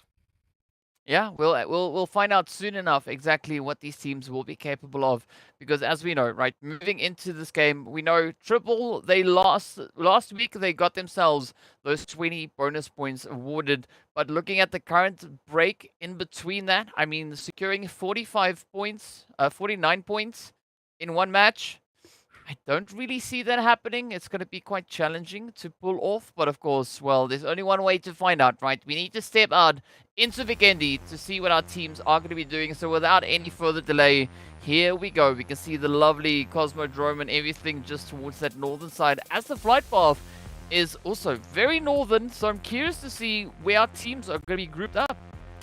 Yeah, look, there's a few potential opportunities here for these teams to really find some footing. Again, the beauty of Vikendi and also the chaos of Vikendi is because it's not a normal map in rotation, because, you know, it's not something that you usually would see these groups playing. We've only had one iteration of it this season so far.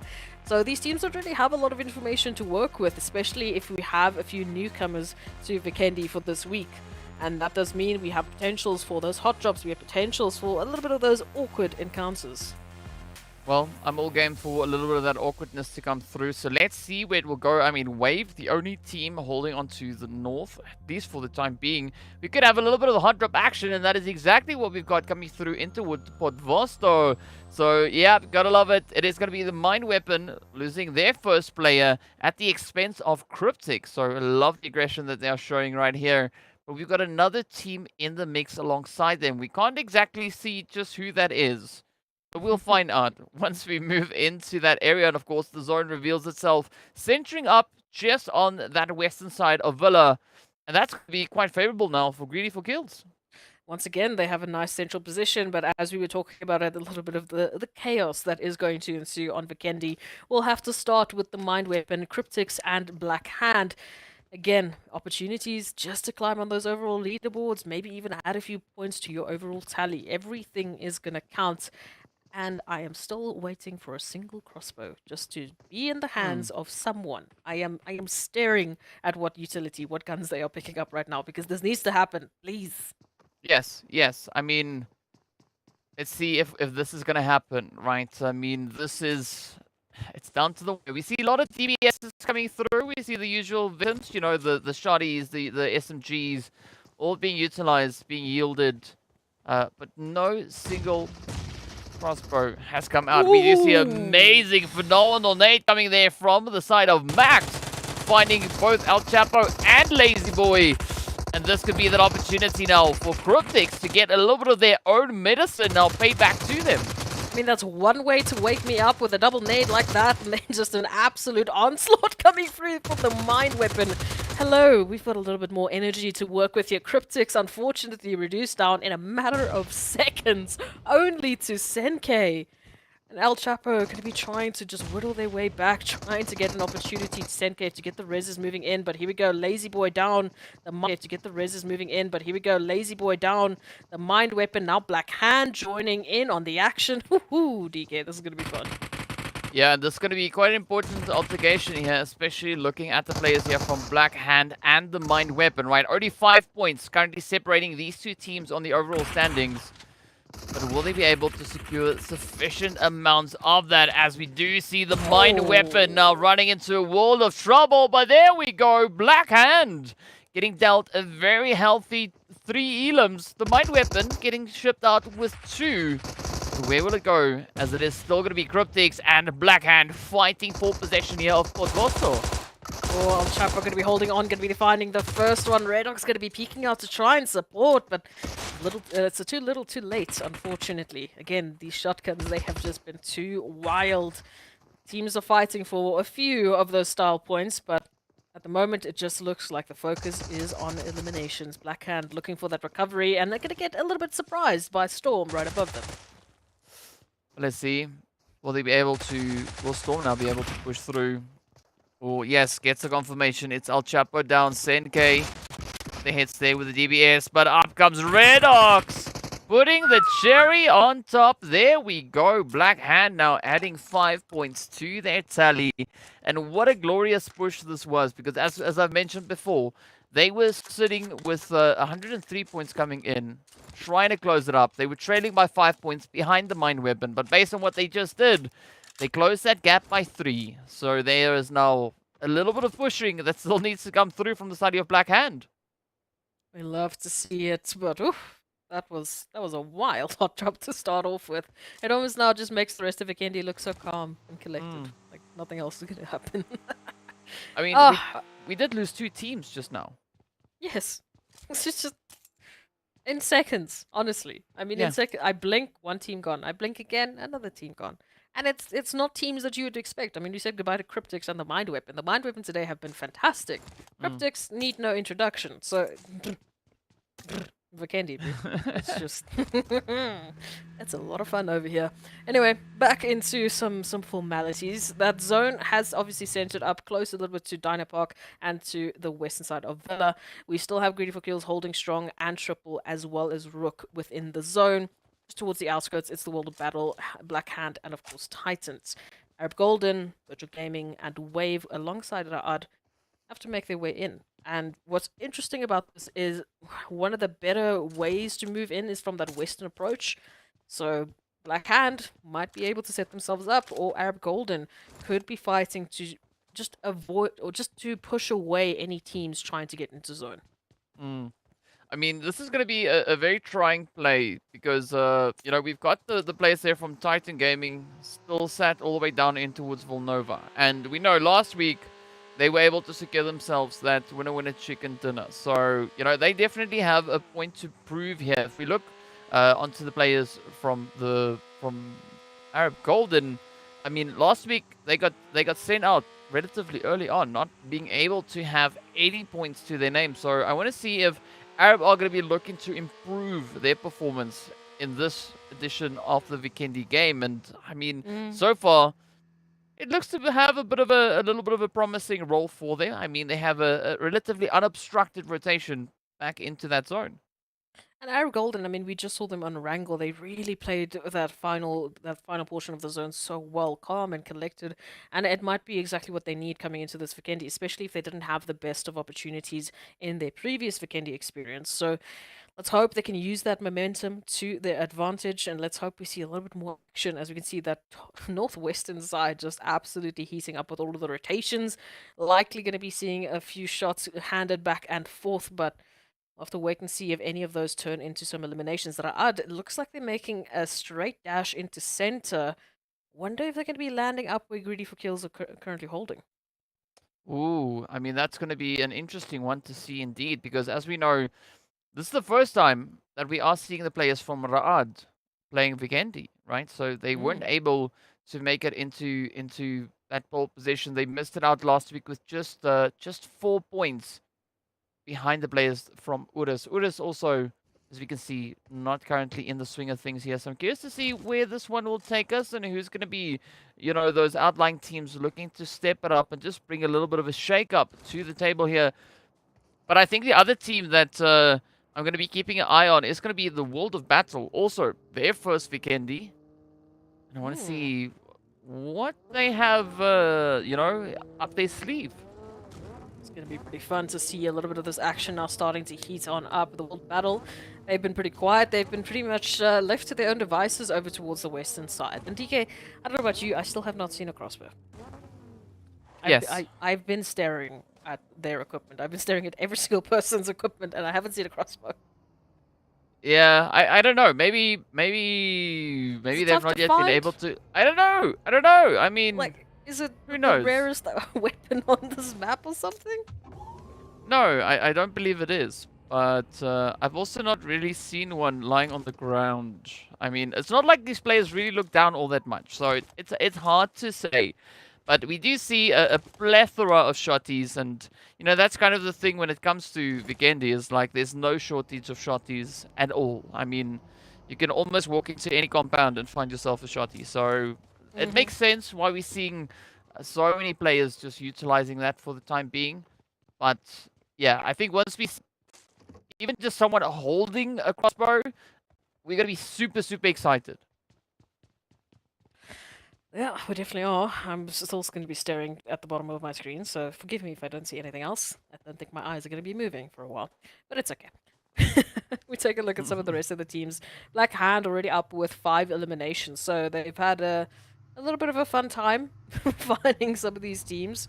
And of course, other than that, it's quiet for everyone else. Everyone has managed to avoid one another. The zone still has plenty of spacing. We obviously go into this with a reduced number of teams, so it's expected. But I wonder at which point we're going to be seeing some of that action. Triple already narrowly just riding on by with GREEDYFORKILLS over in towards that Villa situation. So if they are a little bit too hasty, they might get a surprise they weren't waiting for, and then we might finally get a little bit of that action. See RUKH very close over on the neighborly side of the World of Battle as well. Just for now, getting some information, obviously looking for crossbows. Yes, let's say that is exactly what they're doing, right? Everybody and their friends are out here looking for crossbows.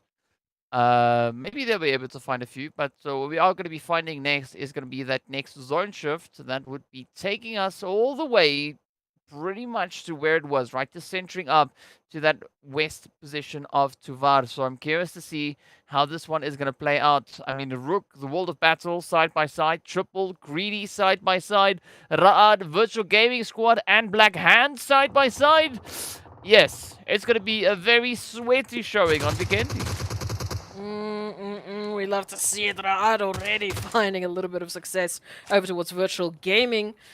Not finding too much success, unfortunately, for Virtual. They're going to have to be relegated down to only the Hulk, and the Hulk needs to get out of the situation.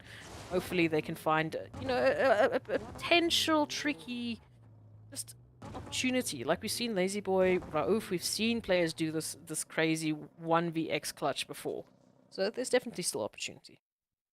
Yeah, it's going to be a tough play though, but Oh yes. let's see. Maybe a Hulk can find a smashing angle to rotate in from. I mean, only time will tell, but in the meanwhile, it's going to be Triple just venturing a little bit further down south, looking to play at a bit of an opportunity here.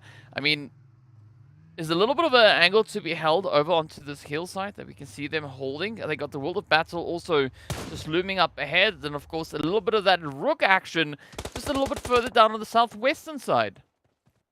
Oh, okay. No, so this is going to be heating up. As you can see, Wave, they're going to be rolling up right behind Titans. So Titans going to have to keep a watchful eye of what's happening. As you can see, Triple already peeking on up, finding some success towards RUKH. Just one or two. Still have to see a little bit more though, but it looks like they're going to be going in for the finish. Ooh, this is a bold move going through here from Triple, but they've already been able to establish a few of those knocks. Oh, and they are met with quite a bit of aggression here. Fortunately, Icy still up and able. Now comes that very challenging play, whether or not Icy will be able to survive this rush coming through. You can see Rami just holding on the edge, but again, the shoddy action comes in clutch, and that is Triple now getting sent out in 10th place. Ew. Oh, okay. If you are a Triple fan and you stayed awake for Vikendi, I'm sorry. I'm sorry that it had to come to this, but here we go. Another third party going to be rolling on in. A lot of information given up in the World of Battle. They obviously want a piece of the action, but that nade is going to deter them. The shotties are going to deter them. RUKH, they are too ready for this. Well, let's see where this one is going to go now. The World of Battle, and of course, RUKH. Oh, fighting relentlessly. A quick little bit of a push-up action, but that will not suffice as RUKH now continues to maintain control of the compound. What? Who are you, RUKH? This is like phase 1 RUKH right here and there. They have just brought in a different side to themselves. Well, a familiar side to themselves that we've been missing for a little while longer, but... Alright, we've got it. RUKH have secured center zone. And now it's up to the rest of the teams to try join them as well as GREEDYFORKILLS within zone. Titans moving on in from that southwestern side. I'm going to be shooting a few welcoming opportunities to Wave. Not any connections just yet, so it's going to be a bit of a war of attrition before they do finally go for those opportunities. I do see, it looks like Titans are running a 2-1-1 split. Just to get information, I guess, and to garner where they could possibly hold on up. But here we go. Black Hand finding Arab. Ooh. No, it's more like Arab finding them. Yeah, oh that's my. it. That's it. I mean, absolute devastation being had there. And Broly coming in clutch with the DBS. I mean, that's why we call it the Don't Be Silly, because that was Very a big silly. oops. That was a very... Oof. Yeah. Look, they don't get to see what we just saw, like, literally 30 seconds ago. So, it happens. It happens. But now, again, all of this noise, all of this opportunity. Titans, are they the second, third party? Are we going to see a repeat of what happened with RUKH? I'm not too sure. For now, thankfully, Titans, they are going to be keeping it quiet. They have regrouped from that 2-1-1 split. And they're in a very good position to get some information with AXA as the lookout. Keeping a watchful eye on their teammates and getting some very well-moving information. So they know Arab is over there. They are going to be giving Broly a little bit of a haircut. So we'll just wait and see when they finally do make their approach. Well, it's going to be a little bit of a scary play, but Waffy or Wifey, whatever. I mean, like, if you know how to pronounce that name, Please yeah, we'll just go with Waffy. Is it Wi-Fi, maybe? We don't know, but it is going to be the end of the road, though, for the players there from Virtual Gaming Squad. And now Arab trying to push a little bit further afield, sneaking up on towards P6 and Buncher. But Buncher already cooking up the nade, ready to welcome them into this position. That's a 2v2 split here for Arab Golden, and in the exact same situation for Titans. Nice little bit of a spread, and oh, a nice bit of a catch. But Arab, you're not supposed to catch those. You're supposed to run away from them. Well, let's see where this one is going to be going now. P6 trying to move in, close it up. It's going to be Arab Golden, the duo, trying to make the most happen from all the way off in the distance. Their teammate does fall. And that is even more now getting added to the tally. RUKH, though, I mean, sitting on 80 eliminations already. Well, that's crazy. But Arab Golden sitting on 3. Titans sitting on 2. So let's see where this one is going to be going, because, I mean, there's still so much work here for the players to do. So much work that still needs to come in. And looking at Arab Golden's positioning, I mean, they could do with everything that they can find. They are currently, of course, coming into this match, trailing by 4 points behind the side there of Blackhand. And as we can see, Blackhand, they got sent out with 7 points. So at that end, and that puts them at quite a bit of a gap that they still need to try and close. This is going to be a bit of a fun one. So we've got RUKH here over towards the northwestern side. But they also are running a split for information. Again, all of these teams trying to just gather where everyone has hidden themselves, where everyone is just lying on low, waiting for an opportunity. RUKH, of course, a very big threat, but they have been whittled down to only 2. And they're going to be holding on to that center position, waiting for an opportunity. Maybe just peeking and prodding, picking up a few stragglers along the way. You can see already a few shots being fired towards GREEDYFORKILLS. So, GREEDYFORKILLS, they might have some good information as to where RUKH is standing. I don't know if it's a good idea. I don't know if they're just sort of, trying to aggravate everyone around them to make some mistakes. Who knows? That could be a strategy. That could definitely be a strategy. Is it one that could work out in their favor? Definitely could, because, they are holding smack dab center zone and everyone else needs to still roll on forward. Arab? So, yeah, that could be a bit of a play. Not quite sure what's going on there with the side of Arab Golden, as things are looking pretty tough. And speaking about tough, Petrox running into a tree out in the open. That's next level skill, but also not exactly what you want to do. Yeah, not the opportunity that we really want to showcase to everyone else around us. Arab, not sure what happened to Arab. I blinked and they were gone, but it might just be that northeastern side approach. We can see GREEDYFORKILLS are holding on to that one, and it does look like they have some kills to their tally, so we might be able to guess what happened there. RUKH within center, GREEDYFORKILLS running a 2-2 split. I'm liking what they're doing. A lot of teams really focusing on this 2-2 split, and ooh! That zone. Titans and RUKH, hello to your opportunities.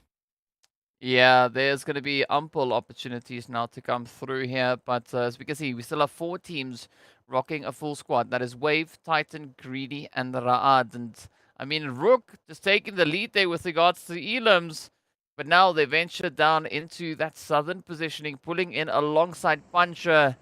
This could either be a very, very bold move or a very risky play now coming through from the side of Puncher. Ooh, I'd like to see it. I mean, you need to be a little bit risky. So, let's see what's going to happen here. Holding a few of those utilities, looking for those opportunities. RUKH now down to a 2v4, and they are getting encircled. Is that nade going to try and open up that circle into maybe a little bit more of a square shape? We don't know, but Titans looking to push forward. Up they come, looking for the opportunity. Puncher not especially waiting as they rush on forward. It's going to be AXA to fall as Rummy sends out a glorious nade. This next one could be the ticket. Does find Puncher, P6 and Teak. Now in a world of trouble. Rummy proving that they are super, super capable when it comes to their throwing arm. But where will it go next? As P6 now tries to put a little bit of distance in between them. Teak trying to get themselves patched up. And RUKH just clearing out that exterior before venturing back in for the res. But here we go. There's going to be the push now. P6 moving up. The nade is out. P6 managing to dodge it. And now sneaking over to AXA for the res. These teams are definitely fighting it out. Ironically, both of them have majority of the players from Kazakhstan, so they have a bit of a fun time now. But Wave, hello! Making an approach, at least in the form of Petrox, trying to get some information.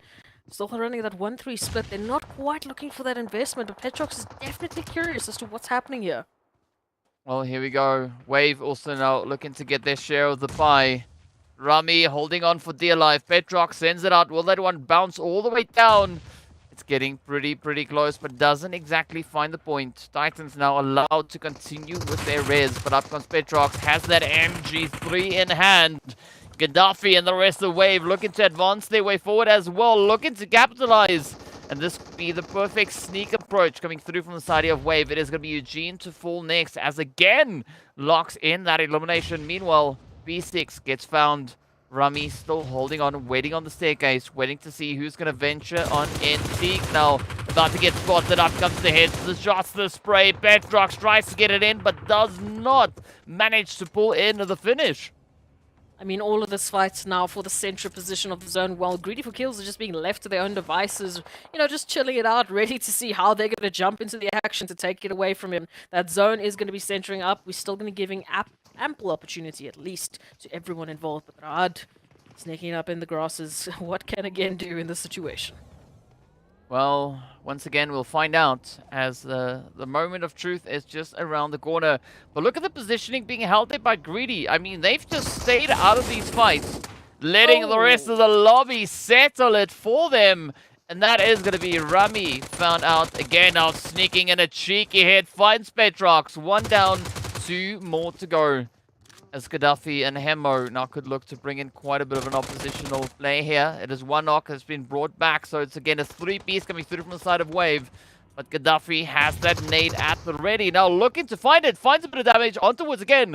But Greedy4Kills now sneaking in behind them, looking to capitalize. Again has survived longer than I honestly would let anyone survive in this situation. Somehow, some way, they are playing the perfect game of cat and mouse and being a bit of a thorn in Wave's side while they are focusing on one single player. Greedy4Kills are going to be rolling on in for the finish, finding again, and now they're going to be looking for Wave.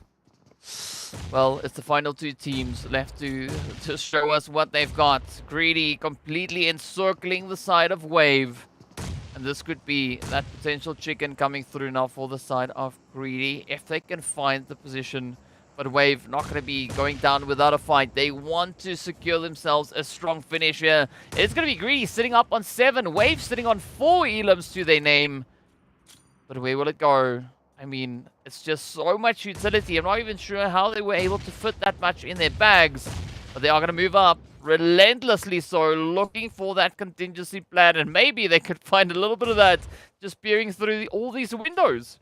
No, they're just playing a little bit of a game of catch the nade, catch the molly, catch the maybe a bit of a flashbang as well. Greedy4Kills really not making this easy for Wave. They are hunkering down. They are trying not to give anything away, but slowly but surely, Greedy4Kills are trying to snuff them out, trying to find that opportunity. Gonna come down. That 1 knock is gonna be the move. Well, let's see. Will Greedy now capitalize on the opportunity at hand? Already getting that knock in. Nossa's trying to move up. 1 knock on fire as well. Gaddafi gonna be the lone ranger left to try and fight it out. But look at this. Fivo, Nossa having to try and put the pieces as the mollies have just been sent in all directions. But it's down to the wire as Wave bounce back. Hemo is back in the fight. Gaddafi quickly just trying to suppress any potential advances heading in their direction. But there we go. Gaddafi running out into the flames, lighting themselves on fire. Sends one out, trying to stop any pushes coming through from the side of Greedy. But it's now going to be a potential 3v1 to fight it out for that winner chicken dinner. Already Wave up on 5 elims. Greedy sitting on 8. It's just going to be a matter of time, and a well-placed nade could mean the end. Who does, however, shake the vehicle, but not enough to cause any damage to the players. Out it goes. Oh, it's getting close. Fivo does fall. Gaddafi now trying to replicate those efforts, but it is going to be Greedy now yet to push on through and secure themselves that winner chicken dinner. It is Gaddafi out the window, but unfortunately, no one there to receive them. Greedy4Kills, they have just been circling around trying to keep their numbers up in this 3v1 scenario, but Gaddafi has been a bit too slippery for them to try and pin down. But here we go. Gaddafi again sends up the molly. Tries to secure the play. Fivo relaying the information back to the rest of the team. Out goes the utilities, trying to suppress those advances. But it's not going to be sufficient. Gaddafi, almost no more health left. Of course, again, The mollies, the utilities getting sent out to stop Greedy from pushing in on towards Gaddafi. Quickly managing to patch themselves back up, but here we go. Build up is coming through. Greedy not having too much of an easy access, but the blue zone is going to be applying quite a bit of pressure. It is almost entirely closed up. Gaddafi surely will not be able to survive the blue. That nade doesn't reach all the way across, and now it is Nasa and Rhino waiting, but it is going to be Gaddafi falling to the blue zone, and that is Greedy getting themselves the winner chicken dinner. Wow, what a war of attrition. I mean, that took longer than most would, but I gotta give it up to Gaddafi for managing to stay alive as long as they did, even picking up an elimination. Again, I don't understand how it happened, but it's Vikendi, man. You gotta give a little bit of chaos towards the end. But that's it. We have played all of our matches for phase number 2. We know who our teams are going to be picking up those bonus points while everyone else is doing the calculations. We get to talk about what we've witnessed so far in this phase. So DK, I gotta ask you, what was the highlight of phase number 2? I mean, what do I have to say? Like Vikendi, that was a pretty exciting play. I mean, if we're looking at the rest of the games, right? There were so many exciting moments that we had, right? I gotta say, Wave stealing 2 chicken dinners, that was amazing. I mean, you can't really top that. I mean, we've seen so many surprising plays come through. But yeah, this whole week, this whole phase was just filled with action. And let's take a look at the action from Vikendi.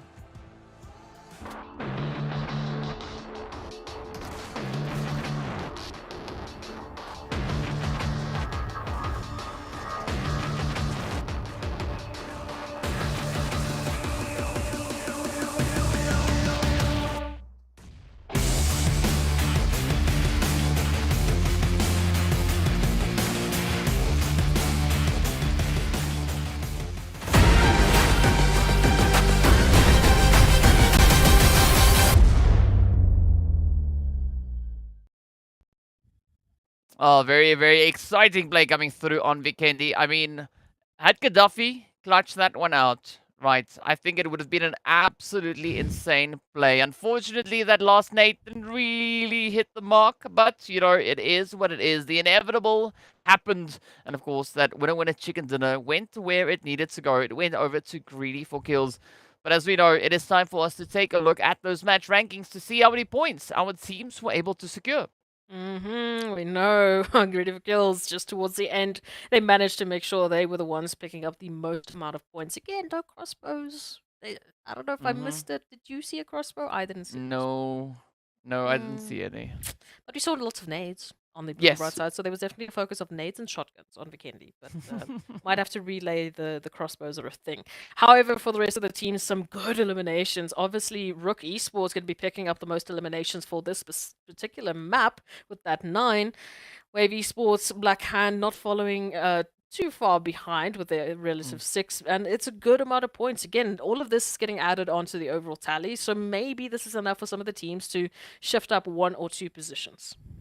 Yeah, it should be enough for a little bit of a change. We don't know what that change is just yet, but speaking about change, let's take a look at the second page to see what the point situation is. Of course, CRYPTICS closing us off there in 8th place with 2. The Mine Weapon also then coming in with 2. And the only team not to pick up a single point is going to be the World of Battle.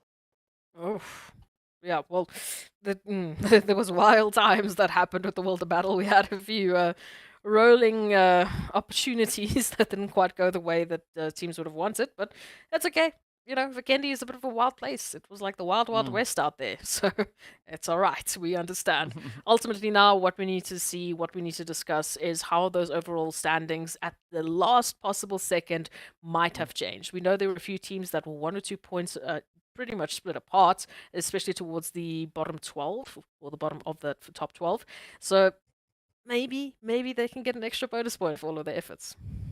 Well, there's only one way to find out, right? Let's take a look and see what that point situation is. Let's move on in. And of course, the answer to the question is Titan Gaming adding 5 points to their tally. Greedy adding, well, obviously, as we saw, right, a very decent helping, 18 points to their overall tally, putting them on a very comfortable 207, only 2 points behind the players from Titan Gaming. And I mean, that is quite that we've seen come through just here today, because I mean, take into consideration starting off the day, Greedy were, I mean, over 60 points, 63 points behind. Now, only 2 points separate these two teams. Oh, it's also a nice little bit of a wild, wild west situation, as the only shift that we've had on this first page has been between Wave Esports and the World of Battle. Obviously, starting off with this Vikendi match, Wave Esports were sitting on 170 points. Now they have bumped themselves up at least one slot to third place, so they're going to be happy with the extra little bit of a bonus point. And ultimately, for the rest of the teams, while they might have received a few more points, they have been they have been keeping their current position. So top 8 only with one shift. Now, the question is obviously what that second page is going to be looking like, because we know there's still potentially 4 teams that might have made a few shifts. Ultimately, though, the Mind Weapons staying in 9th, Black Hand staying in 9th, and the same for Arab Golden and Virtual. So only one shift after Vikendi. Yeah, I mean, they've just widened the gap ever so slightly. But yeah, as we can see, the players there from Vista still being only 2 points separated from Virtual Gaming. So yeah, not a major leap. So it's still looking quite positive, especially for the teams sat over on towards the second page. But as we know, right, the important part, or maybe the troubling part, I don't know really how to phrase this, but either which way, I think it's going to boil down to what that third page will bring in. But Smash, URUS, both teams on a beautiful tie. Both teams sitting on exactly the same number of elimination and placement points. And then as we take a look, it's going to be TEAMLAG finding themselves sat in a bit of a troubling spot, right? 71 points. If you compare that to the 98 points that they found in the previous phase, it was tough. Yeah, look, it's been a very tough week. We've had so many teams, newer teams that we haven't, again, been able to celebrate before. I've said this way too many times today. Step up to the plate, and they have just brought in a performance that has been very refreshing and obviously has been working for them. So the rest of the teams, unfortunately, we might have to take a knock in terms of the points they were able to get this week, but we know that's where the points for this week stop to matter, at least until we give out those bonus points, because as we come back into the next phase, they're going to be reset. So the only thing still to look out would be to see what bonus points these teams are going to be gifting themselves and how those overall tallies are going to be looking, but it's been good so far. Yeah. As we know, of course, it starts with 20 bonus points for first place. It trickles down to 1 placement point for 20th. So, yeah, do the math. Well, I mean, we have a good idea as to who's been awarded what. So you could see that based on the team's positioning on the board just now. But a very, very exciting phase has now also then come to a close.